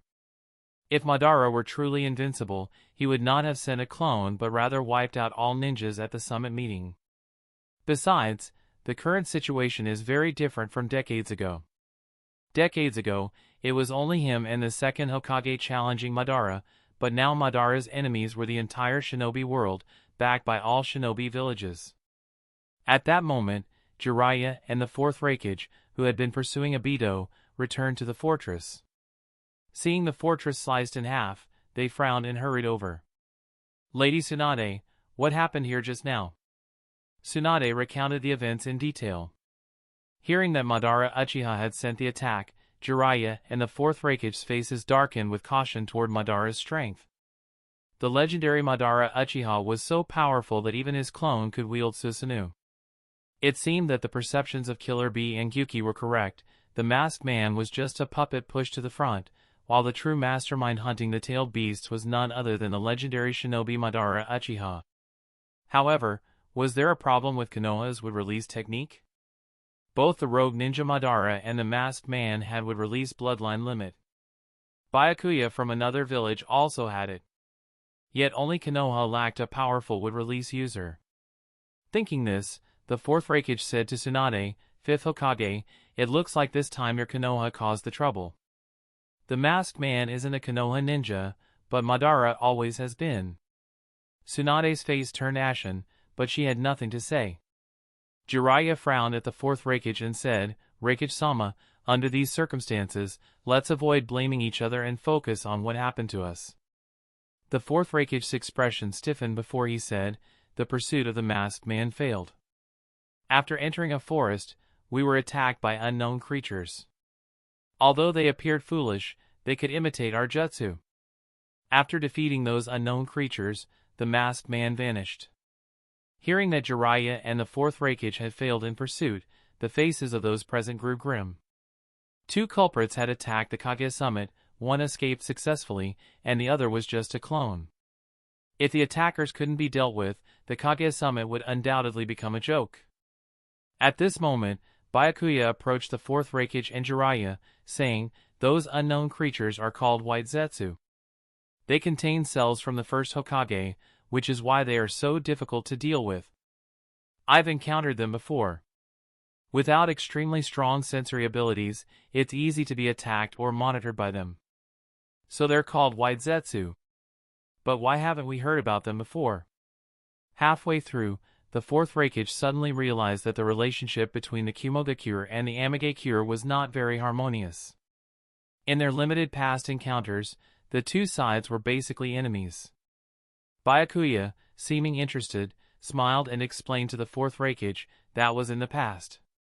Now that the Shinobi Alliance has been established, we actively share intelligence. After Byakuya's tone softened, the fourth Raikage also became considerably more polite. In the face of the significant crisis that Madara Uchiha poses to the shinobi world, the divisions between the great shinobi villages have become trivial. After all, the major villages primarily seek to maximize their own interests. However, Madara genuinely intends to dismantle the shinobi system itself, even the entire ninja world. About 10 minutes later, everyone returned to the fortress conference room. After repairs using earth release and wood release, the room remained in disrepair but was barely suitable for holding a meeting. The agenda for the meeting was quite simple. In addition to exchanging information on the masked man and Madara Uchiha, the primary focus was the continuation of the previous leadership election, selecting the general commander to lead the Shinobi Alliance against Madara's threat. Unlike before, there was one additional candidate for the alliance leader, Byakuya. Though Byakuya was not the leader of Amigakure, he was the leader of the Akatsuki organization. Considering his relationship with Yahiko, the two held comparable status. What really made Mifune and others change their minds was undoubtedly Byakuya's recent performance. Before Madara's wooden clone, candidates like Meitarumi, the Mizukage, and Zabuza suffered crushing defeats. Tsunade, the fifth Hokage, Inoki, the Tsuchikage, and Sasori, the Kazekage, managed to defeat the wooden clone but lost the courage to continue because it was only a clone. Only Byakuya dared to face Madara head-on, completely overwhelming him in spirit. This kind of courage was exactly what the Shinobi Alliance needed. Everyone, regarding the choice of alliance leader, I think Byakuya Dano is very suitable. During the meeting, Sasori of the Sand, who had been skeptical before, expressed support for Byakuya as the alliance leader. Facing Sasori's proposal, the other village leaders were silent for a few seconds, then, after much thought, voiced their opinions. Tsunade, after witnessing Byakuya's power and presence, knew she was no match and could only support him. Byakuya was a descendant of the Senju clan. Konoha had no reason to reject that. Meitarumi and Zabuza, not even Mizukage candidates, naturally weren't qualified troublemakers and cast their Kirigakure vote for Byakuya. After all, Kirigakure was nominally one of the 5 great villages but had already been incorporated into Akatsuki's system and was under its protection. The fourth Raikage still insisted on becoming the alliance leader himself. Confident in himself and his brother Killer Bee, Kumogakure wanted to hold the alliance's leadership. Inoki also had his own opinions, supporting himself, but after careful thought, chose to abstain. He still carried a shadow of fear for Madara. Even though he tried to overcome it, seeing Madara's figure made him instinctively fearful. The shadow Madara left was too heavy. Finally mustering courage, he realized Madara was only a wooden clone. Did this mean that decades ago when he and the second Hokage fought Madara, Madara didn't even use his full power? A ninja who was deeply afraid of Madara naturally could not be the alliance leader. However, as a strong figure among the village leaders, he couldn't support others in becoming the leader either and had to abstain. Mifune looked at everyone and then voiced his opinion. He also backed Byakuya as the alliance leader. As a renowned neutral nation in the ninja world, his support typically aligned with the interests of the majority of the villages and wouldn't contradict this. Furthermore, he had some understanding of the village leaders' thoughts. After Byakuya demonstrated such strong power, the five Kage were no longer suitable as the alliance leader. First, appointing one of the five Kage would antagonize Byakuya. Second, having Byakuya as the leader would maximize benefits. Compared to having one of their own in that position, they preferred that others not take it. After a round of voting, Byakuya was smoothly elected as the leader of the Shinobi Alliance. The other village leaders who participated in the voting became commanders of various large units, each leading different armies in different regions. Several hours later, news of Byakuya becoming alliance leader spread throughout the fortress. Members of the Kage guards from all great villages heard the news, stunned and engaging in heated discussions. They were not unfamiliar with the name Byakuya. Byakuya was the kind of ninja who gained fame at a young age, demonstrating strength comparable to elite Jonin as a teenager and showing potential to become a Kage-level ninja. They had heard of Byakuya's actions in the ninja world and recognized him as a figure comparable to a Kage. However, being comparable to a Kage didn't mean he was truly on the same level. The ninja world had many individuals with potential Kage strength, but these individuals often failed in their bid to become Kage. Either due to sensitive identities, unsuitable personalities, or, most importantly, a lack of sufficient strength, they couldn't surpass the current Kage. They resigned themselves to being elders, managing villages in the long term. However, Byakuya actually won the leadership election of the Shinobi Alliance, competing against all the five Kage. It became clear to the Kage guards why Byakuya could become the alliance leader. The reason was simple: Byakuya's strength surpassed that of the five Kage. The five Kage were the strongest ninjas of the five great villages, and the title of alliance leader was even more prestigious. To earn respect from all five Kage, one had to demonstrate strength beyond their own. Byakuya's combat ability exceeded theirs, making him a natural fit for the alliance leader. However, despite this, the ninjas from the great villages still held some reservations. The old grudges between villages were not something that could be easily resolved. Chapter 408, The Secret of the Valley of the End Battle. After selecting the leader of the ninja allied forces, the 6 Kage summit was about to conclude. Next, the leaders of the major ninja villages only needed to assemble their ninja troops to launch the war against the Masked Man and Madara Uchiha. However, returning to their villages from the Land of Iron posed a significant challenge for the 5 Kage. The 5 Kage and their corresponding ANBU units were the top forces in the ninja world. Even when facing ninja squads numbering in the thousands, they could hold their ground. But the ninja who threatened the 5 Kage and ANBU was named Madara Uchiha. If Madara attacked isolated ninja squads from the villages, excluding Amagakure's squad, the others would likely face crushing defeats with little chance of escape. But if they did not return to their villages, how could they gather their ninja forces? Could they rely solely on summoning creatures to relay messages? At this point, it seemed like the only option. This was the only way to avoid encountering Madara during their journey back and to prevent the village leadership from being wiped out in one strike. A day later, the 5 great ninja village leaders contacted their respective villages. Upon opening the intelligence scrolls, the faces of the 5 Kage all changed drastically. They left their rooms intending to convene an allied forces meeting to discuss how to respond next. They found Yahiko and Byakuya, who were exchanging intelligence scrolls with each other. Judging by their expressions, they seemed to have received bad news, most likely connected to their villages. When they saw the 5 Kage arrive, Yahiko and Byakuya lowered their heads slightly and said, "You came to see us because of the attacks on our villages." The leaders exchanged glances and nodded. The third Tsuchikage, Anoki, spoke first. "While I was away, Iwagakure was attacked by unknown ninjas. The attackers were those unknown creatures called the White Zetsu. Although Iwa defeated them, the village suffered considerable losses." The fourth Raikage angrily said, "White Zetsu also attacked Kumogakure, and in addition to them, there were some rogue ninjas who defected from our own country." Sasori of the Red Sand glanced at Byakuya and said, "Due to our puppet army, Sunagakure didn't lose many personnel, but hundreds of puppets were destroyed. If I hadn't taken the Jinchuriki away beforehand, the consequences would have been unimaginable." Hearing this, Meitarumi and Zabuza's expressions darkened. The fourth Mizukage of Kirigakure was kidnapped. According to our ANBU's reports, the attackers were Itachi Uchiha and Kisame Hashigaki. Itachi Uchiha and Kisame Hashigaki kidnapped the fourth Mizukage? This news shocked all the ninjas present.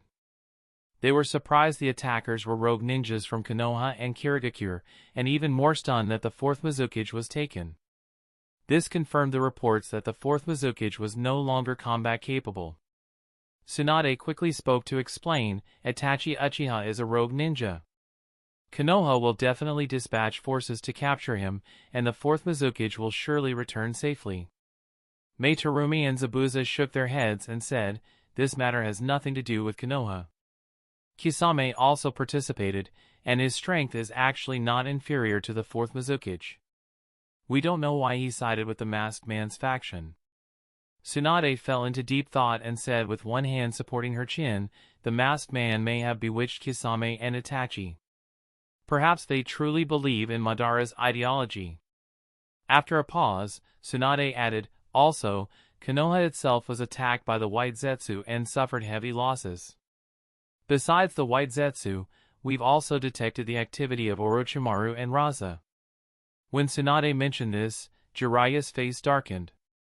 He had thought Orochimaru was merely allied with Danzo, but he never expected a close connection to the Masked Man as well, which unsettled him deeply. Sasori's expression also soured upon hearing the news of rogue ninja Raza. After the 5 Kage detailed the situation in their respective villages, all eyes turned to Yahiko and Byakuya, curious about what had happened in Amigakure. Under their gaze, Yahiko sighed lightly and said, "Last night, Amigakure was also attacked by the Masked Man's forces. As for our losses, we lost 2 ninja." "Only 2 ninja lost?" Everyone exchanged glances, secretly impressed by Amigakure's strength. Not only did they have Byakuya, a supremely powerful shinobi who could fight Madara head-on, but they also had abundant talent. While the other major villages suffered heavy losses, Amigakure only lost 2 ninja. However, was the reaction to losing only 2 ninja an overreaction?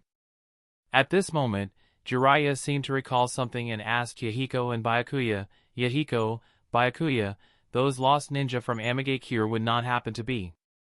Before Jiraiya could finish, Yahiko nodded and said, "Jiraiya-sensei, you guessed right. The losses are Nagato and the Six-Tails Jinchuriki." Nagato and the Six-Tails Jinchuriki? Upon hearing that Amigakure lost the Six-Tails Jinchuriki, the 5 Kage began to understand Amigakure's mood. Losing a Jinchuriki was indeed a huge blow. Although Nagato was not widely famous in the ninja world, he was a high-ranking member of Amigakure. Upon hearing this from Yahiko, Jiraiya froze for a few seconds, then asked, "Yahiko, did Nagato really die? Isn't he the child of prophecy? And wasn't Hanzo-sama supposed to be stationed in Amigakure as well?" After a long silence, Byakuya spoke. The teacher was present as well. "He is severely injured and it's uncertain when he will awaken from his coma. As for the culprit behind the attack on Amigakure, I have my suspicions." If I'm not mistaken, it should be Madara Uchiha's true body. Byakuya narrowed his gaze. Only Madara himself could defeat the combined forces of Nagato and Hanzo. This was a serious oversight on my part, and it won't happen again.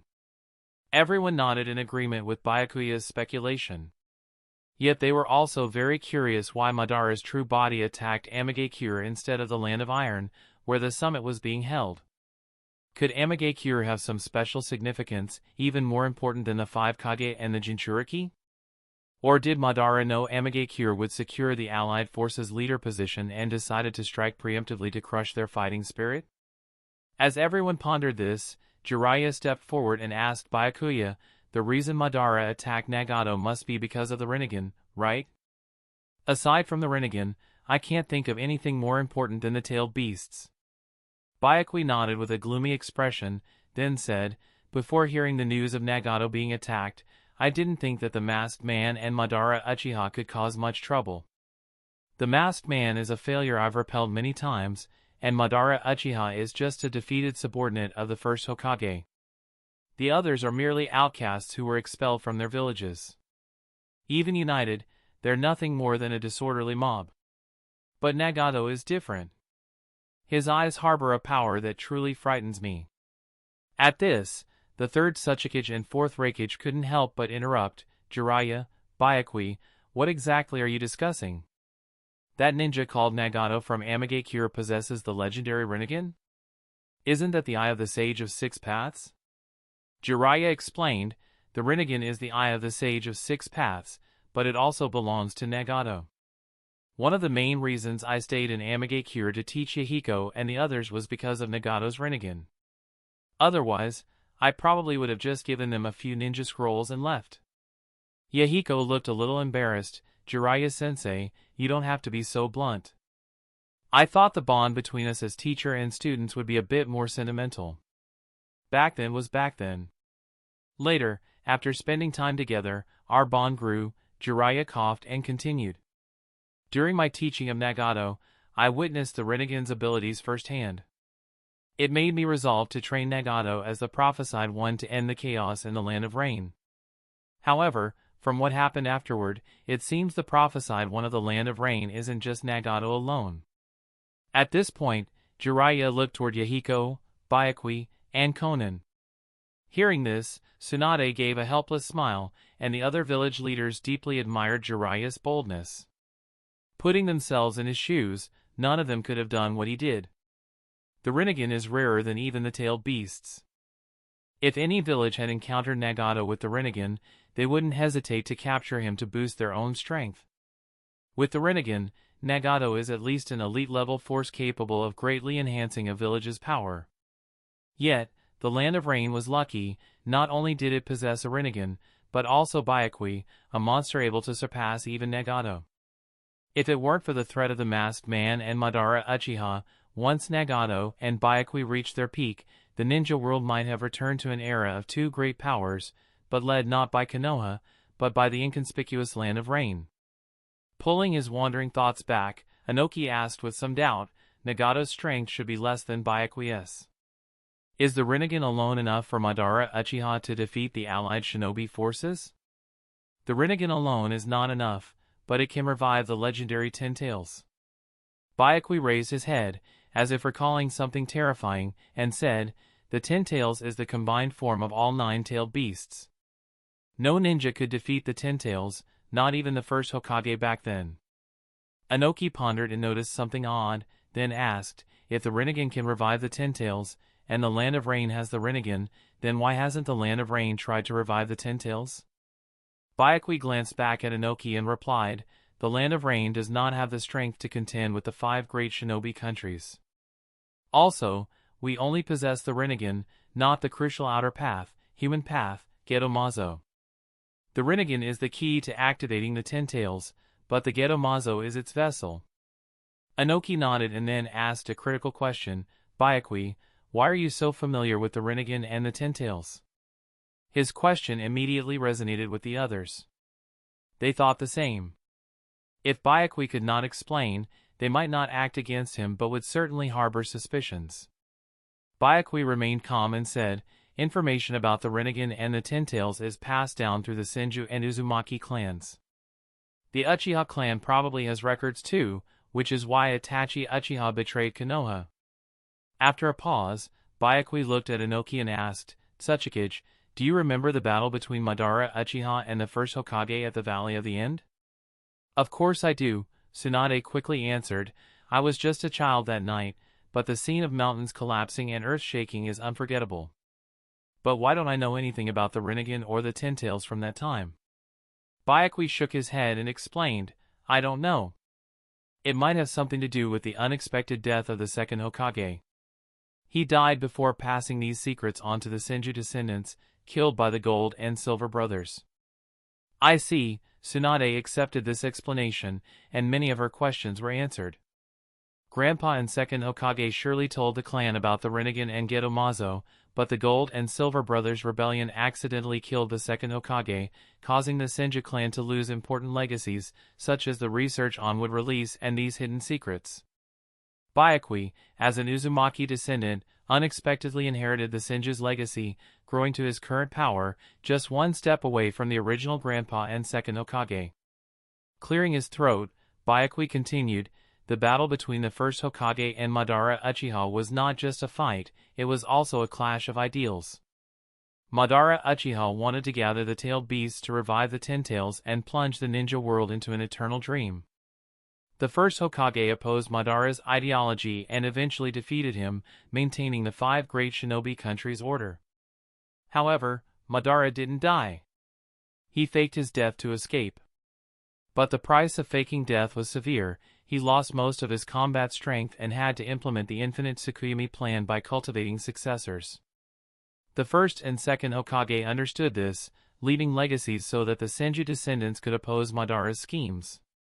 For years, I have been following their wishes, fighting against the masked man." Hearing this, everyone finally understood why Byakuya was so devoted to opposing the masked man. Yet, a new question appeared in their minds. If Madara Uchiha had lost most of his strength, why was he still so powerful? Chapter 409, Byakuya's Gains. Byakuya noticed the confusion on everyone's faces but didn't explain too much. He could reveal some information, but if he knew everything, the 5 great shinobi nations' fear of Madara Uchiha would turn into suspicion of himself. Besides, he always believed that ninjas trust their own assumptions more than the so-called truth. He only needed to ensure that 90% of the information he provided was true, the remaining 10% would eventually become fact. After a brief pause, Byakuya continued, "I have told you all the intelligence about Madara Uchiha. Kages of the 5 nations, when will your troops be mobilized?" Inoki thought for a moment and replied, "There are too many ninjas involved in the allied shinobi forces. The Iwagakure side will need 2 more days to gather and reach the vicinity of the Land of Iron." The other Kage also agreed, saying their troops required 2 to 3 days to assemble. Byakuya nodded slightly, quite satisfied with the speed of the 5 great nations' troop mobilization. Being able to gather forces over hundreds or thousands of kilometers within a few days demonstrated the terrifying speed of ninjas. At that moment, Inoki suddenly remembered something and said to Byakuya, "By the way, Supreme Commander Byakuya, it's easy to gather the troops, but we can't have them stay in the Land of Iron indefinitely, and we still don't know the whereabouts of the masked man and Madara Uchiha." Byakuya smiled and said, "We still have several Jinchuriki.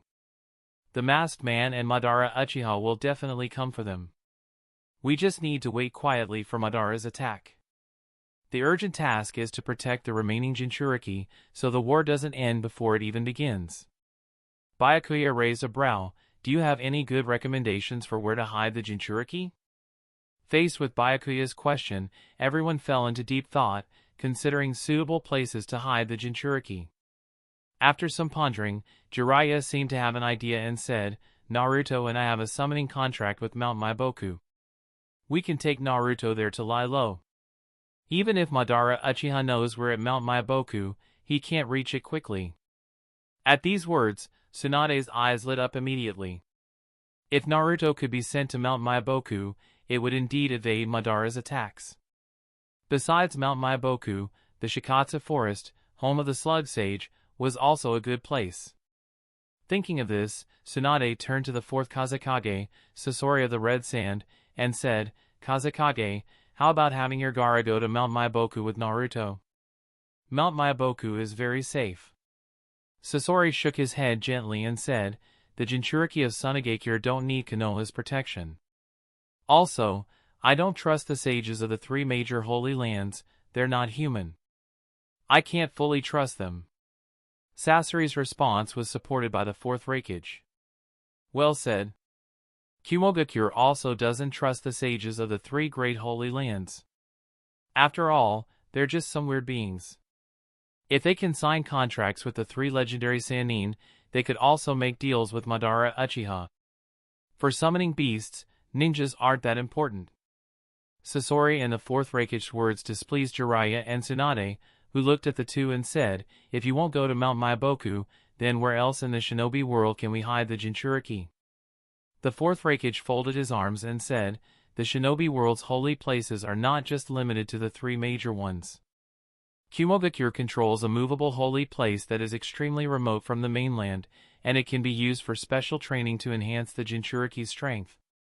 To prevent Jinchuriki from being captured, the most important thing is to strengthen their power. That way, when they are attacked, they won't be defenseless and kidnapped easily. A training holy site for Jinchuriki, Anoki murmured and said, Raikage, you don't mean Turtle Island, right? Iwagakure has been scouting for years but never found it. Now you want Gaara and Naruto to voluntarily go there? Now that it's a matter of life and death for the shinobi world, Kumogakure naturally won't be so stingy. The fourth Raikage crossed his arms confidently and said, so, what do you think of my proposal? Have the three Jinchuriki train together on Turtle Island. That way, they won't be found by Madara Uchiha and can also improve their strength. Faced with the Raikage's suggestion, both Tsunade and Sasori hesitated.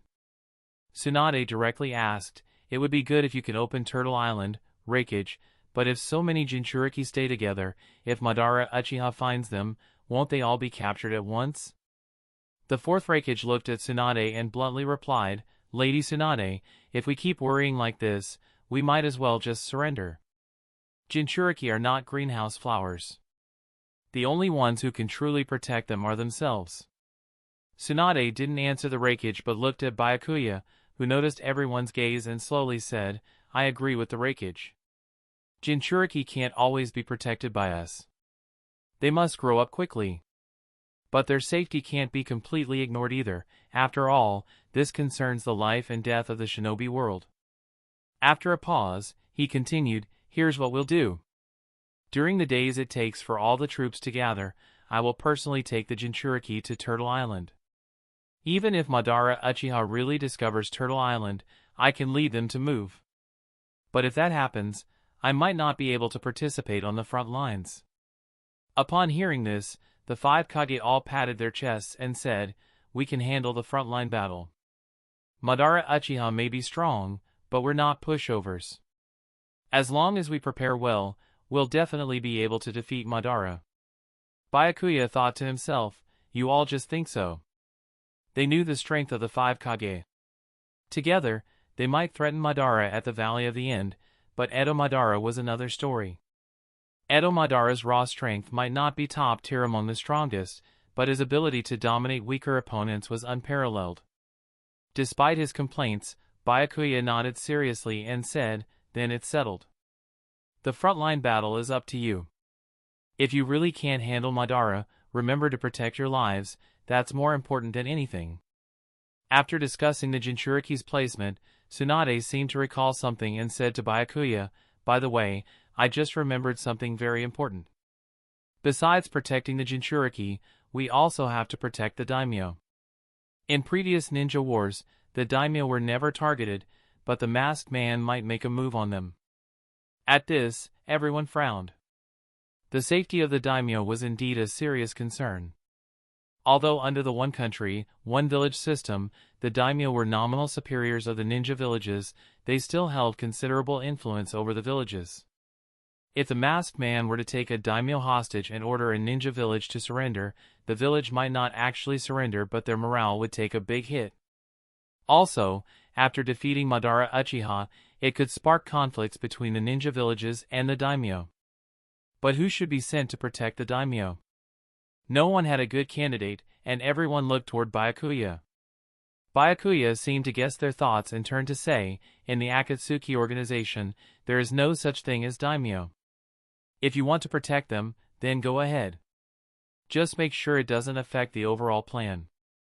Before he finished speaking, Byakuya and Yahiko turned and left. Tsunade and the others left behind felt a bit awkward.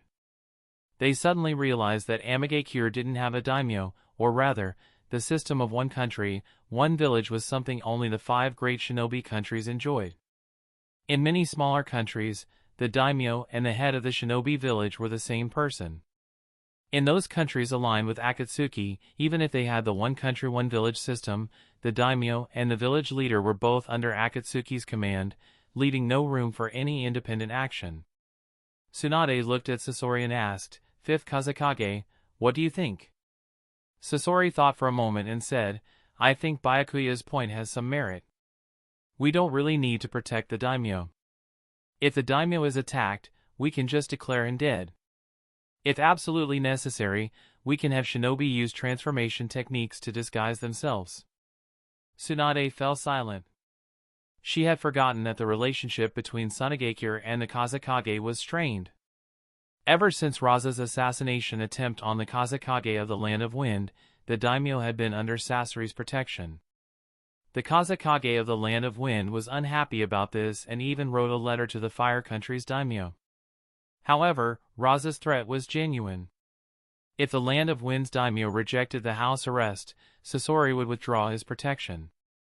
Sasori's original words were, "Many want to become daimyo, but life is only one." The relationship with the daimyo was similarly bad in Kirigakure, but the Mizukage and daimyo had made some efforts in recent years, so it wasn't completely hostile. "Lord Hokage, why not gather all the daimyo together and protect them? They aren't the main target of Madara Uchiha's attack, so the intensity of any assault won't be too severe." In response to Terumi's suggestion, Tsunade, Sasori, and the 4th Raikage all nodded. They all had decent relationships with their respective daimyo and understood that managing a country with a population in the hundreds of millions wasn't easy. If something happened to the daimyo, the shinobi village would ultimately suffer. Though Sasori was somewhat dissatisfied due to the numbers disadvantage, he still nodded. After leaving the meeting room, Byakuya found an excuse to leave Yahiko's side. He went to a secluded corner, confirmed no one was sensing chakra nearby, and opened the system panel to check the system reward interface. Tsunade Senju joined Akatsuki. You have gained Senju bloodline, super strength, Ian seal, advanced medical ninjutsu. The Tachikage joined Akatsuki. You have gained Dust Release, the complete set of Earth Release ninjutsu. The 4th Raikage joined Akatsuki. You have gained Lightning Chakra mode, complete Lightning Release ninjutsu, Cloud Village Taijutsu techniques. Admiral Mifune joined Akatsuki. You have gained Swordsmanship mastery. Jiraiya joined Akatsuki. You have gained Sage mode, unstable. Oh boy, things are getting hefty. Seeing the system rewards, Byakuya couldn't help but laugh out loud.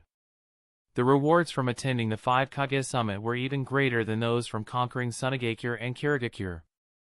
After all, now that he was the allied army leader, Tsunade, Jiraiya, and others had automatically become his subordinates. With these people joining Akatsuki, the organization's strength had significantly increased. The only regret was that the system only counted the ninja who participated in the 5 Kage Summit. Kanahagakure, Kumogakure, and Iwagakure had not yet joined Akatsuki. Byakuya guessed that he would have to wait until those 3 villages' troops arrived nearby before getting the full reward and a massive chakra boost all at once. Snapping back to focus, Byakuya clicked to claim the rewards. Moments later, a vast amount of chakra surged into Byakuya's body. He could clearly feel his bloodline concentration rise and his chakra reserves further increase. Unfortunately, he still couldn't break through the final limit to evolve his life level. He accepted this with some relief. Although there were many super strong shinobi in the world, none had transcended their life level to reach the Otsutsuki tier. The reason was simple: they didn't have enough chakra. Gathering the 9-tailed beasts to revive the 10 tails seemed invincible, but it was still an incomplete state. Only after casting infinite Tsukuyomi and absorbing planetary chakra could the chakra fruit be born. To reach the Akatsuki level, one would need a similar scale of chakra. Realizing this, Byakuya was not discouraged. His spirit remained strong. As long as he could bring the entire shinobi world under his control, he would definitely reach the Akatsuki level. After absorbing the base attributes, Byakuya focused on the ninjutsu. The techniques gained from Tsunade were quite good.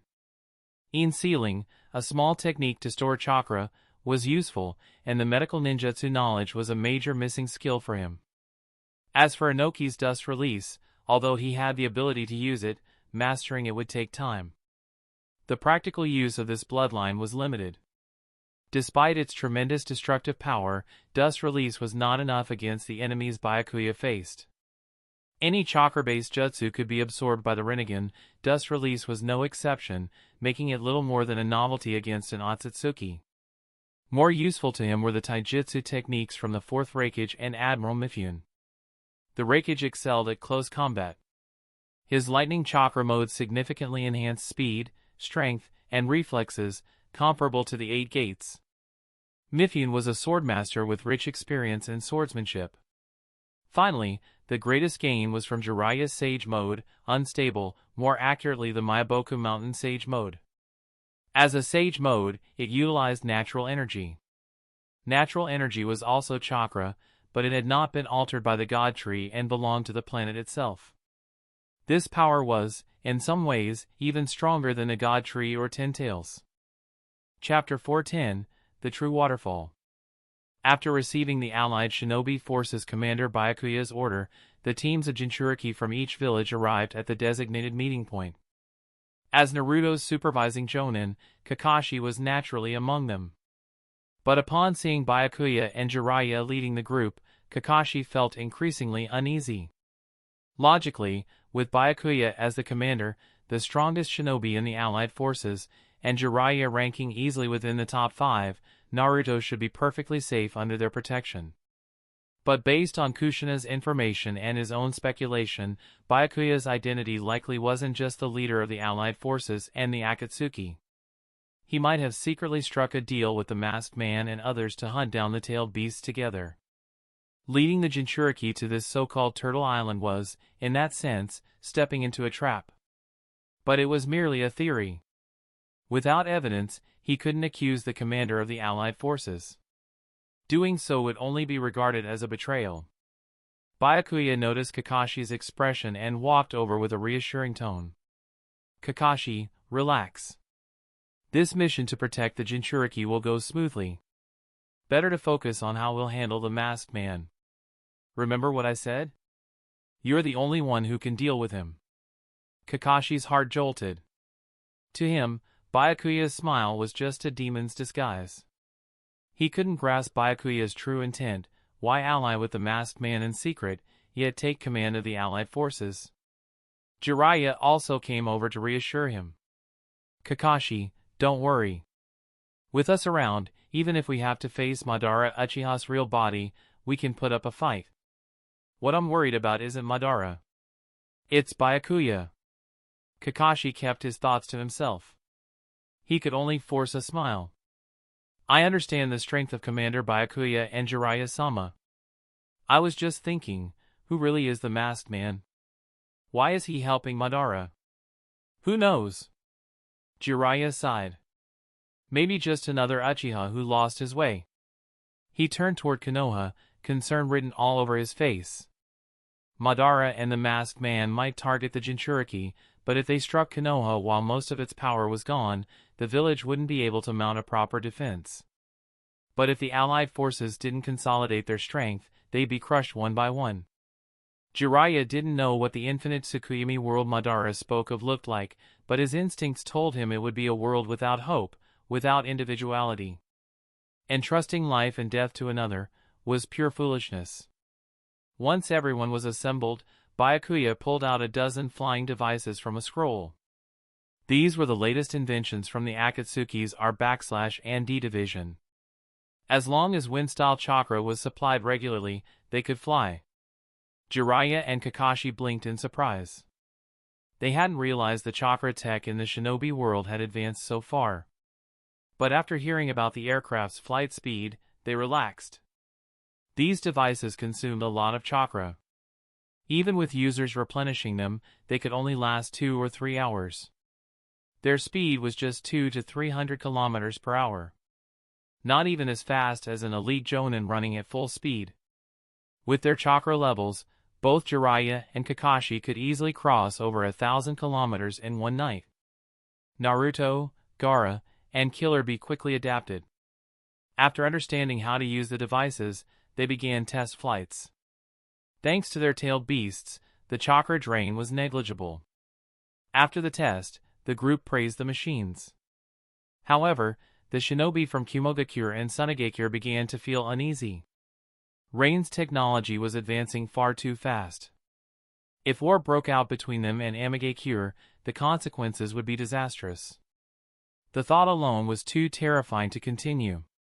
One day later, under the guidance of Kumogakure shinobi, Byakuya's group arrived at Turtle Island. Located in the eastern sea of the shinobi world, Turtle Island was a legendary location. According to fishermen, the island drifted unpredictably, appearing in dense fog and vanishing once the mist cleared. Other villages had also been trying to locate it. The reason was simple: besides being a place to train Jinchuriki, it was also a prime training ground for Chunin and Special Jonin. If they could strike there, they'd severely hinder Kumogakure's next generation. Upon seeing the island clearly, everyone finally understood why it was called Turtle Island. It wasn't because of the shape, it was a turtle. The island existed on the back of a colossal summoning beast. Jiraiya couldn't help but exclaim, "How can a summoning beast this massive exist in the shinobi world? It's on a completely different scale than the toads from Mount Maiboku." At his comment, the Kumogakure shinobi leading the way smiled proudly. It was thanks to this turtle that Kumogakure could continuously produce perfect Jinchuriki. Compared to it, the so-called 3 great sanctuaries of Konoha were nothing. Byakuya quietly sensed the turtle's chakra. Its chakra reserves were no less than a tailed beast's. Unfortunately, the turtle seemed to have been asleep for a long time. Otherwise, Byakuya would have loved to communicate with the behemoth to learn more about the world's ancient history. The sages of the 3 great lands had lifespans of over 1,000 years. A turtle this old surely had lived just as long. Thinking this, Byakuya turned to the Kumogakure shinobi. "Can this turtle communicate with humans? If possible, I'd like to speak with it." The shinobi responded warily, "Commander Byakuya, what do you want to talk to it about?" Byakuya smiled. "I sensed an immense chakra from it, one that rivals the tailed beasts. I was wondering if it could help us fight Madara Uchiha." The shinobi let out a breath of relief and replied, "Lord Island Turtle has been asleep for many years. Only a special horn can wake it, and even then, only part of its consciousness can respond." He paused, then added, "And Lord Island Turtle has no interest in fighting. Otherwise, Kumogakure wouldn't have lost in every shinobi world war." Byakuya sighed softly, then motioned for them to move on. As the group moved across the island, Byakuya wore a faintly disappointed expression. Jiraiya noticed and walked over. "Byakuya, what's with the long face? Something bothering you?" Byakuya gave a casual smile. "Nothing major. It's just that my strength has hit a bottleneck. I can't seem to break through. I've been looking for ways to improve. If I stay stuck at this level, I'm not sure we can truly defeat Madara." Jiraiya raised a brow in curiosity. "Byakuya, your strength is already beyond imagination. I honestly can't think of any way you could get stronger. But earlier, I heard you say you wanted to talk to the turtle. Why?" Byakuya glanced at the ground, then toward Naruto in the distance. "Well, since you asked, I won't hide it. I've been looking for ways to harness natural energy. Human chakra is limited. If I want to go further, I need to tap into nature's power. Natural energy, that's sage mode, isn't it?" Jiraiya thought for a moment, then said, Byakuya, you want the island turtle to teach you how to use Senjutsu? If you ask me, you're better off going to one of the 3 great sage regions. Only the sages truly understand Senjutsu. Byakuya's eyes lit up. Jiraiya, you call yourself the Toad Sage, does that mean you've mastered Senjutsu? Jiraiya nodded and pointed at Naruto. Not just me, Naruto's also learned Senjutsu. But training in Senjutsu takes a long time. Even if you joined us at Mount Myaboku, it'd still be hard to learn it in a short period. Byakuya said flatly, funny, I've never seen either of you use it. Jiraiya's expression stiffened slightly before he explained, my Senjutsu isn't complete. I need assistance from the Toad Sages to fully enter Sage mode. But that kid Naruto, he's fully mastered it. He was born for Senjutsu. Still, Byakuya, with your talent, you might have a similar gift. How about I summon Fukasaku and Shima and see if they're willing to introduce you to Mount Maiboku? If it could make you stronger, it'd be worth it. Hearing that, Byakuya's smile widened. Jiraiya Nikki, you really are generous. But I'm not a Konoha shinobi, so maybe I shouldn't. Jiraiya shook his head. Konoha and the Uzumaki are family.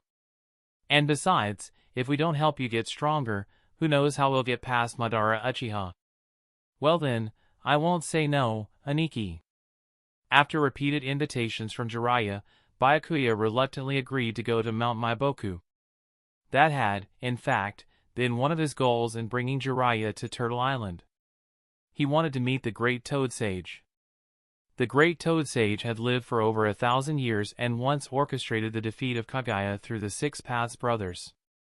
In terms of being a mastermind, he was a true elder in the profession. And even an elder should exchange experience, share thoughts and insights. Hearing the conversation between Byakuya and Jiraiya, Kakashi's mouth twitched slightly. He was already numb to all of this. He realized that Byakuya's real objective might be Mount Maiboku, but there was nothing he could do.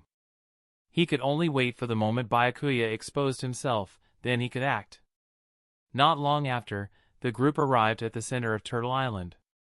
This was the island's core, the place for meals, rest, and access to various training zones. After eating, Killer Bee led Naruto and Gaara off for training. The training mainly involved communication with their tailed beasts and controlling their chakra. Only those who achieved full harmony with their beast and could perfectly wield its chakra could be called a perfect Jinchuriki. And every perfect Jinchuriki that had appeared in the shinobi world had been Kaguya level. Meanwhile, Jiraiya and Byakuya listened to a Kumonin explain the island's various zones and secret sites. The most unique location on Turtle Island was undoubtedly the Falls of Truth. After entering the Falls of Truth, one could see their truest self. Defeating the evil within would significantly improve one's chakra control. Byakuya glanced at Jiraiya and said, Jiraiya, how about we visit the Falls of Truth? Let's see if we can gain anything. Jiraiya considered it for a moment, then nodded. He didn't know what his evil self looked like or whether he could overcome his own weaknesses.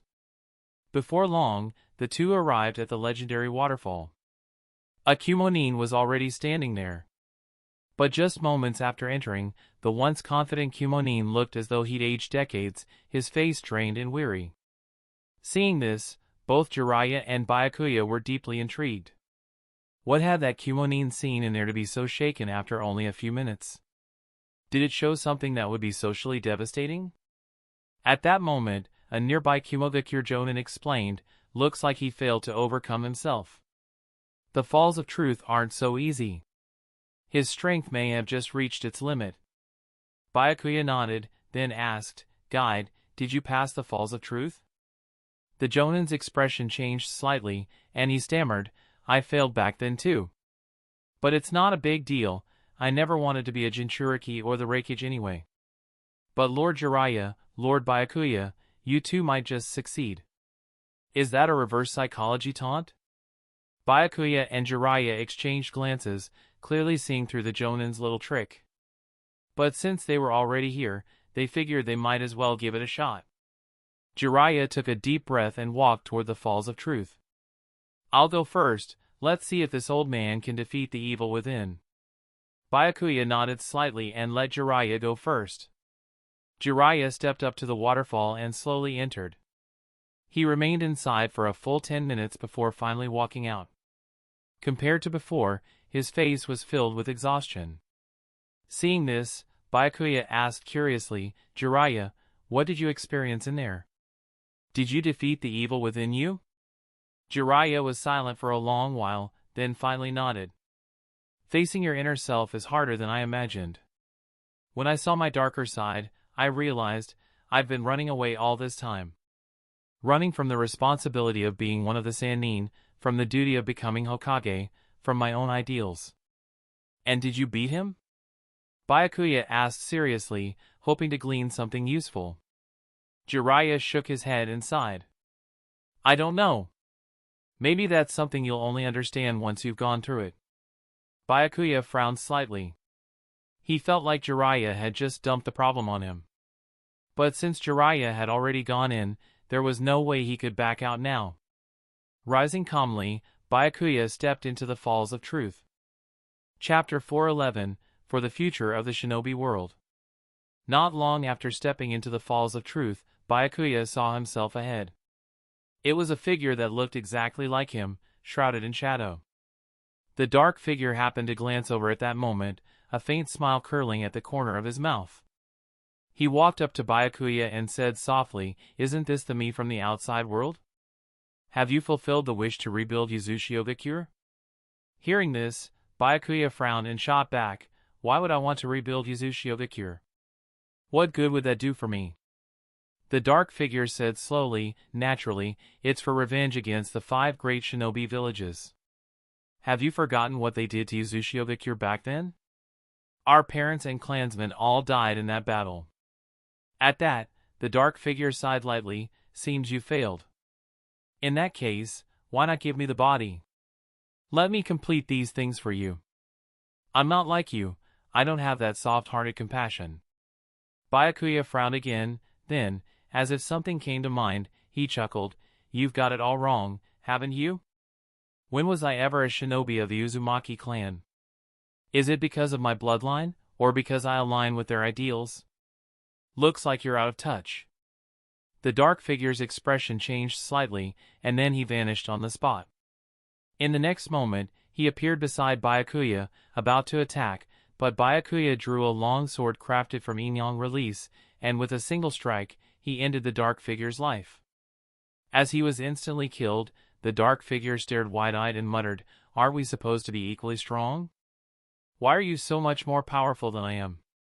Byakuya watched calmly as the figure disappeared without offering any explanation. At the same time, he gained a better understanding of the Falls of Truth. The Falls of Truth definitely allowed one to see their other self. Through the conversation with the dark figure, Byakuya realized that his opponent had an extensive amount of intel on him and had even replicated many of his abilities.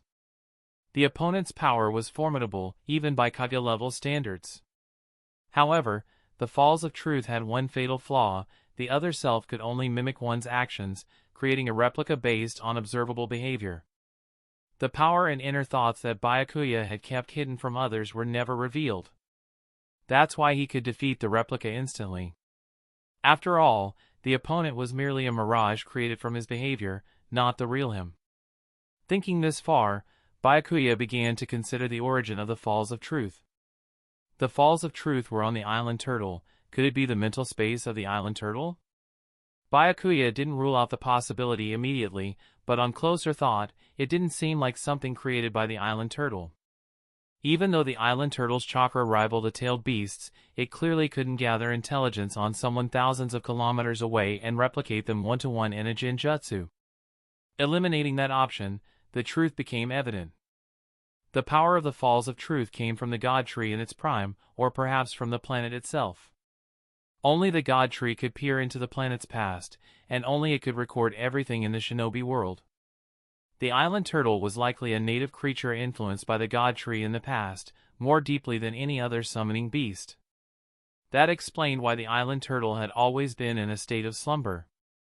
Affected by the God Tree, it had lost control of its own body and could only move by instinct. Thinking of this, Byakuya sighed quietly, his desire for the god tree growing stronger.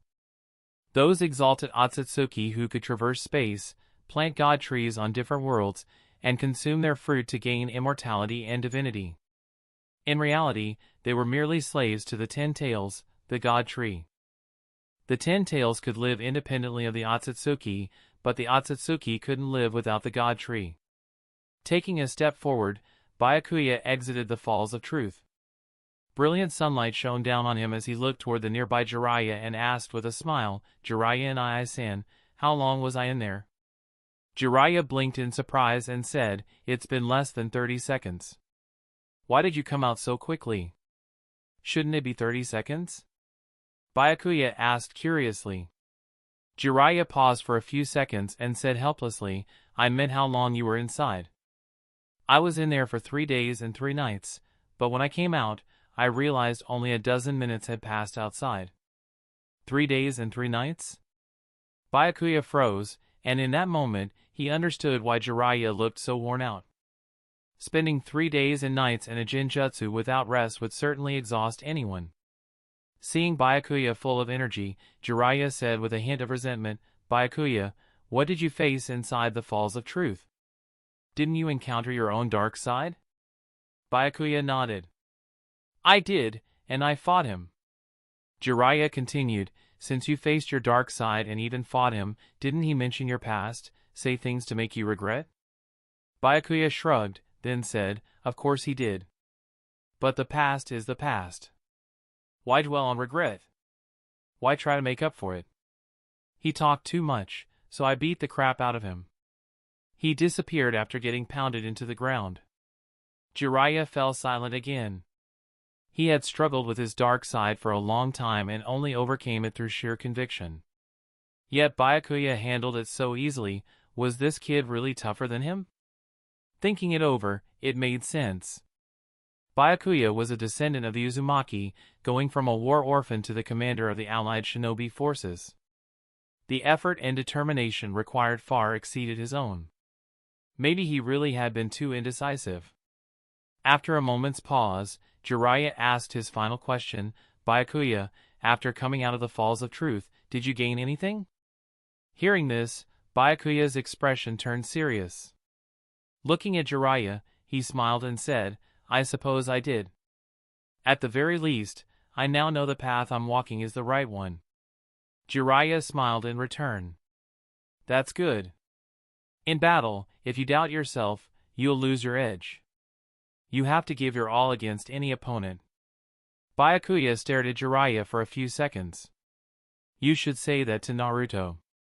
He's the one who still needs guidance.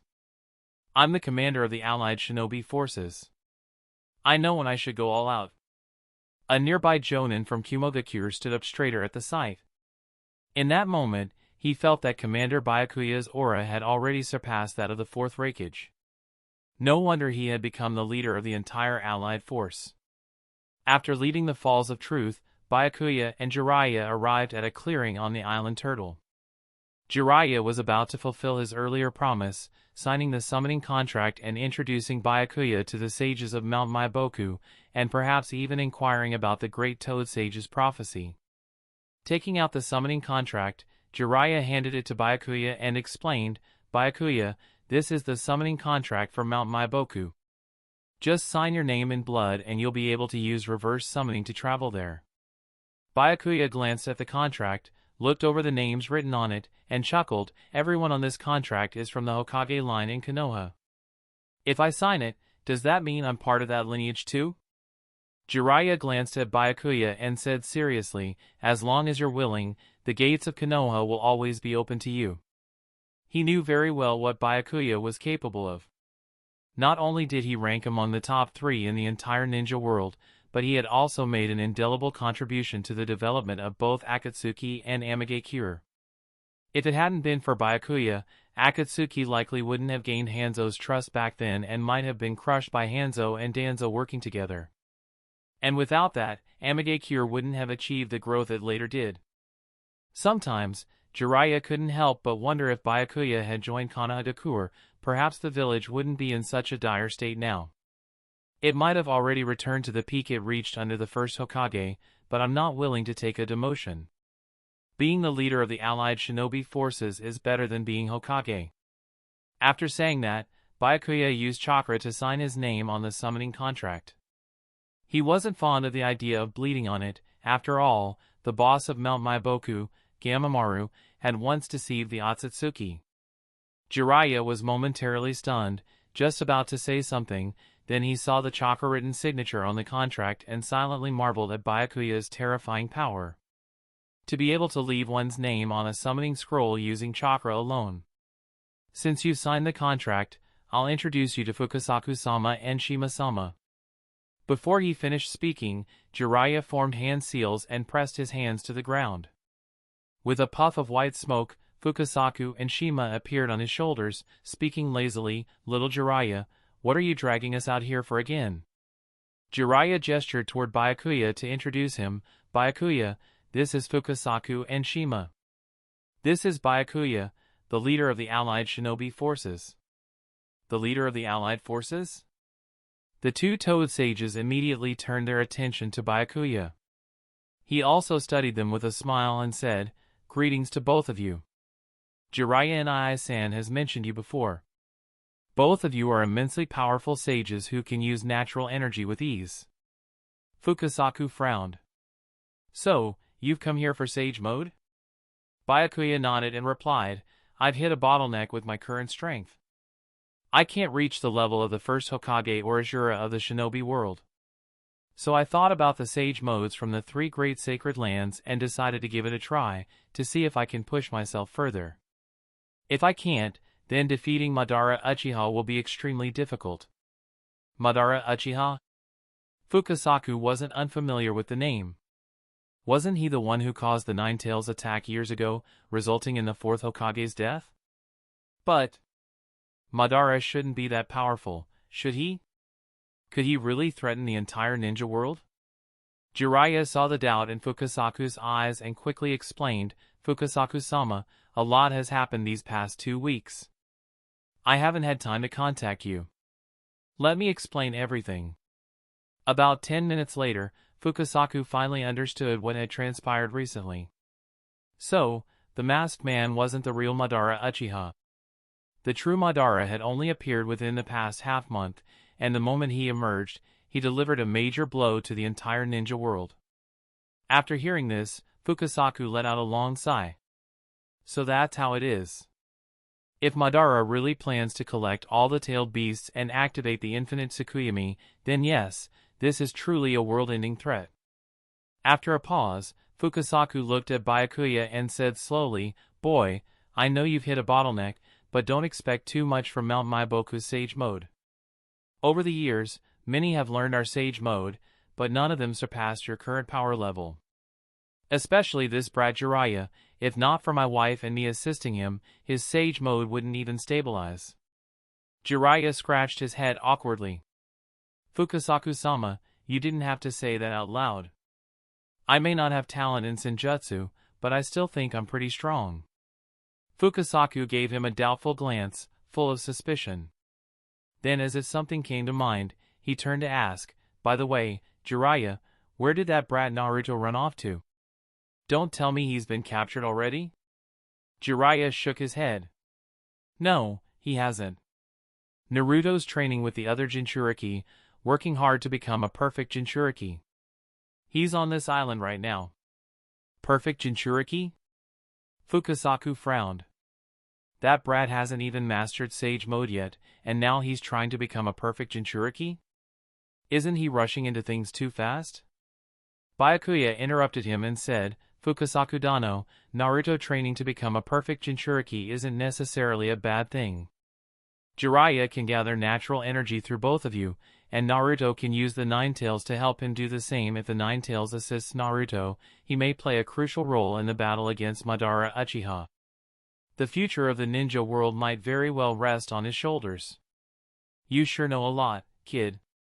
So how come you didn't know a tailed beast can help gather natural energy too?" Fukasaku crossed his arms and said in mock irritation, all right, come with me to Mount Maiboku." For the sake of the ninja world, I'll do everything I can to help you master Sage Mode. After speaking, Fukasaku exited Sage Mode and returned to Mount Myaboku with the summoning contract. A few seconds later, Byakuya felt a force trying to summon him, but it seemed like the force was struggling. Apparently, he was too heavy to move easily. Several more seconds passed before Fukasaku came back to the island, panting for breath. He looked at Byakuya and asked, "What the hell are you, kid? Your chakra's already almost as overwhelming as Naruto's. In a bit, I'll use reverse summoning with a few others. Just don't resist the summoning." Byakuya looked at him and nodded. Moments later, through the power of reverse summoning, Byakuya arrived at one of the legendary three great sacred lands, Mount Myaboku. Chapter 412, Byakuya's Journey to Mount Myaboku. With a burst of space-time distortion, Byakuya successfully arrived at Mount Myaboku. Upon entering, he began to sense the surroundings. The concentration of natural energy in this place was several times greater than in the outside world. Staying in such an environment would make entering Sage Mode significantly easier. The giant toads of Mount Myaboku had also become massive due to the natural energy here. Retracting his senses, Byakuya looked toward Fukasaku and asked, "Fukasaku-sama, I can sense a tremendous energy in the air. This must be the legendary natural energy, right?" Fukasaku looked at him in surprise. "You can sense the natural energy in the air?" Byakuya nodded. "Is there a problem with that?" Fukasaku was briefly speechless, then said, "Byakuya, it seems your talent in Sage Mode is even more terrifying than I imagined. You might become the strongest sage in the past 100 years." In Fukasaku's memory, during the centuries he had managed Mount Myaboku, many had stumbled into the mountain and become messengers of Mount Myaboku. But a significant number of them were unable to learn Sage Mode. The shinobi who failed in forced attempts to enter Sage Mode turned into stone statues in the Toad Forest, monuments warning future generations. Among those who could learn Sage Mode, only a handful were capable of entering it independently. Even Jiraiya and Minato Namikaze required external assistance to use Sage Mode. The only one who could truly enter Sage Mode on his own was Naruto. It was precisely because of Naruto's natural affinity with Sage Mode that Fukasaku had believed he was the child of prophecy, foretold by the great Elder Toad to save the ninja world. Yet even Naruto couldn't clearly sense natural energy in the air without the aid of toad oil to enhance his perception. This was Byakuya's first time in Mount Myaboku, and yet he instantly sensed the natural energy around him. Such talent reminded Fukasaku of the first Hokage from decades ago, a man with similar gifts who could instantly enter Sage Mode without any side effects. Byakuya noticed Fukasaku's silence and asked, "Fukasaku-sama, when are we starting the Sage Mode training? The ninja world doesn't have much time left." After a brief pause, Fukasaku said, "Follow me. I'll take you to the place where you'll train in Sage Mode." Soon, the two arrived at the Toad Oil Pool, a special location in Mount Myaboku filled with its unique toad oil. Pointing at Byakuya, Fukasaku said, "The principle of Sage Mode is quite simple. You just need to mix your chakra with natural energy in a 1-to-1 ratio to produce Senjutsu chakra. But how to actually mix chakra and natural energy, that's a secret technique unique to Mount Myaboku." After explaining the method, Fukasaku gestured to the pool. "This pool contains toad oil, which boosts your perception. With your talent and the help of this oil, you'll likely grasp Sage Mode quickly. However, let me warn you, failing to enter Sage Mode can result in being turned to stone." Byakuya nodded, then jumped directly into the pool. This scene left Fukasaku wide-eyed.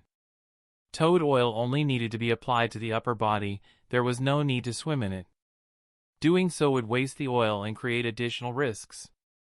After all, for a shinobi, excessively boosting perception can be harmful. It can overstrain the body, leading to premature exhaustion. Fukasaku stayed silent but didn't stop Byakuya. With talent like his, perhaps he truly could emerge from the pool unharmed and master Sage Mode. Byakuya had no idea what Fukasaku was thinking. At the bottom of the pool, he sat cross-legged and began practicing Sage Mode. Thanks to a reward from his system, he had already learned the technique, but this was his first chance to actually use it. Taking this opportunity to adapt to it in a proper setting was an ideal choice. A few minutes later, Byakuya emerged from the pool. His eyes had become vertical pupils, and camel-like markings appeared on his face, classic signs of Mount Myaboku's Sage Mode. Sensing the energy around him, Fukasaku silently nodded. Jiraiya, on the other hand, widened his eyes and said with a complex expression, "Byakuya, you've already mastered Sage Mode? It hasn't even been a few minutes. When I trained for Sage Mode back then, it took me several months." "Just luck," Byakuya said with a light chuckle. "Maybe I have a high affinity with natural energy. I didn't find it all that hard to produce Senjutsu chakra." "You're the only one who thinks it's not hard," Jiraiya replied weakly. Smiling, Byakuya turned to Fukasaku and asked, "Fukasaku-sama, is there a large enough open space nearby? I'd like to test out Sage Mode's power." After a pause, he added, "Preferably somewhere really big. I might make quite a mess." Fukasaku nodded and led him to a vast open training ground in Mount Myaboku, where several giant toads, including Gamabunta, were working out. Seeing Fukasaku, Byakuya, and Jiraiya arrive together, Gamabunta spoke, "Boss Fukasaku, what brings you here?" "And with Jiraiya and..." "This is Byakuya, a shinobi here to train in Sage Mode." "Oh, training Sage Mode." Halfway through his sentence, Gamabunta realized something was off.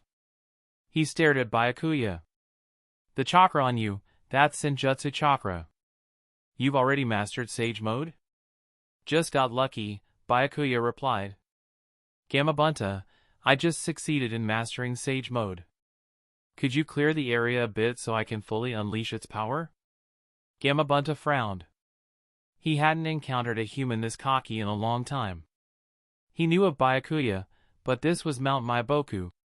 He wasn't about to be ordered around like that until he saw Fukasaku's look. Then, with a grunt, he stepped aside. "Use this place as you like. I'd like to see just how far you've come with Sage Mode. Then I'll gladly accept." Standing at the center of the clearing, Byakuya quickly formed hand seals and slammed his palms to the ground. The earth trembled violently as a crack dozens of meters long tore open. Countless vines surged up from the ground, merging to form a towering wooden humanoid over 100 meters tall. Two wooden dragons coiled around the giant, guarding it like sentinels. Byakuya continued using with style, causing the giant wooden figure to dash across the land. The sheer power and visual impact of the scene were overwhelming. Gamabunta, Fukasaku, and Jiraiya all stood frozen in place. Only now did Fukasaku fully understand why Byakuya had asked for such a large open space. If this hadn't been a training field used by toads like Gamabunta, it might not have been able to contain the wooden giant at all, even movement would have been impossible. Jiraiya, meanwhile, began to question his entire life. Byakuya was actually able to use both the wood human and wood dragon techniques simultaneously. Such power was almost catching up to the first Hokage. Even with this strength, Byakuya still treated Madara Uchiha cautiously. Just how strong was Madara Uchiha? Gamabunta was also filled with shock. As the largest toad on Mount Myaboku, he usually had plenty of confidence when facing tailed beasts. But upon seeing the 100-meter-tall wood human, Gamabunta felt somewhat insecure and instinctively wanted to retreat. This was the first time such a thought had crossed Gamabunta's mind. Standing atop the wood human's head, Byakuya looked like a child who had just gotten a new toy, freely using Sage Chakra and performing ninjutsu enhanced by Sage Mode. After playing for over 10 minutes, Byakuya finally dispelled the wood-style ninjutsu and returned to the ground. The Sage Mode felt like infinite firepower, allowing him to freely use enhanced ninjutsu with chakra consumption reduced by half. However, the boost in taijutsu and sensory abilities was noticeably weaker. Overall, though, it was still an incredibly powerful mode. It made sense why Madara Uchiha, even riding the Ninetales, could not defeat Senju Hashirama. After all, Madara Uchiha could only rely on himself and the Ninetales, whereas Senju Hashirama drew upon the natural energy of the surrounding earth, sky, and sea, no middlemen like a tailed beast taking a cut. Returning to the ground, Byakuya said to Fukasaku, Fukasaku-sama, the sage mode of Mount Myaboku is even stronger than I imagined. After mastering it, I should have the strength to fight Madara Uchiha. It's all for the ninja world. Mount Myaboku is just doing its part, Fukasaku replied. Fukasaku didn't dare to act high and mighty in front of Byakuya. After all, Byakuya was not a member of Mount Myaboku, or rather, Mount Myaboku had no right to claim Byakuya as their representative. Jiraiya happily said, Byakuya, are you confident you can defeat Madara Uchiha? Looks like this crisis in the ninja world will soon be over. Byakuya shook his head, his expression serious. I'm not confident in defeating Madara Uchiha. He has prepared for many years and surely has more tricks up his sleeve than what we've seen. Until we have absolute certainty, we shouldn't be careless. That's true. I was a bit overconfident, Jiraiya said with a hearty laugh, then turned to Fukasaku. Since Byakuya has mastered Sage Mode, please, Fukasaku-sama, send us back. Fukasaku looked troubled and said, not right now. Jiraiya asked confusedly, Fukasaku-sama, is it because Great Toad Sage wants to question Byakuya? Has Great Toad-sama awakened after so long? Fukasaku couldn't hold back a bit and said, no, I haven't even paid respects at the Toad Shrine today. The reason I can't send you back is that I've run out of chakra and need a few hours to refine more. In the meantime, stay here on Mount Myaboku. If you get hungry, the mother of the child will prepare food for you. They're specialties of Mount Myaboku and taste quite good. At the mention of Mount Myaboku's specialties, Jiraiya's expression changed. Curious, Byakuya asked, what are the specialties of Mount Myaboku? I'm a bit hungry, so maybe we could try some? Jiraiya's face turned sour. I'm not hungry now, so maybe it's better not. Byakuya saw through Jiraiya's pretense and smiled. Jiraiya Nii-san, you seem especially averse to the specialties of Mount Myaboku. Is it because their nutritional value isn't good? Jiraiya shook his head. The nutritional value is actually good, 7 times the protein of beef. Byakuya then asked, is it because they taste bad? Or is the food poisonous? Jiraiya shook his head again, then said, neither. The specialties of Mount Myaboku are insects.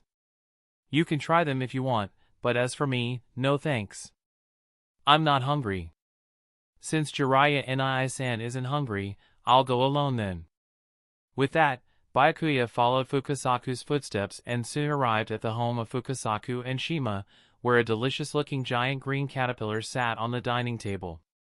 Shima bit off the caterpillar's head and said to Byakuya, want some? This stuff is really tasty.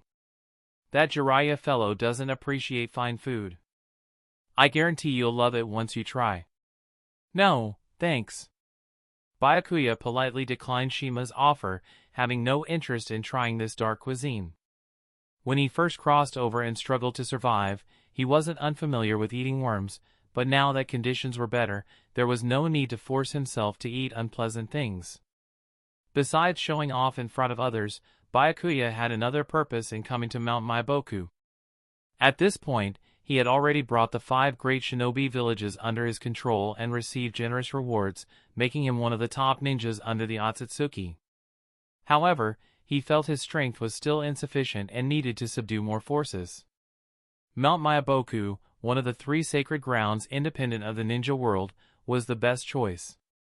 After thinking for a moment, he looked at Fukasaku and Shima and said, Fukasaku-sama, besides learning Sage Mode, I have one more request on this visit to Mount Myaboku.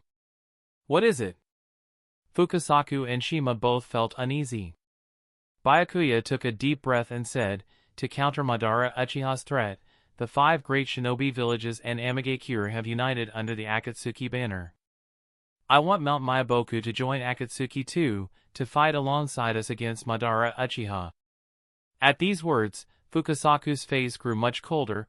Byakuya, Mount Myaboku has never formed alliances with ninja organizations, and it won't be an exception now. This is your ninja world's matter, not ours. If the ninja world is destroyed, do you think Mount Myaboku will be spared? Byakuya stared at Fukasaku and said, "If Mount Myaboku doesn't join Akatsuki, I strongly suspect Madara Uchiha has some collusion with the three sacred grounds. After all, many strange ninjutsu come from the three sacred grounds. I even suspect Madara Uchiha was resurrected by Mount Myaboku." Faced with Byakuya's suspicion and provocation, Fukasaku's face turned extremely ugly. Just as he was about to harshly reject Byakuya, a voice about the great Toad Sage came to his ears. "Little Fukasaku, bring young friend Byakuya over. I have business with him." Chapter 413, Sage Mode of Mount Myaboku. After hearing the transmission from the great Toad Sage, Fukasaku felt a weight lift from his heart. Facing the imposing Byakuya, he didn't know how to respond. Byakuya was a prodigy who could master Sage Mode within just a few hours and was also the leader of the allied shinobi forces. He really didn't have much confidence to refuse Byakuya's invitation. With a complicated expression, Fukasaku looked at Byakuya and said, "I can't decide on Mount Myaboku joining Akatsuki, but the great Toad Sage intends to meet you. Perhaps you two can talk." Byakuya nodded, then said, "In that case, please lead the way, Fukasaku." A few minutes later, Fukasaku brought Byakuya to the Toad Shrine. On the stone platform sat a giant toad meditating with closed eyes. Fukasaku pointed at Byakuya and said, "This is the great Toad Sage.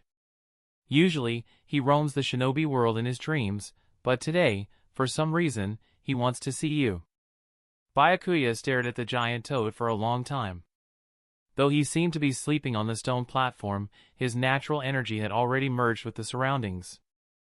Byakuya had no doubt he possessed power at the level of a Kage. Upon reflection, this guess made sense. The great sages of the three sacred places, if they could not surpass the current 5 Kage in strength, the three sacred places wouldn't have survived in the shinobi world for 1,000 years. Byakuya didn't believe that no ninja had tried to attack the three sacred places in the past 1,000 years, most simply hadn't succeeded. As if sensing Byakuya's arrival, the sleeping great Toad Sage slowly opened its eyes, looked down at Byakuya, and spoke in a low voice, "Byakuya, you have finally come. I have been waiting here for you many years." Byakuya showed surprise. "I've long heard that the great Toad Sage can foresee the future. I didn't expect that it predicted I would come to Mount Myaboku years ago. Truly admirable." Pausing briefly, Byakuya continued, "However, since the great Toad Sage can predict the future, can it also foresee his own time of death?" Facing Byakuya's provocation, Fukasaku and Shima frowned. The great Toad Sage smiled and said, "I cannot make predictions about myself, nor do I want to fall into the trap of your words. If my guess is right, if I predict that I will die today, you will refrain from acting.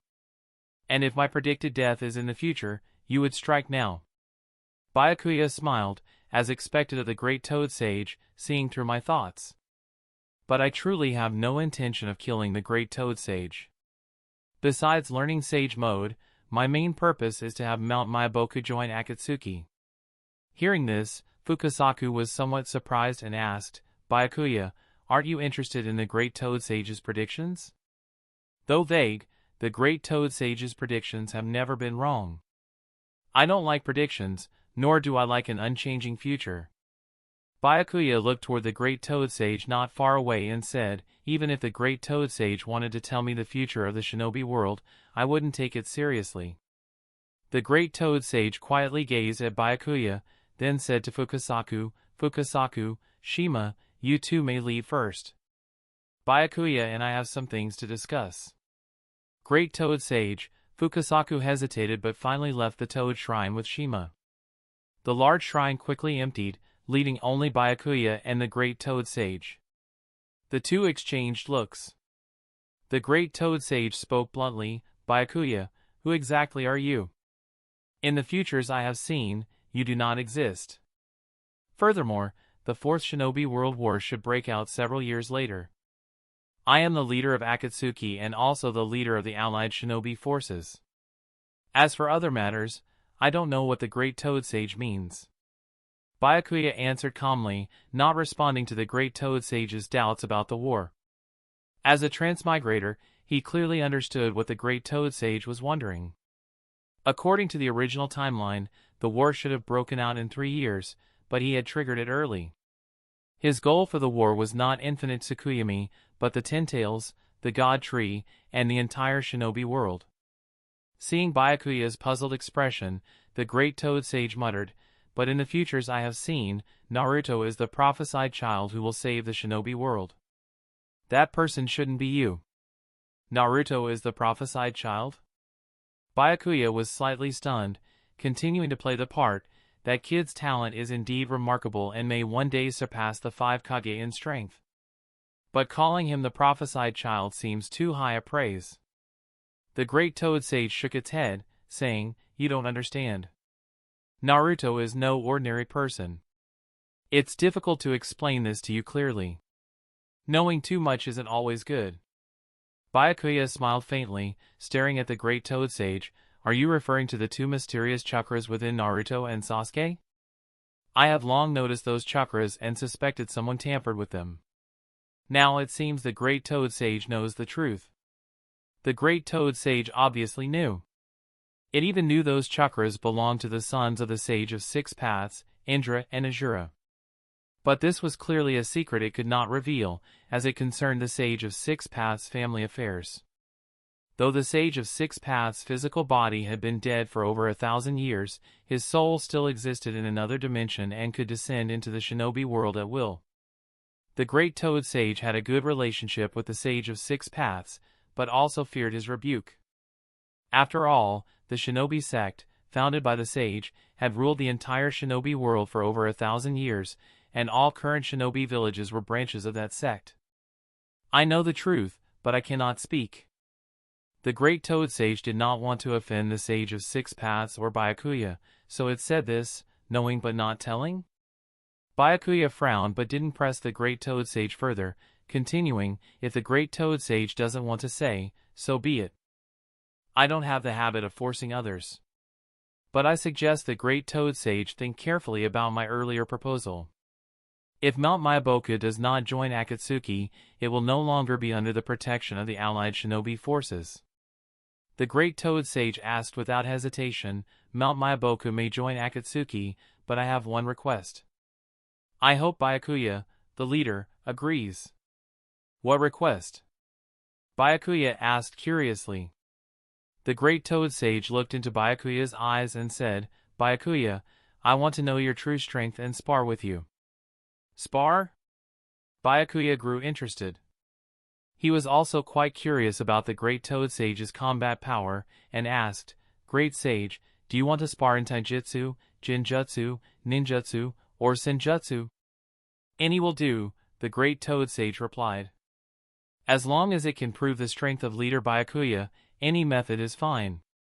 My home, Mount Myaboku, also wants to know if the Akatsuki truly has the capability to protect us."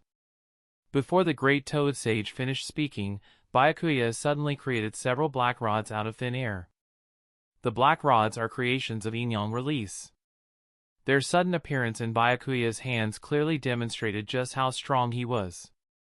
Seeing the seemingly ordinary black rods in Byakuya's hand, the Great Toad Sage breathed a sigh of relief and said, "So that's how it is.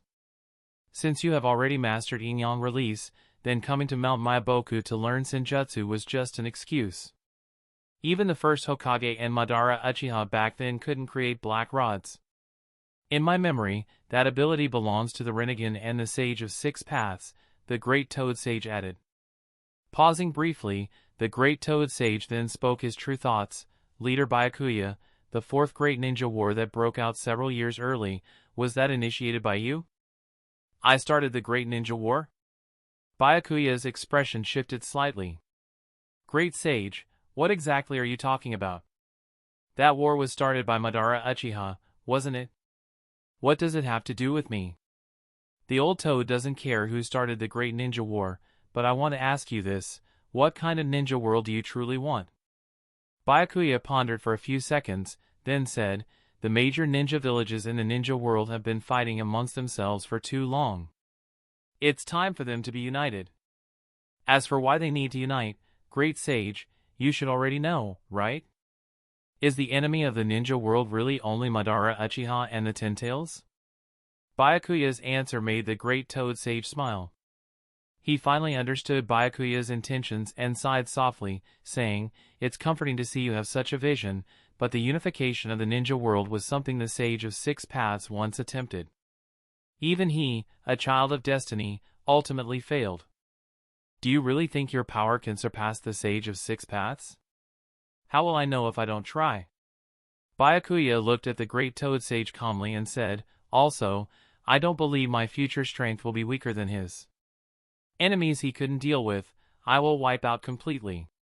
That's truly a difficult challenge." The great Toad Sage gave a bitter smile, then said, "However, as long as you are willing to protect the ninja world, the planet will respond to your wishes. The planet no longer wants outsiders to continue controlling this world." The mention of the planet made Byakuya frown slightly. But he quickly realized that the planet the great Toad Sage referred to must be the ninja world itself and the natural energy of the planet. The sages of the three great holy sites rely on natural energy for longevity, and naturally, they must interact with the will of the planet. The will of the planet naturally hates the Ten Tails and the Akatsuki clan who collect chakra from planets across the universe. So was the great Toad Sage actually negotiating with Byakuya on behalf of the will of the planet? If Byakuya refused the great Toad Sage's request now, would they immediately go to war? Just thinking about fighting the great Toad Sage made Byakuya's blood boil, and he was eager to try. But in the end, he gave up this reckless idea. The God Tree itself needs thousands of years to absorb the planet's natural energy. To oppose such a power would be like smashing a rock with an egg. No need to stir up extra trouble. After pondering for a moment, Byakuya said, "Great Toad Sage, rest assured, I know my limits. I also hate those outsiders telling us what to do." More than 10 minutes later, Byakuya left the Toad Shrine holding a Senjutsu talisman. Seeing the talisman, Fukasaku and Shima were clearly stunned. They said to Byakuya, "Byakuya, did the great sage really give you this?" Byakuya nodded slightly and said, "Fukasaku-sama, Shima-sama, you two should start calling me leader now. I've already convinced the great sage to have Mount Maiboku join the Akatsuki. This Senjutsu talisman is also a gift from him." Fukasaku and Shima exchanged a glance but eventually accepted this reality. The Senjutsu talisman is the great Toad Sage's most treasured artifact. Over 1,000 years ago, in an era before they were even born, the great Toad Sage used this talisman to save the Sage of Six Paths' younger brother. The power of this talisman is evident. As long as the injured person is not dead, they can be fully revived using the talisman. Such an important Senjutsu talisman appearing in Byakuya's hand can only mean two things: either the great Toad Sage has already died by Byakuya's hand, or Byakuya has persuaded the great sage. Whether the former or the latter is true, they all must show Byakuya proper respect. A ninja of Byakuya's caliber already has the power to destroy Mount Maiboku. He is the most powerful ninja of this era. Pausing, Fukasaku and Shima asked, "Since the great Toad Sage has agreed, we will obey your orders.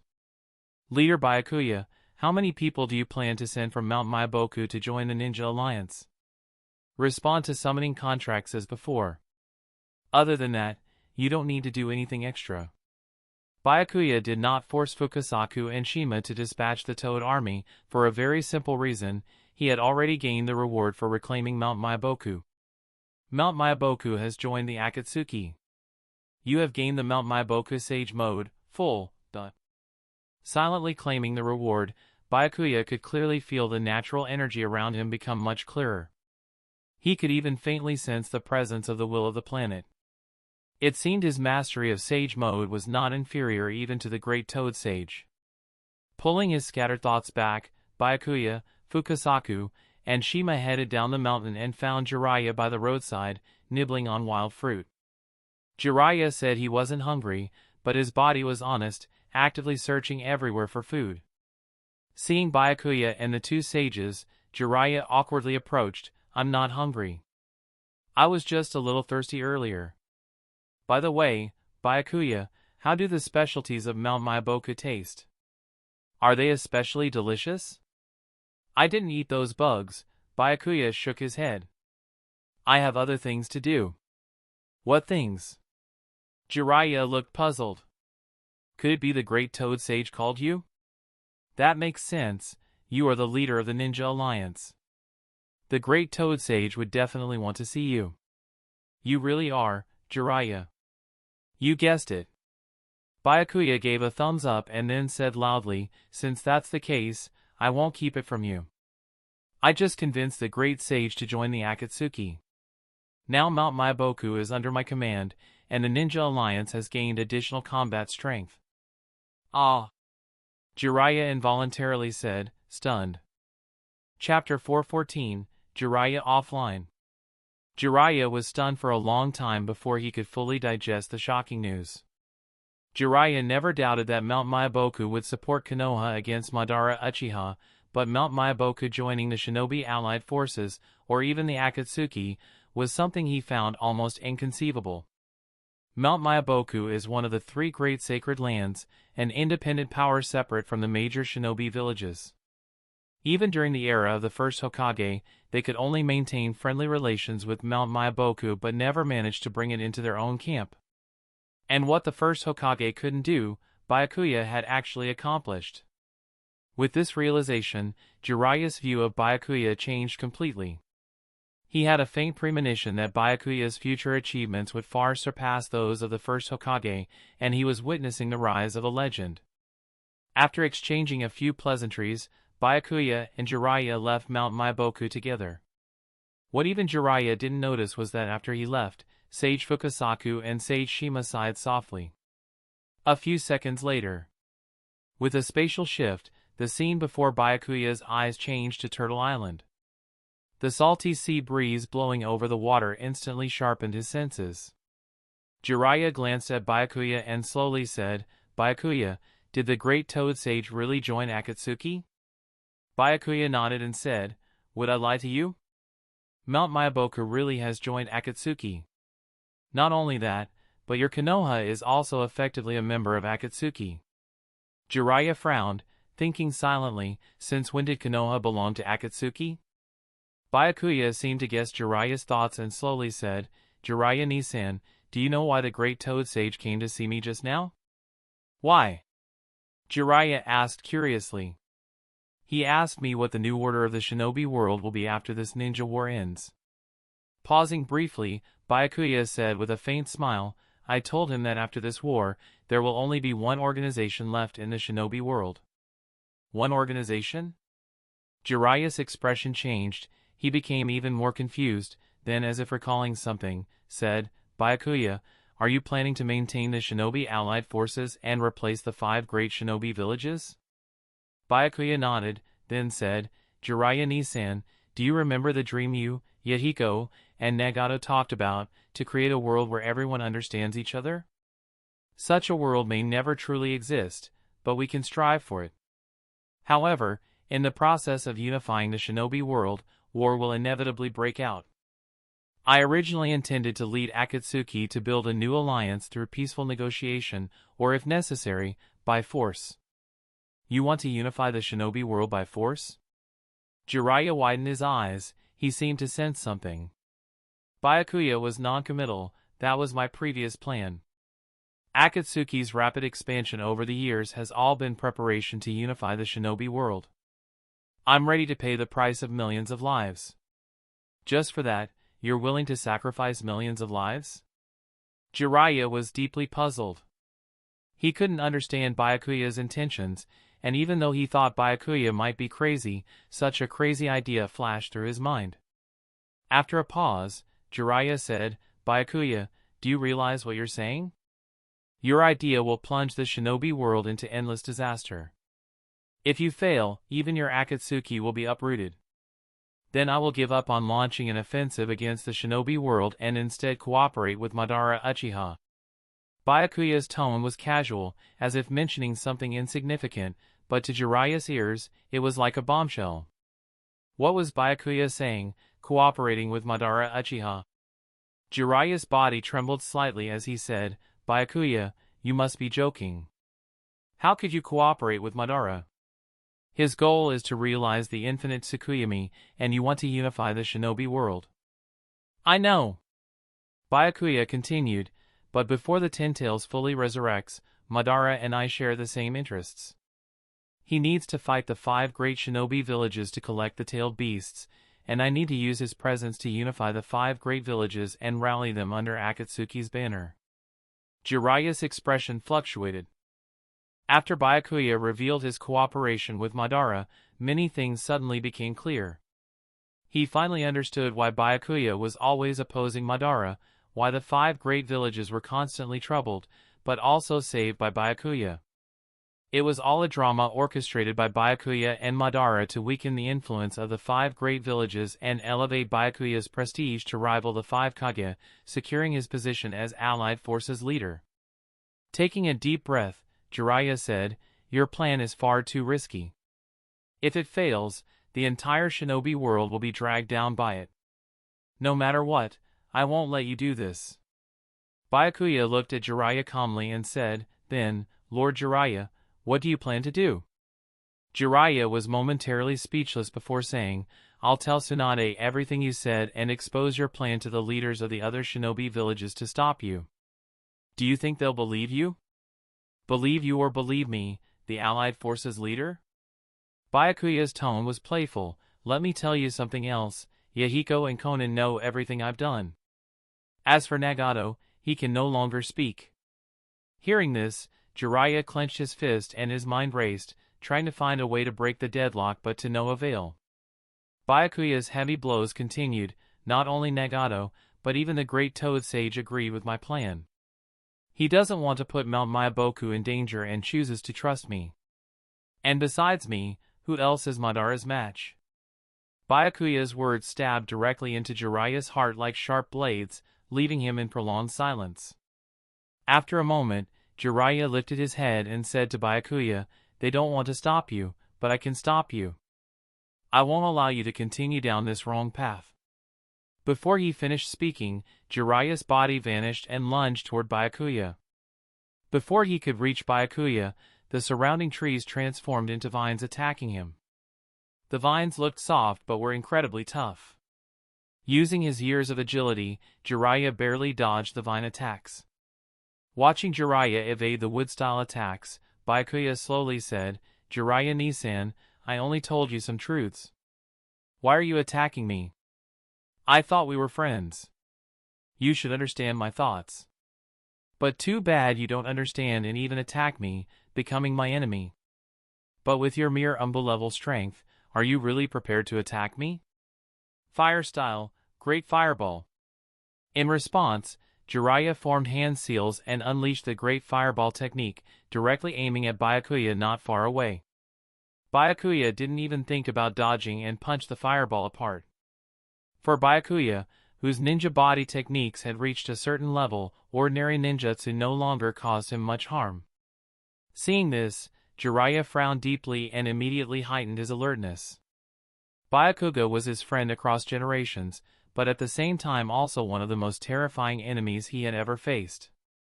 Not only did Byakuya know his abilities inside out, but he was even stronger than him. After creating some distance, Jiraiya once again used ninjutsu. This time, it was a combination technique. First, he used Earth Release, Underworld Swamp to create a marshy area on the ground. Then, taking advantage of Byakuya getting stuck in the swamp, he unleashed his Rasengan. The Rasengan was Jiraiya's most powerful jutsu, and also one of the few cherished memories left by Minato. Facing the Rasengan attack, Byakuya did not underestimate it. After forming hand seals, numerous explosive tags shot out rapidly from the space behind him, exploding on the ground near Jiraiya at incredible speed. These explosive tags were ones he had made in his spare time. Although fewer in number compared to Konan, there were still millions of them, instantly causing a chain of explosions on the ground. Seeing so many explosive tags, Jiraiya's face suddenly changed. While a single explosive tag's power was not much, in such great numbers they could create a qualitative change. If he did not dodge in time, he could very well be blown to bits. At this moment, seeing the continuous smoke on the ground, Jiraiya seemed to have an idea. He gritted his teeth and, using the cover of the smoke, performed a summoning jutsu, intending to call upon Master Fukasaku and Master Shima to enter Sage Mode. But just as he was about to slam his hand onto the ground, Jiraiya hesitated. He knew Byakuya had made Mount Myaboku join Akatsuki. At this moment, Mount Myaboku and Byakuya were on the same side, so attacking Byakuya would make him a traitor to Mount Myaboku. Would Master Fukasaku and Master Shima really respond to his summoning? After completing the summoning jutsu, the figures of Fukasaku and Shima appeared from the smoke.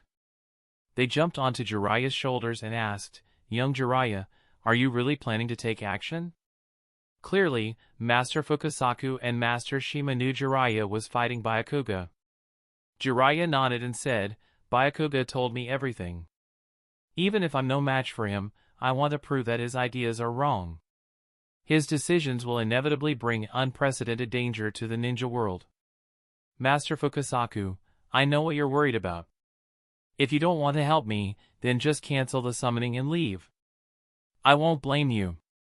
Fukasaku and Shima were slightly stunned by this, then said, "Young Jiraiya, since you successfully summoned us, don't you know what we think? We are not the sages of Mount Myaboku. At this moment, we are merely your comrades." Before their words ended, Fukasaku and Shima formed hand seals and began channeling chakra into Jiraiya to help him enter Sage Mode. Feeling the steadily refined Senjutsu chakra, Jiraiya smiled. With Sage Mode's boost, even if he was no match for Byakuya, he could at least relay Byakuya's information to others on the island, or even escape from this turtle island. The cover of the explosions lasted for a full 30 seconds. During this half-minute, Byakuya did not make a move, allowing Fukasaku and Shima to pour enough Senjutsu chakra into Jiraiya so that he could enter Sage Mode. Once in Sage Mode, Jiraiya's confidence soared. He turned to Fukasaku and Shima and said, "Byakuya's power is overwhelmingly strong. Ordinary shinobi are simply no match. I plan to use the toad chanting technique to control Byakuya. Only this way can we have a chance to escape." Fukasaku nodded and said, "All right, we'll start refining Senjutsu chakra to prepare for the toad chanting technique. You keep stalling." Mentioning stalling, Shima suddenly seemed to recall something and asked, "Old man, young Jiraiya, with Byakuya's strength, even with the smoke cover, shouldn't he have found us by now? Why hasn't he attacked yet?" "Of course, that's because I'm waiting for you to perform the toad chanting technique." Byakuya's cold voice suddenly sounded, and his figure slowly emerged from the ground. Expressionless, he looked at Jiraiya and said, "Fukasaku, Shima, I remember Mount Myaboku should be a subordinate group under Akatsuki? Are your actions representing Mount Myaboku, or are you planning to betray Mount Myaboku? Is it really worth it, for the sake of one stubborn, foolish shinobi?" Jiraiya stared at Byakuya and said, "Cut the nonsense, Byakuya. I will correct you back to the right path. I can't just watch you keep going down the wrong one." "Me? Keep going down the wrong path?" Byakuya snorted coldly, his pupils spinning as they transformed into the Mangekyo Sharingan, casting a Genjutsu on Jiraiya. Jiraiya had never expected Byakuya to possess Sharingan. In a rush, he failed to resist and hesitated for a moment in body and movement. In a battle between strong opponents, a single moment of distraction can decide life or death. The next moment, Byakuya suddenly appeared right in front of Jiraiya, stabbing a black rod into his body, then using one palm after another to send Master Fukasaku and Master Shima flying. "How do you have Sharingan?" Fukasaku and Shima asked. "I've always had Sharingan. It's just that no one in the ninja world knows about it. For Master's sake, you two better go back and meditate on your mistakes." With that, Byakuya used the contract sealing book to open Jiraiya's body. Once the summoning contract was contacted, Fukasaku and Shima were instantly transported back to Mount Myaboku, disappearing immediately. Then, Byakuya looked at the incapacitated Jiraiya on the ground and slowly said, "Jiraiya Nisan, for the sake of this ninja war drama, you'll be exiting early. I'll fake the scene's evidence to make others think it was the masked man who did it, preserving your reputation." Because of severe injuries, Jiraiya could no longer speak.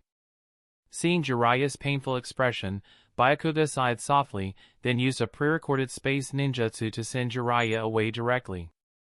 Chapter 415, Orochimaru returns to Konohagakure. After using a space-time ninjutsu to send Jiraiya far away, Byakuya turned his gaze to the distance.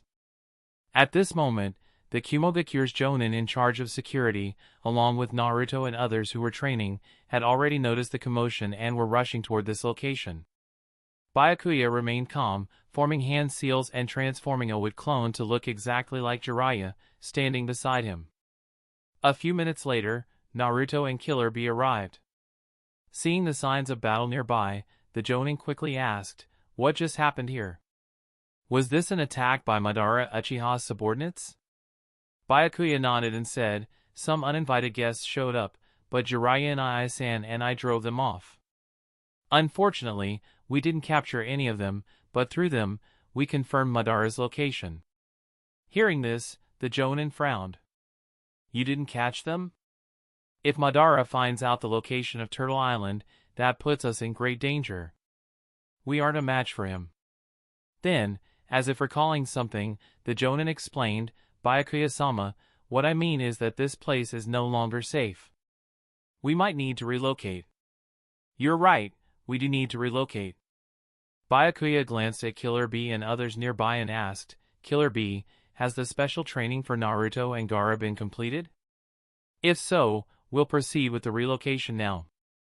Killer Bee looked at Byakuya and replied, "The training for Naruto and Gaara is going very well. It seems they reconciled even before I and the Ox Demon did." Listening to Killer Bee's awkward statement, Naruto and Gaara quickly clarified, "We've completed the training with Senior Killer Bee and can now smoothly harness the power of the tailed beasts." At these words, the Jiraiya clone's eyes brightened, and he smiled, "So that means the allied shinobi forces already have 3 perfect Jinchuriki. Our chances of defeating Madara Uchiha have increased considerably. Jiraiya and Ai-san is right. Our odds of victory are indeed very high this time." Byakuya glanced at the clone and said, "However, the immediate priority is to relocate. Turtle Island is no longer safe. We need to move to a more secure location." "A more secure location?" Killer Bee asked curiously, "Could it be Kumogakure or Amigakure? But hasn't White Zetsu already infiltrated those places like a sieve? Are those places really safe?" Byakuya shook his head and said, "The safest place is obviously beside me, but I have an important matter to attend to, so I need you to stay close to me. Of course, you may choose to remain on Turtle Island. Though Turtle Island has been discovered, the island can be relocated at any time. It's still relatively safe here." At this moment, Jiraiya spoke up, "Everyone should listen to Byakuya. There's no safer place in the shinobi world than by his side. The task Byakuya needs to do is also related to the safety of the shinobi world." With both Byakuya and Jiraiya speaking, everyone reluctantly agreed to follow their lead. While packing, Naruto frowned as he looked at the backs of Byakuya and Jiraiya. He felt that Jiraiya seemed a bit strange today. After learning to use the Ninetales mode and greatly enhancing his sensory abilities, Naruto sensed something was off with Jiraiya's chakra. But he couldn't pinpoint exactly what was wrong. At this moment, the Ninetales in Naruto's spirit realm suddenly spoke, "Naruto brat, you need to be careful about this guy called Byakuya. His chakra is very unusual. You absolutely cannot trust him." Naruto, puzzled, asked, "But Byakuya-sama has saved me several times. He shouldn't have any ill intentions toward me, right?" The Ninetales snorted coldly and said, "Remember what the chakra that once inhabited you taught you? The shinobi world is brutal. Anyone can betray you. Only interests never betray you. Why would Byakuya repeatedly save you? Isn't it because he covets your identity and my power? Also, I sense my chakra from him." "Your chakra?" Naruto laughed. "Ninetales, are you hallucinating? You're sealed inside me. How could he have your chakra?" The Ninetales' expression turned cold as it thought for a moment and then said, "Naruto brat, you don't really think you have the whole of me inside you, do you?" 13 years ago that night, the fourth Hokage split me in half. One half was sealed inside you. The other half's whereabouts remain unknown. Back then, Kushina was also present, but she fainted and couldn't provide useful information. However, it's certain that everything is closely related to Byakuya. After all, Kushina was saved by Byakuya. Inside Orochimaru's base, in the arena, Sasuke, dressed in a snow-white kimono with a Shimenawa sash, was battling a group of experimental subjects. These were the failed bloodline experiments, including clones and beasts, with strength ranging from Jinin to elite Jonin. After confirming they had lost their experimental value, they were sent here for Sasuke's training. At first, Sasuke resisted a bit, but gradually got used to the fights. The Uchiha clan was naturally adept at killing. Sasuke was just awakening his bloodline power. Through each life-or-death battle, Sasuke's strength surged. He mastered the Heavenly Curse Seal completely and also trained in the Ryuchi Cave to make the Heavenly Curse Seal's power approach Sage Mode. With a sword slash, he danced gracefully inside the arena and defeated all the uncontrollable subjects. He then closed his eyes, reflecting on the battle's details. After absorbing the experience, Sasuke opened his eyes again and noticed a figure before him. It wasn't Orochimaru but his subordinate Yakushi Kabuto, the second most feared ninja in Orochimaru's base after Orochimaru himself.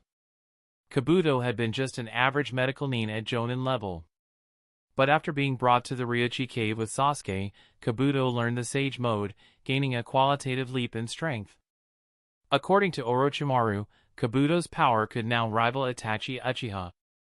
If Sasuke could defeat Kabuto, he could then challenge Itachi Uchiha. However, in their limited clashes, Sasuke was completely outmatched by Kabuto, showing he still had a long way to go before defeating Itachi. At this moment, Kabuto looked at Sasuke and said, "Sasuke, Orochimaru-sama has called for us. Let's go together." Sasuke asked, "What does he want with us?" Kabuto shook his head, "I don't know. It might be related to the Shinobi World War.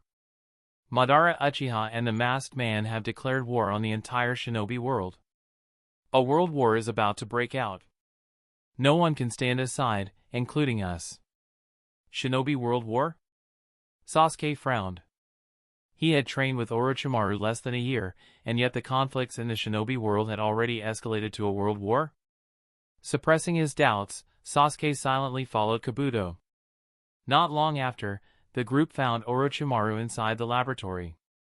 On the examination table lay a white-haired man riddled with wounds, exuding an aura of death. Sasuke and Kabuto's first thought was that Orochimaru was conducting human experiments. However, upon recognizing the white-haired man's face, both exclaimed, "Orochimaru-sama, could this be one of the legendary Sannin, Jiraiya-sama? You've been away for a while. Were you dealing with Jiraiya-sama during that time?" Orochimaru shook his head lightly and said, "I did not attack Jiraiya.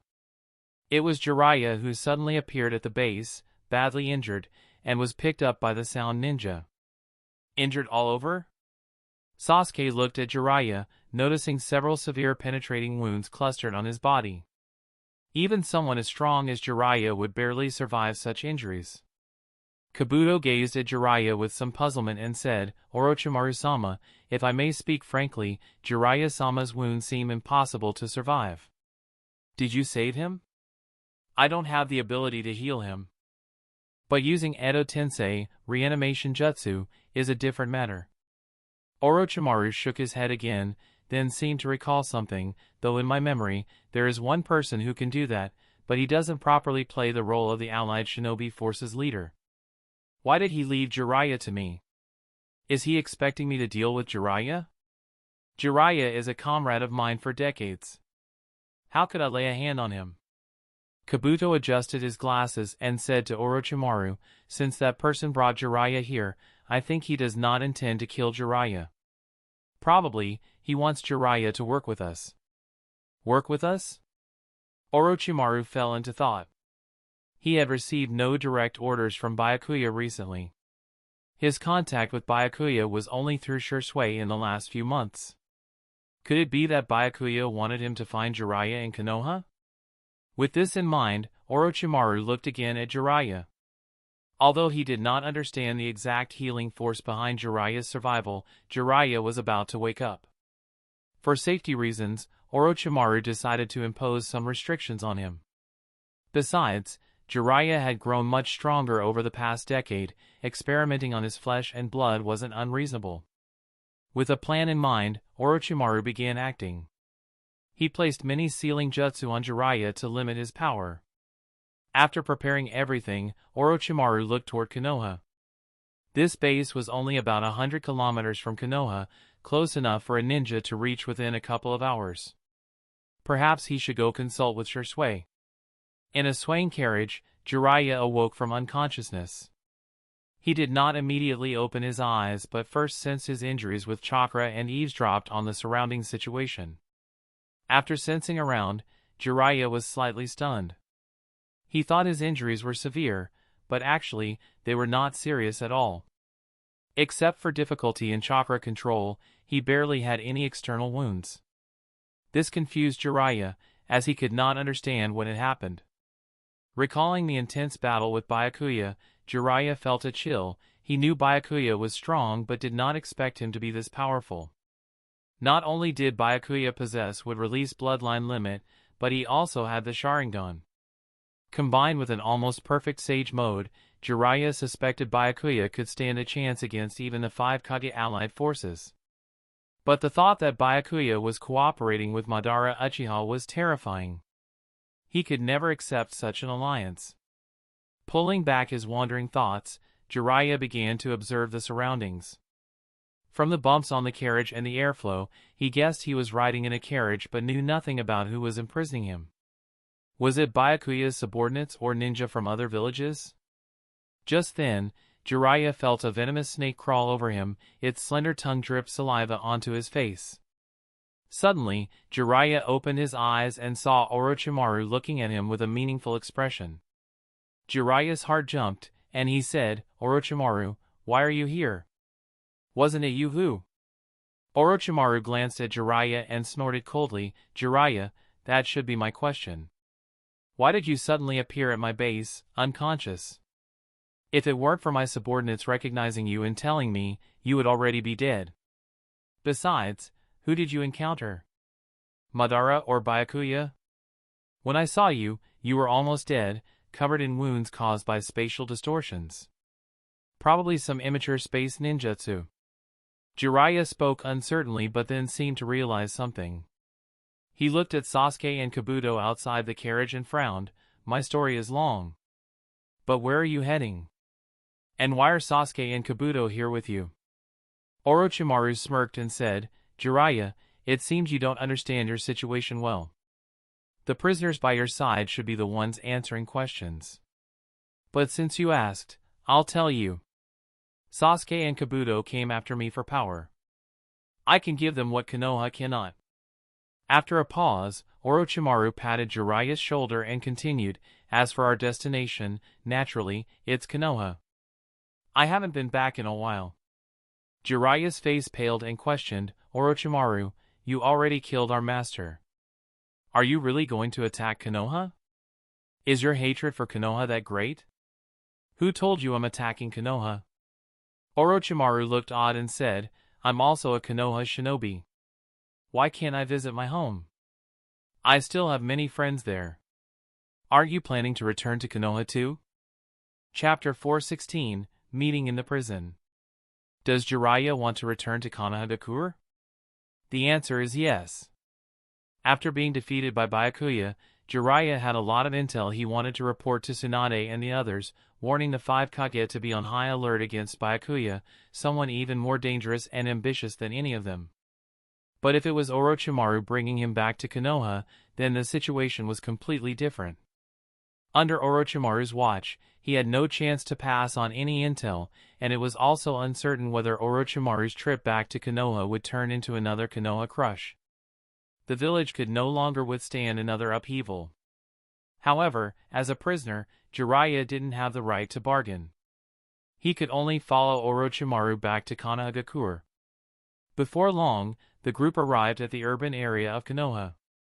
Unlike the surrounding regions like the Forest of Death, the main district of Konoha had a special sensory barrier. Any ninja attempting to enter or exit would be detected by the barrier team. But for a ninja of Orochimaru's level, cracking the barrier was only a matter of time.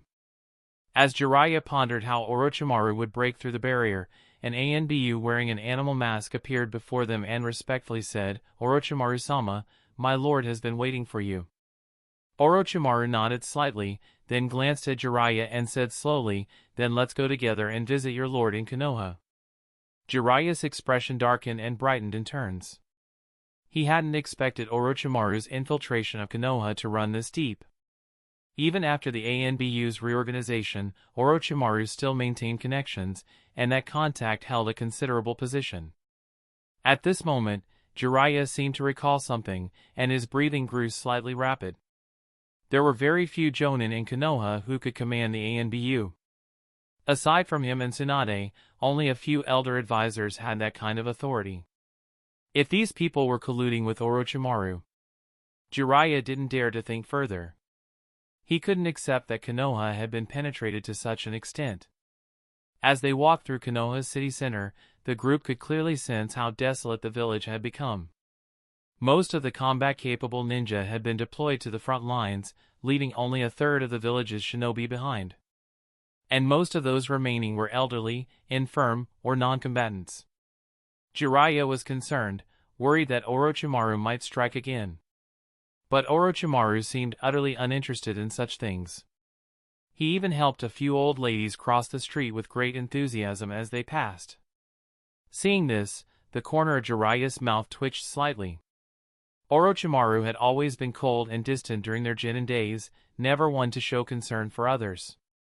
This kind of do-gooder behavior was an enormous contrast.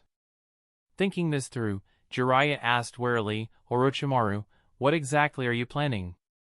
Why are you acting like this in front of us?" Orochimaru paused, then revealed a sinister, chilling smile. "Jiraiya, what do you think would happen if I manipulated you into attacking Kanagakur? If the villagers were to die at the hands of the beloved Jiraiya? That's not funny at all."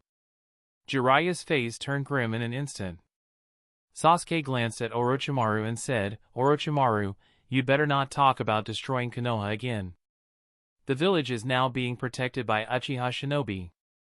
If you make a move against Konoha, I and the others won't just stand by." Yeah, I got it. I was just joking with an old friend," Orochimaru said nonchalantly. "I have no interest in those useless weaklings who aren't even qualified as test subjects. I'm not planning to do anything in Konoha. But don't you think my suggestion just now was interesting?" Sasuke replied, "That didn't sound like your kind of suggestion. Only someone like Byakuya would come up with something so terrifying." "That guy? You really are a fearless brat, daring to speak about Byakuya behind his back. If he hears about it, you're in for a tough time," Orochimaru said with a half-smile. Sasuke snorted coldly and said with some dissatisfaction, "Orochimaru, you've already escaped from the Akatsuki. Why are you still defending Byakuya? Shouldn't you be cursing him?" "I simply wasn't as skilled. There's nothing to complain about." Orochimaru seemed to fall into reflection and added, "Even launching a surprise attack didn't allow me to get the Rinnegan. So, being hunted by Akatsuki was inevitable. In the end, it's just that I wasn't powerful enough." As Jiraiya listened to the conversation between Orochimaru and Sasuke, he continued analyzing the information. From what he gathered, several things became clear. First, Orochimaru had once joined Akatsuki but was later hunted down after a failed assault on Nagato. For him, that was actually a good thing, at least he didn't need to worry about getting caught by Byakuya again. Second, the relationship between Orochimaru and Sasuke made it clear that Orochimaru had likely stayed in contact with Shisui. This could be due to Shisui inheriting Danzo's intelligence network and secretly working with Orochimaru. That thought left Jiraiya with a sense of cruel irony. Did every shinobi who became the leader of Root end up colluding with outsiders? Could it be that even Shisui had plans of rising through a coup? After leaving Konoha's commercial district, the group arrived at the Root base in the mountains behind the village. Jiraiya had already suspected that route was their final destination, so he wasn't surprised. Soon, they encountered Shisui inside the root base. Shisui spotted Orochimaru and Sasuke and frowned slightly when he noticed Jiraiya among them. Orochimaru, didn't you say Sasuke was fully trained? Why did you bring Jiraiya here too? It was an accident, Orochimaru said with a smile.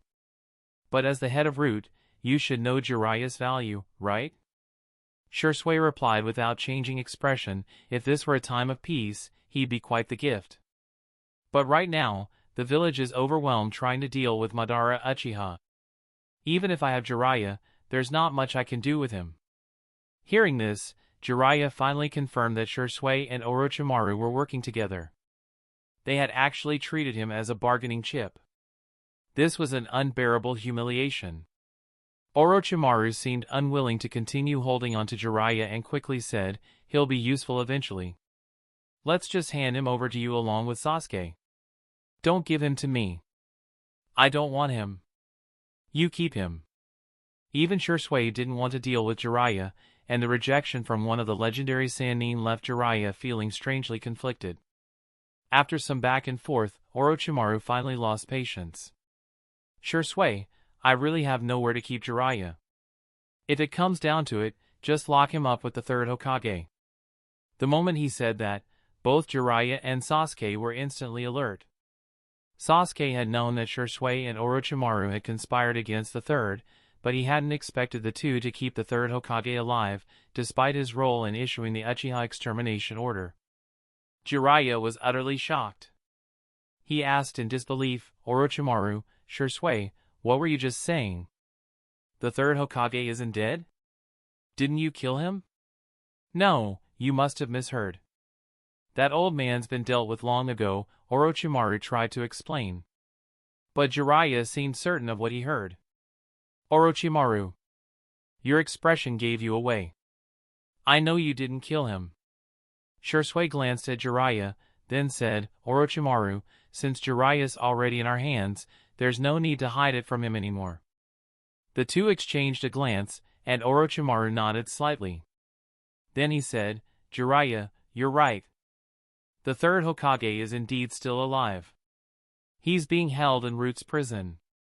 And we won't kill you either, we're going to keep you alive. You two are incredibly powerful shinobi. Rather than dying now, why not become our test subjects? Do you know how many research materials that old man has provided us? Jiraiya opened his mouth to say something, but due to the curse mark's control, he couldn't speak a word. He could only watch helplessly as he was dragged into the darkness by Root shinobi. Once Jiraiya was gone, Orochimaru dropped the pretense and got straight to the point. Shisui, I suspect Jiraiya was sent here by Byakuya-sama. Did he issue any special orders? Shisui hesitated, then handed Orochimaru a scroll from Byakuya. Orochimaru scanned its contents and muttered with a strange look on his face, Shisui, just what is Byakuya-sama planning? I can't read his intentions at all. The intel scroll contained detailed records of Jiraiya's involvement with Byakuya. Byakuya had traveled to Mount Myaboku and successfully brought one of the three great sage lands under his control. But his attitude toward Jiraiya, the sage of Mount Myaboku, was completely different. Not only did he actively reveal his collaboration with Madara Uchiha to Jiraiya, but he even exposed his ambitions. After knocking Jiraiya unconscious, Byakuya didn't eliminate him, instead, he had him delivered to Orochimaru's base. What puzzled Orochimaru the most was Byakuya's follow-up order. Byakuya actually instructed Shisui and Orochimaru to join the alliance of the 5 great shinobi nations and fight against Madara Uchiha, and then, at a critical moment, expose him. It was completely incomprehensible. But since the command came from Byakuya-sama, it must hold some deeper meaning. As subordinates, they had no choice but to act according to Byakuya's plan. The first step was to regain the trust of Jiraiya and the third Hokage. In Root's prison, Jiraiya was assigned to the second level of the facility. The cell featured a toilet, a small bed, and even a desk with a lamp, a quite luxurious setup for a prison. In the adjacent cell was none other than the third Hokage. After several failed attempts, the third Hokage had given up on escaping, resigning himself to live out the rest of his days there. As for why his escape attempts had failed, most of his chakra had been sealed, leaving him with only Jonin-level strength. On top of that, all the guards were Uchiha Shinobi. These guards were all 3 Tomo Sharingan users, elite among elites, and some even wielded with release. The third Hokage admitted to himself that even in his prime, it would have been difficult to overpower that many elite Jonin. But more importantly, he knew his time as Hokage had been a failure. Because of his leadership, Konoha had gradually declined from its former glory to its current fragile state. Not only had they lost the vital alliance with the Uzumaki clan, but even the Senju and Uchiha couldn't be protected. Instead of clinging to power, it was better to trust the younger generation, Tsunade, Jiraiya, and Shisui, and see what they could do. As for his earlier escape attempt, it was simply to get a glimpse of today's Konoha. He sighed softly and reached for a cigarette like usual. In prison, no one had forced him to quit. In fact, the tobacco was plentiful. It was as if they were trying to kill him slowly with nicotine. At that moment, he noticed the neighboring cell door opening and a familiar figure being locked inside. From the back in the build, "Why does that guy look so much like Jiraiya?" he muttered, shifting his attention back to lighting his cigarette. Since entering prison, no one had bothered to stop him from smoking. Jiraiya saw the third Hokage puffing away and called out, somewhat uncertainly, "Old man, is that really you? Are you really alive?" The third Hokage froze, then turned to look at Jiraiya, shocked. "Jiraiya? You got caught by Shisui too? Don't tell me they're planning to target Tsunade now?" Jiraiya scratched his head and replied, "Not exactly. You could say Orochimaru saved my life. But they still brought me here anyway. But none of those matters. What matters is that you're alive. Orochimaru, for all his sins, still had enough conscience not to kill you." The third Hokage said awkwardly, "Orochimaru did intend to kill me, but Danzo stopped him. And now that Shisui is in charge, he doesn't plan to kill me either. They think letting me live is the harshest punishment." "I see," Jiraiya replied with a strange expression. "So the old man is just letting Shisui and Orochimaru humiliate him now, huh? I thought you'd rather die than accept that." The third Hokage flushed. Truthfully, his endurance was pretty high. As long as they didn't attack Konoha, he didn't mind staying alive. Who complains about living too long? He coughed to change the subject. "Right, Jiraiya, you said someone attacked you. Who was it? Don't tell me it was that masked man?" Jiraiya shook his head. "I fought him before. He doesn't have the strength." "Then was it the fourth Raikage and Killer Bee? With their power, I can imagine you having to flee, and Orochimaru stepping in to save you." Jiraiya shook his head again. "Not them either. They're our allies now." He paused, then said, "It's a long story. Since we've got time, I'll start from the beginning." Chapter 417, The Deal Between Orochimaru and the Third Hokage. Jiraiya spoke in great detail, and the Third Hokage listened attentively. When he heard that the masked man had attacked the Eight Tails Jinchuriki, his expression shifted. If even the Eight Tails could be targeted, then the Nine Tails Jinchuriki in Konoha was certainly in danger. Fortunately, the attack had failed. Then came the incident of the Five Kage Summit.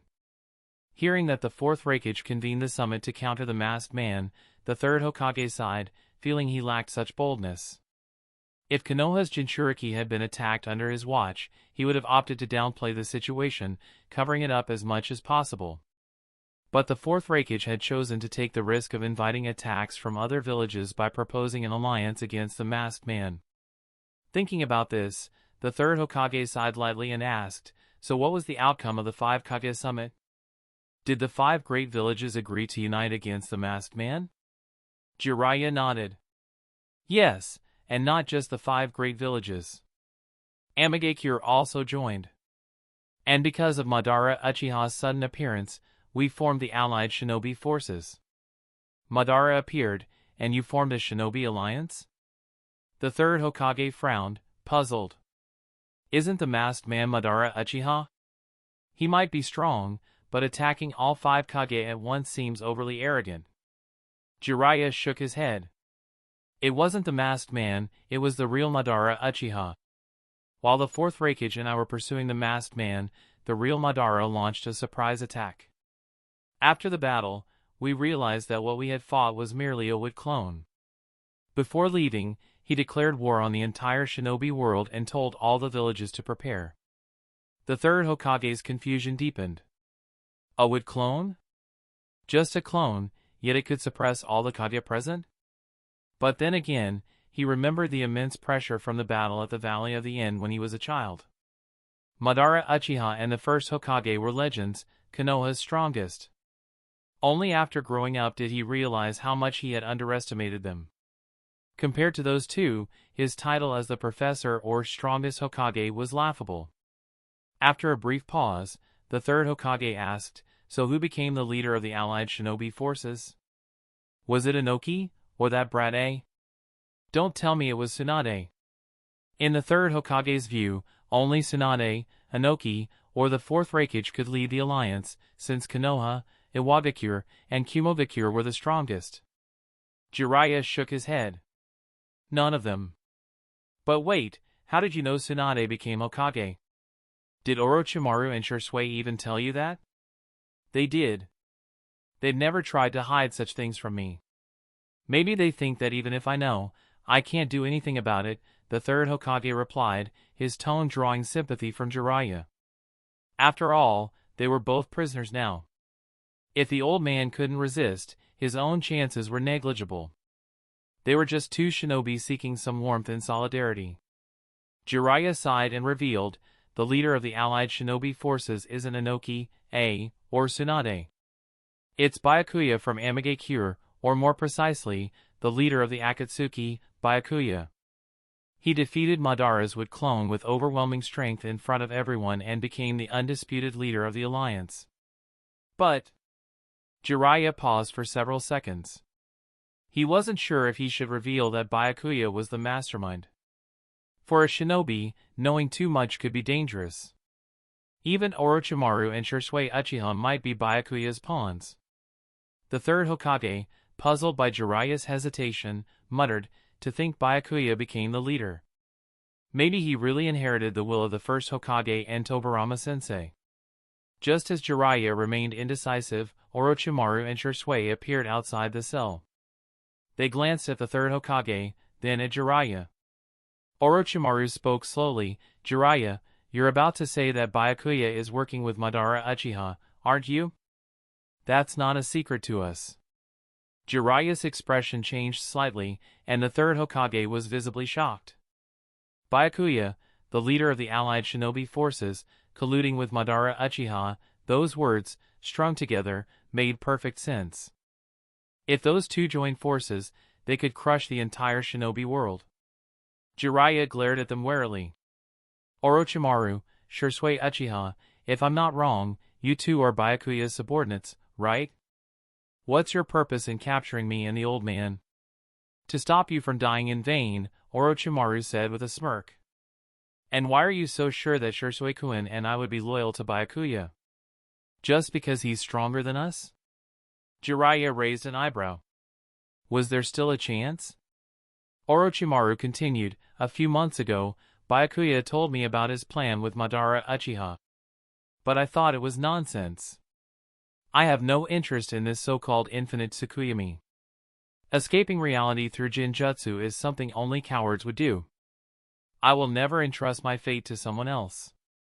In a world of illusions, I cannot pursue the limits of ninjutsu or uncover this world's true secrets." His declaration made Jiraiya and the third Hokage frown.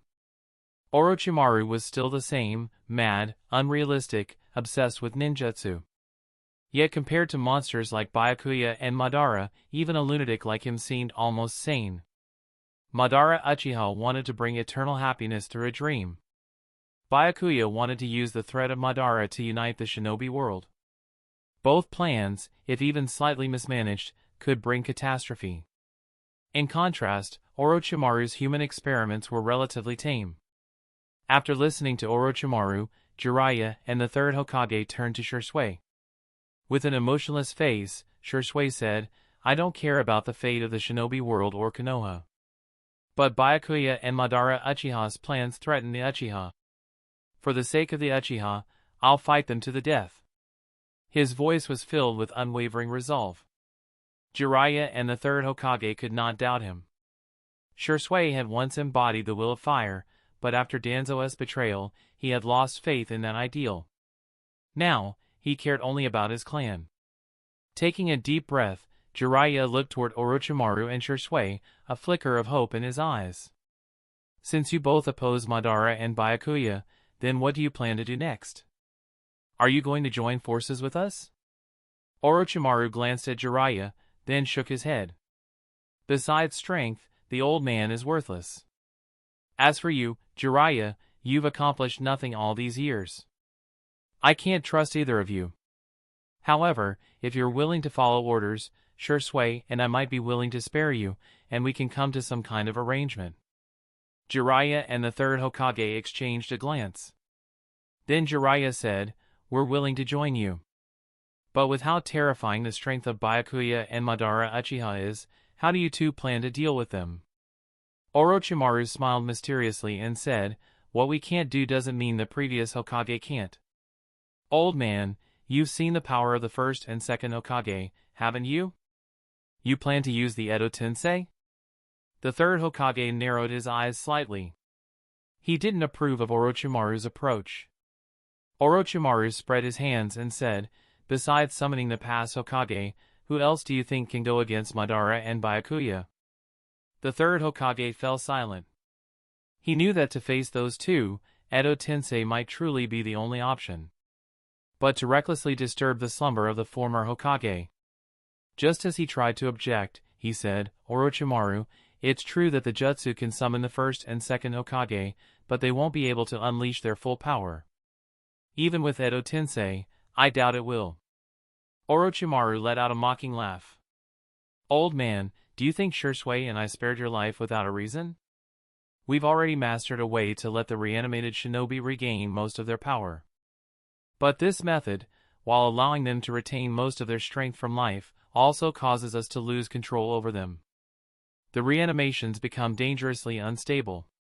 That's why we need you to persuade the first and second Hokage to fight for our side. You want me, the third Hokage, to face the first and second Hokage? Just the thought made the third Hokage's scalp tingle. He didn't know how he'd face such a situation. In today's Konoha, he was the oldest and most respected shinobi. No one dared question him. But before Hashirama and Tobirama, he was just a fledgling boy barely starting out. If they found out what had happened to Konoha over the years. Orochimaru saw through the third Hokage's thoughts and said mockingly, Sensei, what's wrong? Don't you even have the courage to face the first and second? Or are you just afraid of them? The third Hokage's heart trembled. He quickly forced himself to preserve his dignity. I just feel it's extremely disrespectful to disturb their rest. But for the sake of Konoha and the shinobi world, I'm willing to persuade them. Jiraiya looked at the old man in disbelief. You're seriously going along with Orochimaru's plan? That jutsu is a forbidden technique in the village. The third Hokage glanced at Jiraiya. Forbidden techniques are jutsu used only in times of absolute crisis.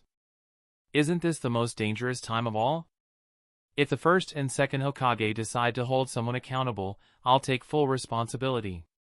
Jiraiya held back his emotions for a long while before finally saying with deep emotion, Old man, you've carried too much for the sake of the village. Off to the side, Shisui rolled his eyes.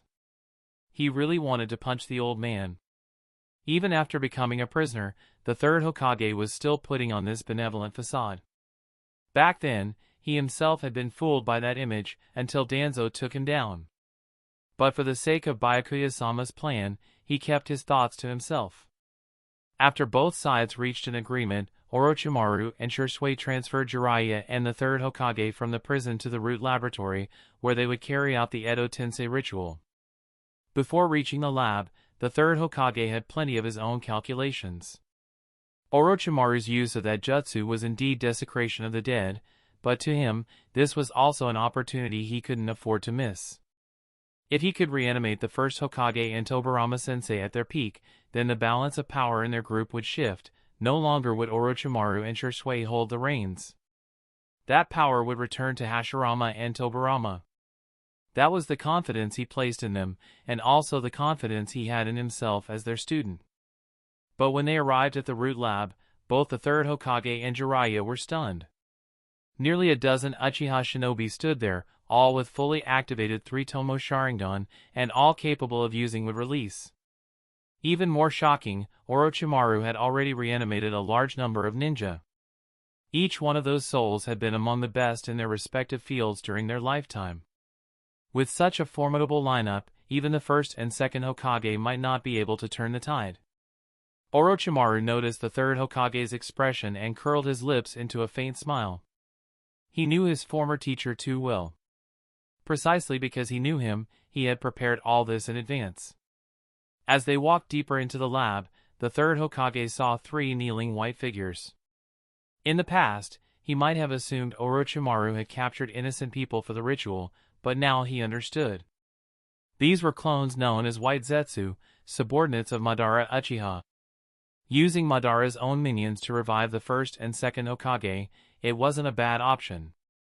After a moment's thought, the third Hokage said, "Orochimaru, when will the ritual begin? Besides the first and second, who else do you plan to summon?" Orochimaru casually replied, "Of course, the fourth Hokage.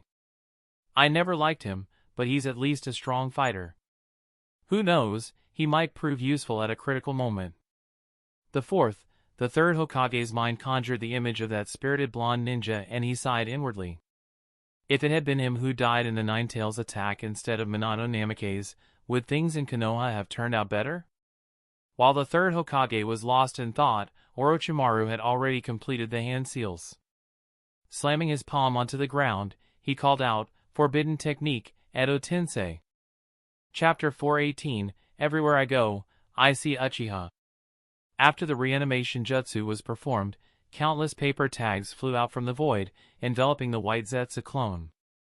In an instant, they rapidly transformed into the forms of the first Hokage, second Hokage, and fourth Hokage, their chakra aura growing increasingly terrifying. Seeing this, the third Hokage and Jiraiya showed extremely complicated expressions.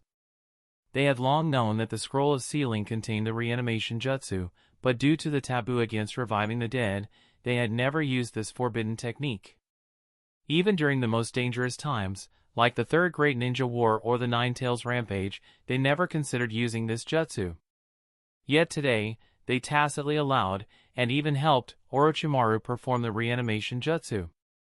After a few breaths, the first and second Hokage were the first to open their eyes. The second Hokage coldly said, "Big brother, once again some ninja has reanimated us. This time, I have no intention of continuing to endure." The first Hokage gently shook his head and replied, "Tobirama, I understand your thoughts, but the dead should not interfere too much in the world of the living. I do not agree with you trying to break free from the control of the reanimation jutsu. You're being too soft. You'll regret this someday." As he spoke, Tobirama suddenly sensed something was wrong and furrowed his brow. "The ninja who summoned us was Orochimaru, but wait, why is that monkey standing next to Orochimaru?" Hearing this, the first Hokage was also startled and looked towards Orochimaru and the others, puzzled. "Monkey, Orochimaru, have you two reconciled? Weren't you still fighting to the death last time?" "That's a long story." The third Hokage's face turned awkward, unsure how to explain to the first and second Hokage. At that moment, the fourth Hokage, who had also awakened, asked with confusion, "Third Hokage and Orochimaru-sama have always had a good relationship, haven't they?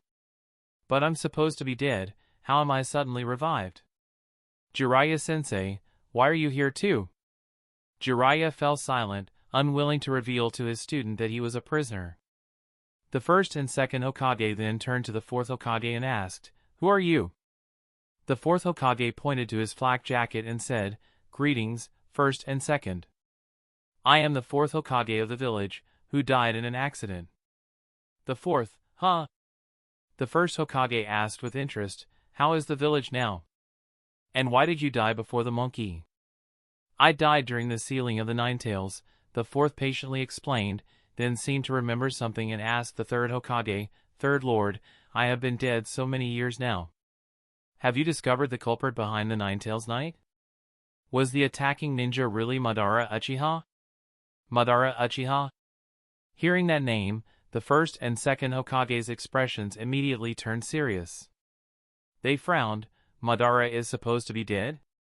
Could it be he was reanimated as well? Well, the third Hokage hesitated, knowing his information was limited. At this moment, Orochimaru approached the first and second Hokage and said, the ninja behind the Nine Tails Night was one of Madara's subordinates. However, Madara did indeed declare war on the entire ninja world a few days ago. Madara's goal is to collect all the tailed beasts in the world and launch the infinite Tsukuyomi, a genjutsu that would plunge all humanity into eternal sleep. Though I originally had some disagreements with the third Hokage, faced with this common enemy Madara, I chose to cooperate and summoned you from the Pure Land. Infinite Tsukuyomi? The first Hokage laughed a few times before saying, that's exactly the kind of thing Madara would do, still trying to change the entire shinobi world through his own power. Big brother? The second Hokage scolded with frustration, do you know what you're saying? Madara is our greatest enemy, and now he's come back to threaten the entire ninja world again. And you're defending him? What do you want to do then? The first Hokage looked at the second. Of course, we will find Madara and stop his scheme. I know you don't want to intervene in the ninja world, but Madara is the one who broke the rules first. The first Hokage shook his head and said, I'm not planning to stop you, but do you know Madara's whereabouts? The ninja who summoned us haven't given us permission. Do you really think you can leave at will? The second Hokage snorted coldly and said, Big brother, we have about 80% of our original power now. They can't control us that easily. If we want to leave, we leave. No sooner had he spoken than Orochimaru grew alert and strengthened his control over the second Hokage. Shursui activated his chakra and revealed his Mangekyo Sharingan, casting a powerful genjutsu on the second Hokage. Due to the combined effect of the genjutsu and the curse seal, the second Hokage was unable to break free from the Edo Tensei's control. Upon seeing the Mangekyo Sharingan, the second Hokage calmed down and stared at Shursui Uchiha. Madara has declared war on the entire ninja world. Why is there still a Mangekyo Sharingan Uchiha here? Shursui looked directly into the second Hokage's eyes and said, just because some follow Madara doesn't mean all Uchiha do. Your attitude towards Madara is a bit extreme. The second Hokage crossed his arms and stared at Shursui, you're quite the brash kid. Who was your ancestor? Shursui did not back down, my grandfather was Kagami Uchiha.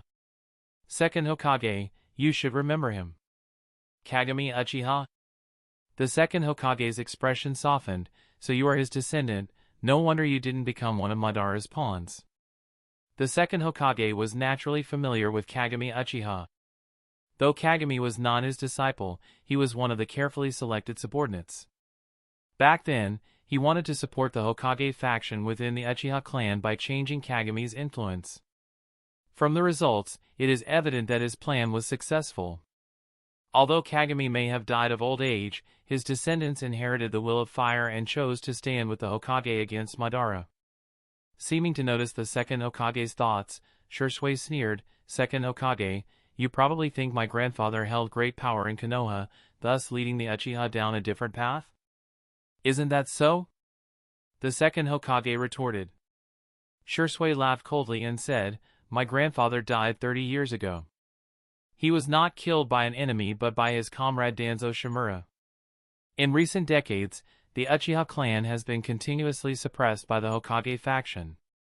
Kagami Uchiha was killed by Danzo? The second Hokage was incredulous, then glanced at the third Hokage. Seeing the bitter smile on the third's face, he fell into a brief silence. It seemed what Shursui Uchiha said was true, Danzo had indeed acted against Kagami Uchiha. Back then, he had sensed Danzo's heavy and secretive nature and thought him unfit to be Hokage. Yet after missing the position, Danzo had taken such a ruthless step. No matter how much he hated the Uchiha, he should never have harmed Kagami. Kagami was his key piece in dealing with the Uchiha. He could not afford any trouble there. At that moment, the second Hokage grew puzzled again. He looked at Shisui and the third Hokage, wondering, if the Uchiha had been suppressed for so long, why was Shisui here now? Still, he did not ask outright. Gathering intelligence slowly was necessary, acting rashly would risk alerting the enemy. After some contemplation, the first Hokage said, "By the way, Sarutobi, where did Tsunade go? Could it be she disagrees with the Edo Tensei of me and Tobirama, and hasn't learned of this yet?" "That's not it," Orochimaru replied. "Tsunade went to attend the Five Kage Summit. She's currently near the Land of Iron. If nothing unexpected happens, she will face Madara Uchiha in battle within these few days." "The Five Kage Summit?" The first Hokage was quite puzzled. Sarutobi is here, so why would Tsunade attend the summit? Is she already the fifth Hokage of the village? Orochimaru nodded. Tsunade is indeed the current Hokage, but she doesn't know what's happening here and would certainly never approve of the Edo Tensei technique. "I see, that was my oversight." The first Hokage apologized lightly, but since Madara has acted, I don't mind engaging him properly. I want to persuade him to reconsider. The infinite Tsukuyomi plan is far too extreme for the ninja world. Big brother, you needn't apologize. Your only mistake was acting too late against Madara Uchiha. The second Hokage could not stand the first's weakness and glanced at the third Hokage and Orochimaru, then said, "Madara's target is the Nine Tails. You should know its location, right? Let's go protect the Nine Tails Jinchuriki and foil Madara's scheme." Well, the third Hokage and Orochimaru exchanged uneasy looks. How could they possibly know where the Nine Tails Jinchuriki was? Jiraiya hesitated and said, "I am the ninja who protects the Jinchuriki. Unless something unexpected happened, I think all the Jinchuriki, including the Nine Tails, are lost to us." "What?" Hearing this, the first and others widened their eyes. Orochimaru and Shisui seemed to realize something and sighed softly. Seeing the atmosphere turn somber, Jiraiya added, "But it's not all bad. Although all the Jinchuriki have lost control, Madara's revival of the Ten Tails will not be easy.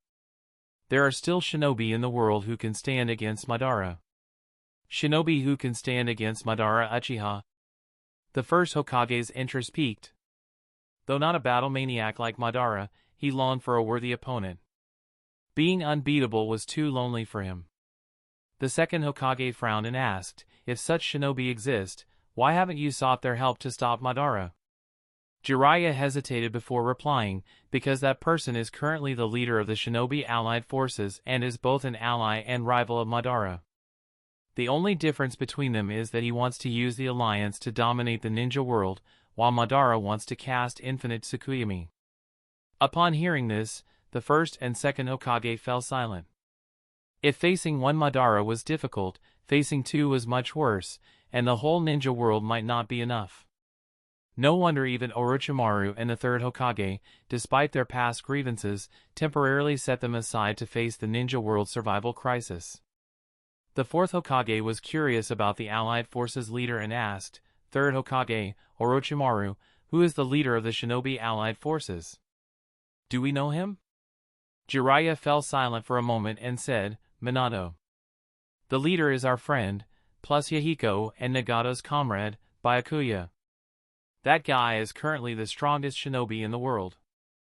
"Byakuya is the strongest shinobi?" The fourth Hokage's expression changed. It was hard to associate Byakuya with the strongest in the ninja world. The first and second Hokage found the name somewhat familiar and asked, "Byakuya? Isn't that the ninja who fought both me and Tobirama? Is he cooperating with Madara?" Jiraiya nodded bitterly, "Yes, I didn't expect him to team up with Madara. He even tried to capture the Nine Tails Jinchuriki by attacking me." The fourth Hokage thought for a moment and asked, "Jiraiya-sensei, if Byakuya is the strongest, how did you escape from him?" Jiraiya's face darkened. "He banished me into a spatial vortex." I was gravely injured and near death but not actually dead. I see, the fourth Hokage nodded. After a long silence, the second Hokage slowly spoke, "Stop this mental exhaustion. I've thought of a way to deal with Madara and Byakuya. Big Brother can handle Madara, while for Byakuya, we must rely on ourselves." Everyone looked at the second Hokage.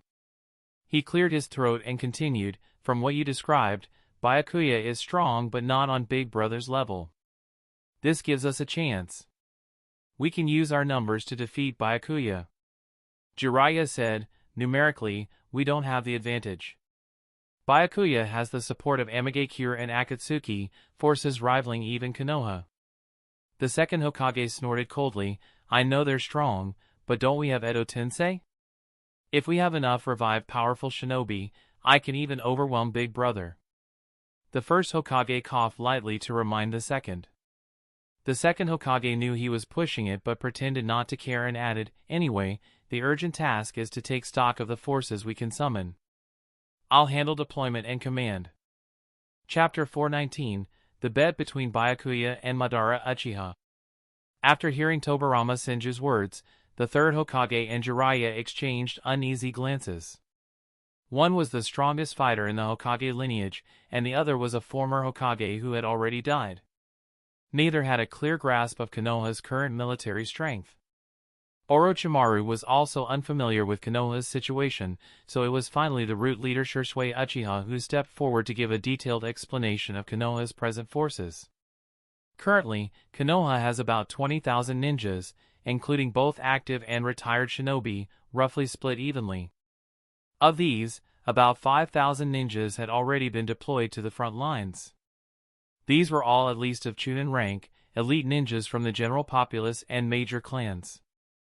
The remaining 15,000 ninjas stationed inside Konoha mostly had ranks below Chunin, making it difficult to form another competent ninja force.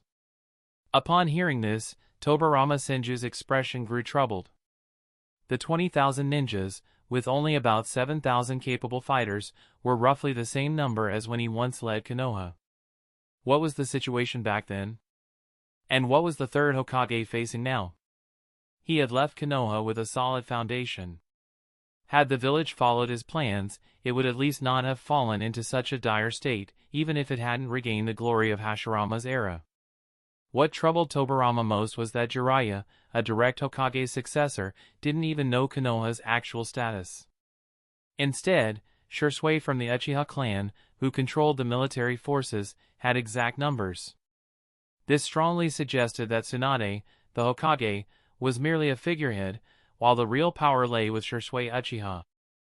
This was a bitter pill for Tobirama to swallow. At that moment, several masked root ninjas entered the laboratory.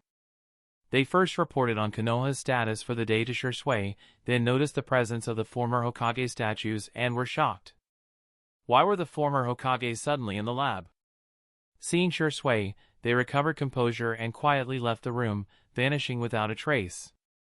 Tobirama noticed these root ninja coming to report and sensed something familiar about them. It was likely all of them were Shisui's subordinates, each possessing the elite Jonin-level chakra. This only reinforced Tobirama's belief in Uchiha dominance over Konoha's military. His feelings grew even more complicated. But now wasn't the time to dwell on this. He needed to allocate forces properly to defeat the two biggest threats to Konoha, Madara Uchiha and Byakuya. Somewhere in a canyon within the ninja world. After days of preparation, a Shinobi Alliance army composed of ninja from various villages gathered in the canyon to be inspected by their leader, Byakuya, and 5 captains. Byakuya roughly estimated the number of troops at around 80,000, an unprecedented scale and quite possibly the last time such a massive ninja force would be assembled. The 5 Kage, witnessing this scene, were moved. Before becoming leaders of their villages, they had all endured brutal ninja wars, and even then, the scale of ninja forces was limited. Usually, battles involving dozens of shinobi were considered major campaigns, and fights involving hundreds or thousands were recorded in the annals of the ninja world's history. The reason was simple: ninjas are an extremely versatile and powerful troop type. Speed, strength, and firepower of just one ninja can equal that of an entire army. For ninja working together could have the effect of thousands of soldiers. This was why ninjas replaced traditional samurai. Therefore, large-scale ninja armies were rarely formed unless absolutely necessary. Even the five Kage felt refreshed seeing tens of thousands of ninja gathered in one place. Exchanging glances, Byakuya began a rousing pre-battle speech to boost morale. After an impassioned speech, the canyon erupted with thunderous cheers. The allied shinobi, energized like they had been injected with adrenaline, were full of confidence for the upcoming great ninja war. After the rally, the five Kage returned to the command center, their faces heavy with worry. The allied shinobi army had been formed, but Madara Uchiha had yet to appear on the front lines. Was he trying to wear down the alliance through delay? According to information from Byakuya, the Turtle Island hiding the tailed Jinchuriki had been attacked. Byakuya successfully repelled Madara's subordinates and protected the Jinchuriki, but Jiraiya had vanished during a sneak attack. Jiraiya was one of the legendary three. How many shinobi in the world could confidently defeat him? Thinking this, the five Kage glanced toward Byakuya. Even though only a shadow of Byakuya was present, they instinctively felt a sense of reliance on him. The reason was simple: Madara Uchiha was beyond the power of any Kage-level ninja. Only another transcendent ninja like Byakuya could somewhat restrain Madara. Byakuya, resting with eyes closed, seemed to sense the Kage's gaze. Slowly opening his eyes, he said, "Everyone, Madara has arrived." Madara has arrived? Hearing this, the five Kage were momentarily stunned. How had they not known of Madara's coming? At that moment, several ninjas entered the command room and reported to the allied leadership. Honored leaders, according to the reconnaissance team's intel, tens of thousands of chakra signatures appeared 50 kilometers away on the wasteland. It's most likely Madara's army. The five Kage's expressions darkened, secretly impressed by Byakuya's sensing abilities. As five Kage, their chakra sensing was outstanding, able to detect chakras several kilometers away. While not as refined as highly skilled sensory jonin, their ability was formidable. But Byakuya's sensing range of 50 kilometers was terrifying, surpassing the limit of the Byakugan and most sensory jutsu. Yet why were there tens of thousands of chakra signatures? Could it be all the white Zetsu that had previously attacked the five great shinobi villages? The number of white Zetsu was astonishing, nearly equal to the Ninja Alliance itself. No wonder Madara was confident enough to declare war on the entire ninja world. After a moment's thought, Inoki looked at Byakuya and asked, "Byakuya, leader, Madara is at our doorstep. How should the Ninja Alliance respond?" Byakuya smiled at Inoki and said, "Of course, we go meet Madara. Isn't the Ninja Alliance united to fight Madara?" Inoki nodded, silently sighing to himself. He was getting old. Hearing Madara's name still instinctively filled him with fear. Well said. Let's march toward Madara then.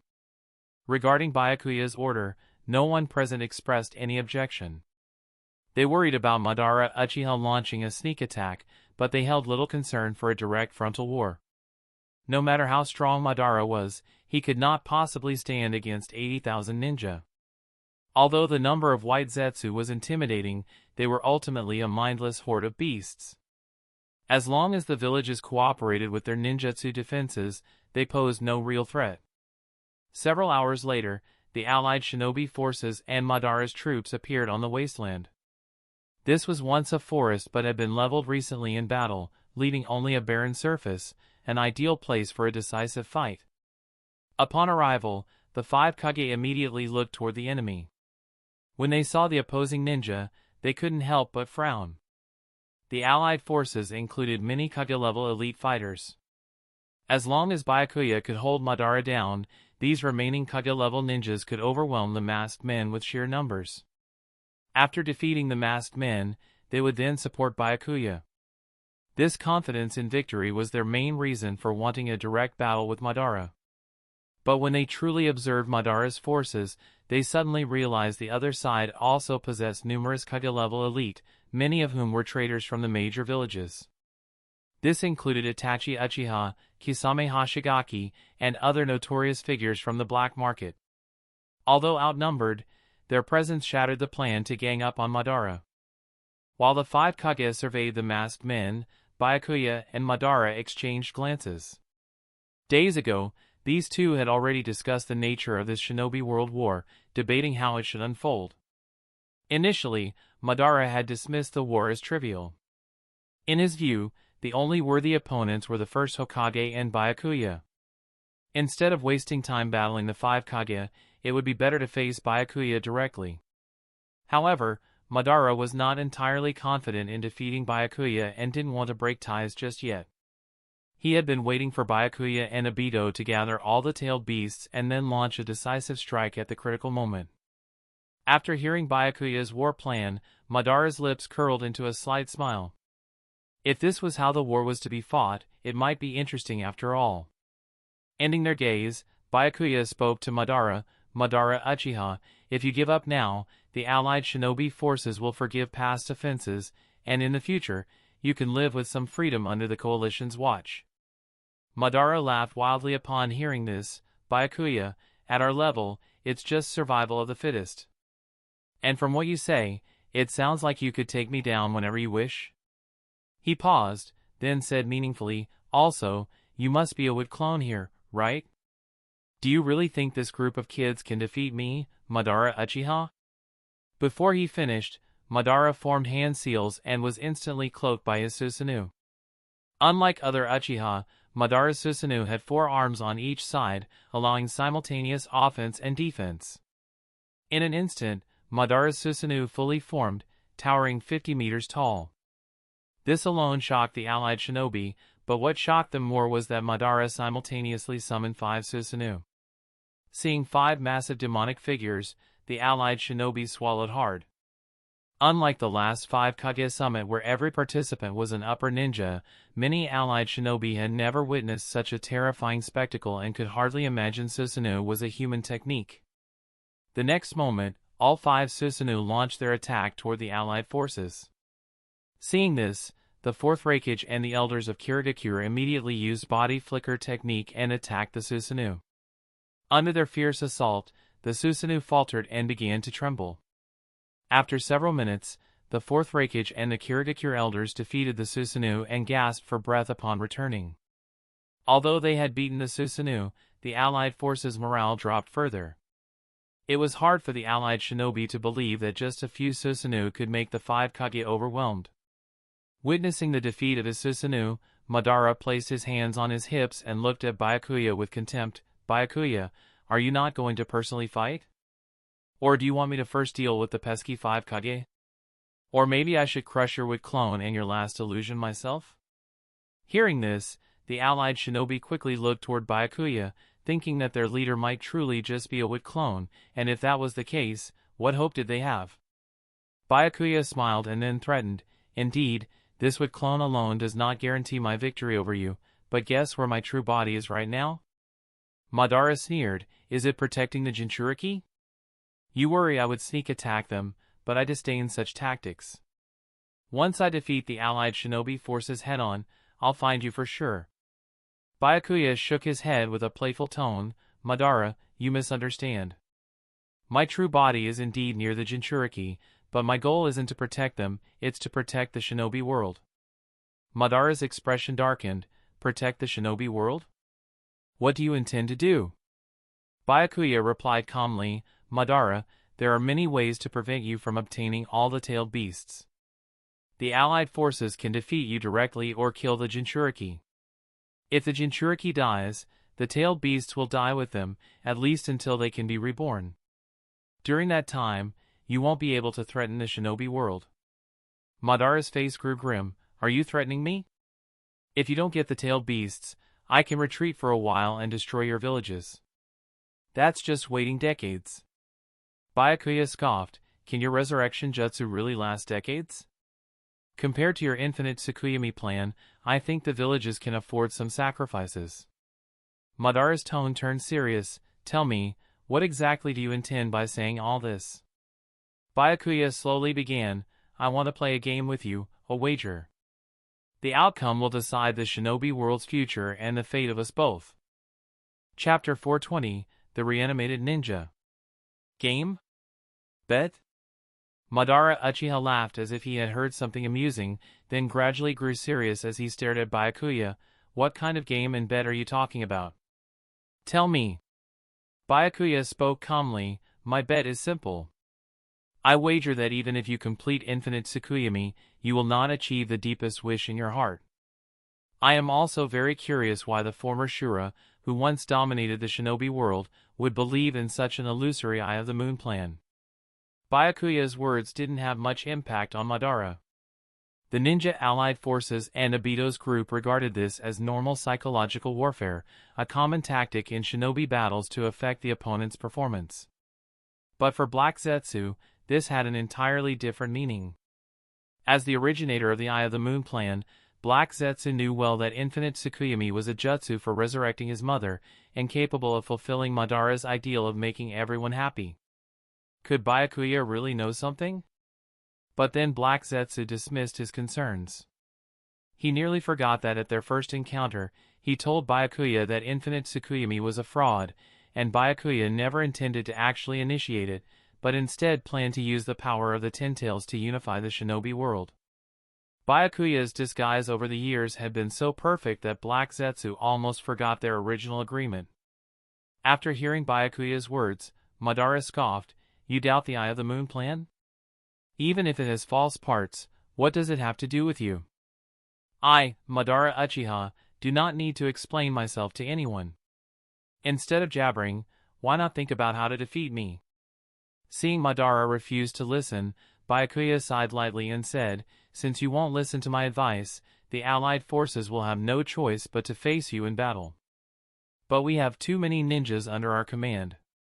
If we exhaust them in war, it would be a huge loss for the entire shinobi world." Madara asked with interest, "What do you plan to do?" Byakuya cleared his throat and continued, "Have you heard of the Chunin exams, Madara Uchiha? I intend to hold a competition here, with each side sending ninja to fight on a stage. Whichever side's ninja emerges victorious will be considered the winner. If the allied forces lose, I will hand over all the Jinchuriki. If you lose, please return to the Pure Land and stop interfering in the shinobi world. This way, we avoid a devastating internal war and still achieve our respective goals." Byakuya's words caused an uproar across the wasteland. From the 5 Kage to ordinary Chunin, everyone discussed heatedly. Fourth Raikage angrily said, "What is that Byakuya guy trying to do? This is a shinobi war, not a Chunin exam. Having us fight like exam candidates is humiliating. And if we lose, we have to hand over Killer Bee, Naruto, and the others." Inoki frowned, thinking carefully before explaining, "Raikage, don't be so impulsive. Haven't you noticed that Byakuya is stalling for time, waiting for his true body to return? Besides, if we really fought, who knows how many would die?" After Inoki's explanation, the fourth Raikage's expression softened, but he still looked resentful. As the fourth Raikage, he had never encountered such humiliation. Tsunade stepped in to comfort him, "Raikage, you don't understand Byakuya well enough. Even if we really lose, Byakuya definitely won't hand over Naruto and the others. Knowing his ruthlessness, he'll handle Killer Bee and Naruto himself." Tsunade's words seemed to have little effect. The fourth Raikage's face only darkened. However, he knew his role. He was the Raikage of the Hidden Cloud and had to live up to that position. Among the crowd, after hearing Byakuya, Might Guy looked at Kakashi. "Kakashi, are you going to participate in the tournament? I think Byakuya's idea is quite good. It can minimize casualties on our side." Kakashi frowned and fixed his gaze on Byakuya and Tobi. If the war could be resolved peacefully, that would be best. But he knew there were many tangled connections between Byakuya and Madara. If the tournament really began, all previous shinobi wars would become a joke. What did Byakuya and Madara really treat war as? A game to toy with, gambling with lives and the future of the shinobi world? And what role did Obito play in all this? Thinking of this, Kakashi glanced at the masked man, his gaze sharp and focused. Following Kakashi's line of sight, Might Guy also looked at the masked man and asked puzzled, "Kakashi, do you know who that masked man really is? You seem to know him." Kakashi was silent for a few seconds before nodding. I have some suspicions about his identity, but that person is already dead, and I can't figure out why he became the masked man. Might Guy scratched his head, not quite understanding Kakashi, but didn't ask further. They were eternal friends and rivals. Kakashi not telling him about the masked man's true identity was probably due to timing. All he needed was to firmly stand by Kakashi's side. Sensing their gaze, Obito glanced toward them briefly, then looked away, pretending nothing was wrong but feeling somewhat uneasy inside. Could they have noticed something? It made him feel better to remember that one of his Kamui eyes was still with Kakashi. At such close range, the Sharingan would inevitably resonate. As for Might Guy, he was just a hot-blooded fool, not worth worrying about. Turning his attention to Byakuya and Madara not far away, those were his real concerns.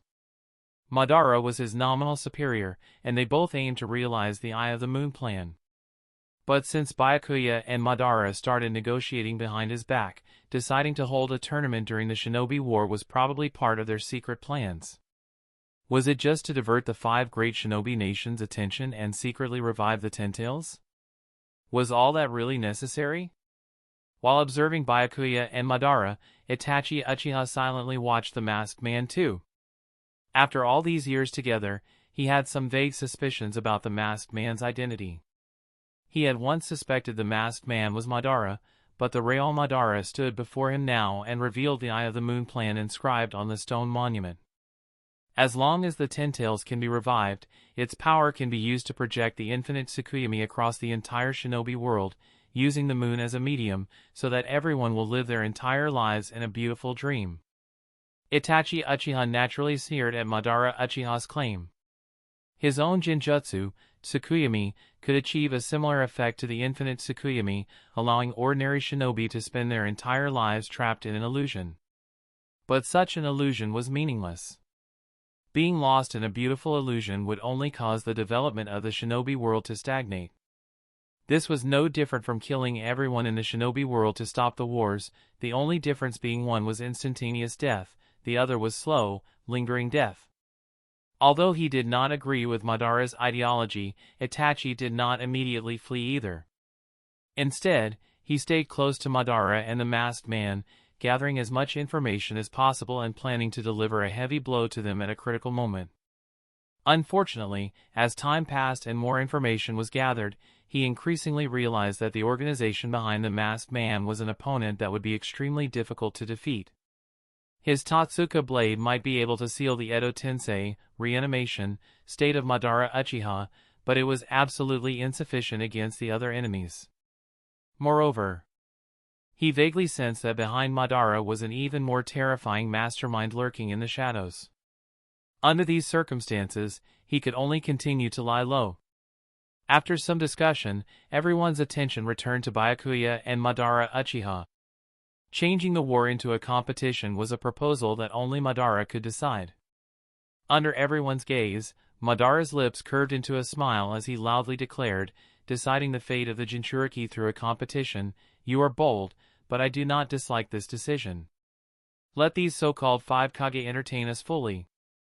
From Madara's words, it seemed he never regarded anyone besides Byakuya as a worthy opponent. Even knowing this, the allied shinobi forces dared not express their anger. They understood Madara truly had the right to look down on everything.